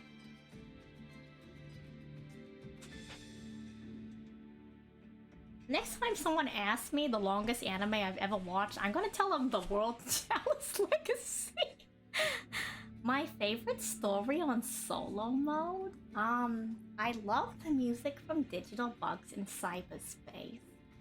I think plot-wise this has the most in-depth plot, but I think just like one of my favorites is actually Dino Myths. Because they talk about how all the Dino Myths like contribute in some way as the keystone species to their environment, and I think that's the coolest, neatest thing ever. I love that so much. I'm like a big fan of like nature and all that kind of jazz, you know. So seeing them use a lot of terms that people use in ecology is like really cool to me. I'm just like, wow, they really thought this one out. They really are. They really are. I like them a lot. They're really cool. I don't think I'd ever play them personally. Maybe we will one day. But like, I don't know. Pendulum Monsters, they just kind of feel weird to me. Like, If you're out there playing Pendulum decks, more power to you. It couldn't be me. I'm not that kind of person. Your favorite story is the one we're playing right now? Okay, well, I think you did mention it. Okay. They're a super cheap deck. Probably. Maybe. Who knows? Maybe they'll have a Pendulum Festival? And then we can play Dino Mist in it. Probably not, but you know. You know. Let's see. Okay. Let me drink some water. Oh, mentally prepare myself. The dream, right? The dream. Some people out there really being the one Pendulum player. The DD dream. Some people out there really carrying the entire archetype on their back. Like the one, what is that? What was it? Puppets? You know what I mean, right? The one puppets, the one Xyz puppet player? They really out there carrying the entire archetype on their back, you feel? Gimmick puppet, yeah, out there. There's one gimmick puppet player out there in the world, and they hate me so hard right now because I kind of dunked on the card designs in during my Yu-Gi-Oh tier list. They're out there and they hate me so much. But he's out there.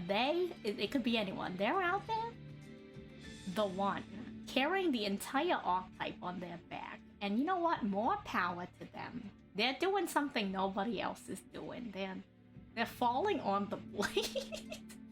Yeah, I have to watch my back. They really don't like me. Let me... Oh, refresh the headbands. I'm sorry, I'm being... being transported back to gimmick puppets. I'm reliving that moment during the tier list right now. I'm sorry to the gimmick puppets player. Like, I don't vibe with the card design. It's not your fault. It's not your fault, I promise. I promise it's not your fault. Anyways, headbands refund. Whew, my back and my fronts, jeez. They were your first deck when you played Duel Links? Interesting. I've actually never played Duel Links. When it came out on the mobile device, I wasn't too interested in it, nor could I. Well, I was a little bit interested, but I couldn't play it because I didn't have enough space on my cellular phone at the time. So. Oh my god, did you just hear him? Did you hear the roommate popping off so hard, right?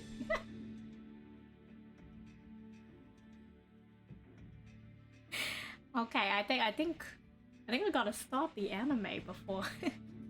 I hope that's the last scream of whatever match he's in. We gotta start the anime before it comes back. Let's go. Okay, I'll refresh the headband.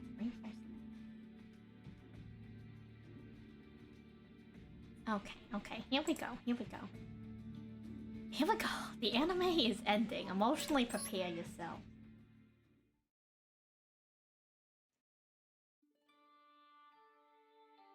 Countless time has passed since that battle. Over the world legacy. At its climax, Aurum wished for the revival of the planets and the lives lost. He then disappeared without a trace. The planet was once destined to be destroyed by the destructive divine power. However, the battle scars of the war had vanished like an illusion. Lush green nature fills the land, and life blossomed as it always used to. In a world without Aurum, one final gift was left for him.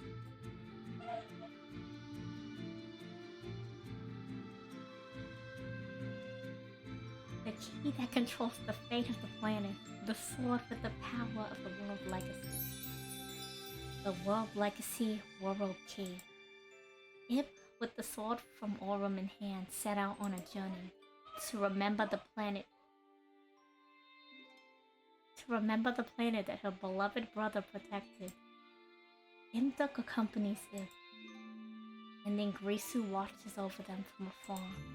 Born anew as the protector of Ib and the planet, he is tasked with ensuring Orm's wish is realized. Accompanying him as he supports Ib from the shadows is the now peaceful Roro. Oh my god, oh my god, oh my god. Oh my god. He's popping off, he's popping off. Wait, Ellen, pause. Pause.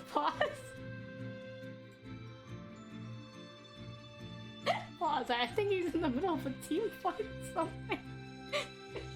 He's like anything but the anime and needs to live on. Oh my gosh, oh my gosh.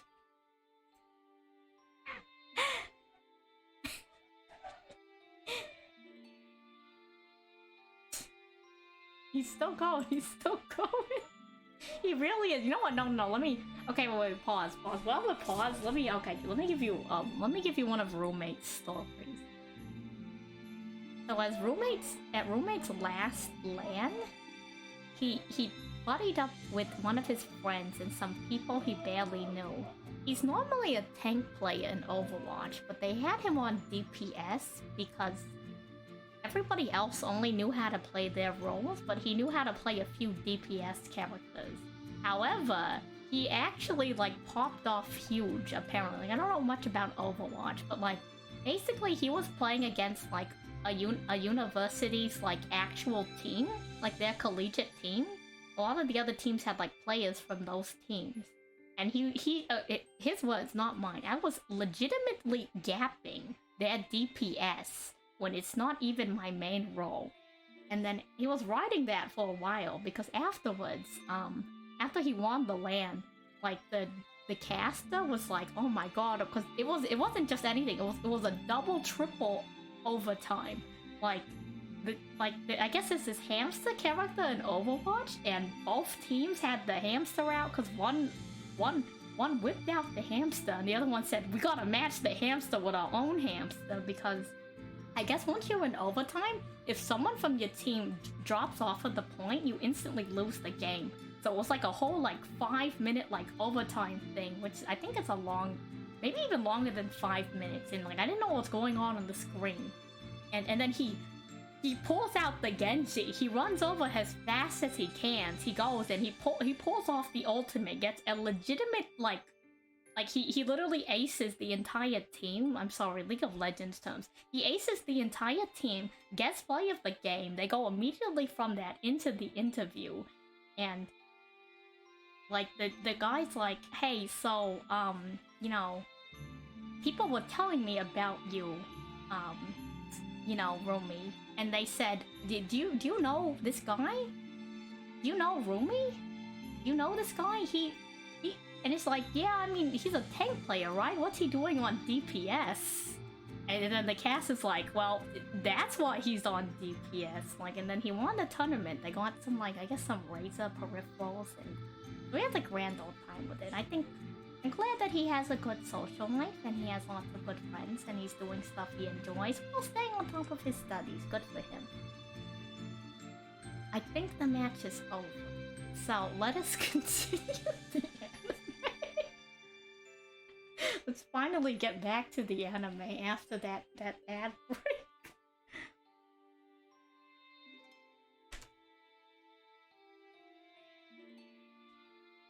No, he's a good kid. He's a good kid. He's a really good kid. I shouldn't even be calling him a kid. I'm not that much older than him, but you know how it is. You know how it is. Continue the screams, right? Scream on, Rumi. Scream on. Accompanying him as he supports Ib from the shadows is now the peaceful world. And the now peaceful world is the fairy galaxy.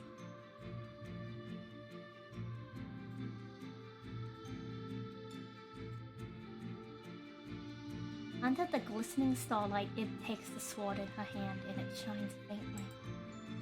She and Imduk thought the ray of light was the sky. Where does the world go from here? Hope is abundant once more. Ib carries on forth, guided by the world legacy to what lies beyond.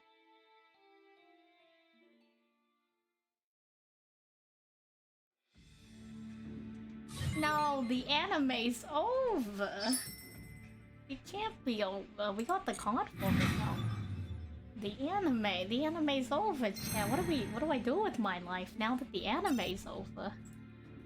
Yeah, the Yukio and the roommate.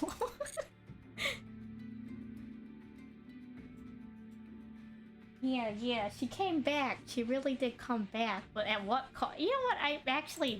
I was gonna say at what cost, because like the hero guy died, but I'm gonna be really honest. I wasn't that emotionally attached to him. I think I was more emotionally attached to him than him. Like, I know he went through the whole story and everything. Like, he's still a cool character, you know, but I'm like, personally, I'm okay that he died. I'm okay that he died. That's just me. Well, that's just me.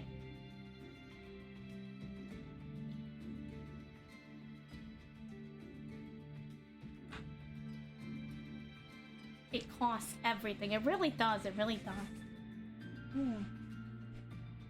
Wow, that was really nice, actually. Yo. Oh, he's at it again. Do you hear it? Do you hear it? Do you hear it? I should make an emote for that or something. Well, he doesn't usually game too often, but you're gonna hear him gaming a lot more now that his semester is out.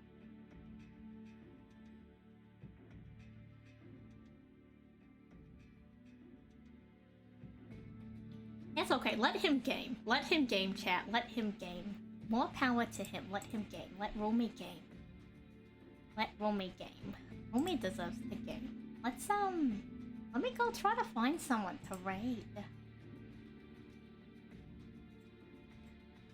Oh, wow, oh my gosh. The lore. That was a lot. Like, normally when I do like a solo mode stream,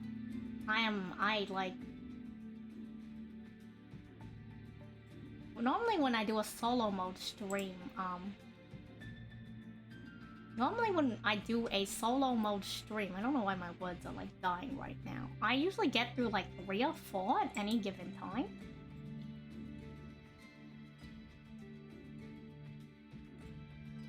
I know who we're going to raid. This person followed me on Twitter recently, and they also agree that Crazy Block should have an archetype of their own. So we're gonna go ahead and rate this person. They also followed me a while back, and I didn't realize. Yeah, thank you all for hanging out with me this evening. Good night, Toasui. I hope the rest of you, have a good day, evening, afternoon, wherever you are. There's other time zones out there. Oh, thank you. Thank you for hanging out. It was really nice, actually, reading through the anime. It was good. This was a good stream. This was a nice stream. Thank you for thank you for sticking around through the screams, the puns, the craziness. I think I'm a little bit unhinged sometimes, and like not even in a good way. I think just in like a little bit of a loopy way. But yeah, I had a spectacular time. Thank you for hanging out with me. I'm gonna get the raid ready. We're gonna raid the Duel logs. We're gonna be back at it Friday with the tier monster, the number monster tier list, and then Wednesday we're gonna continue working on the Yu-Gi-Oh animation.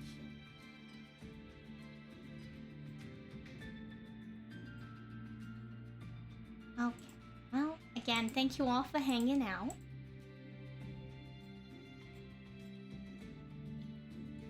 I hope you all have a nice rest of your day, evening, wherever you are. You're all in my thoughts, $1.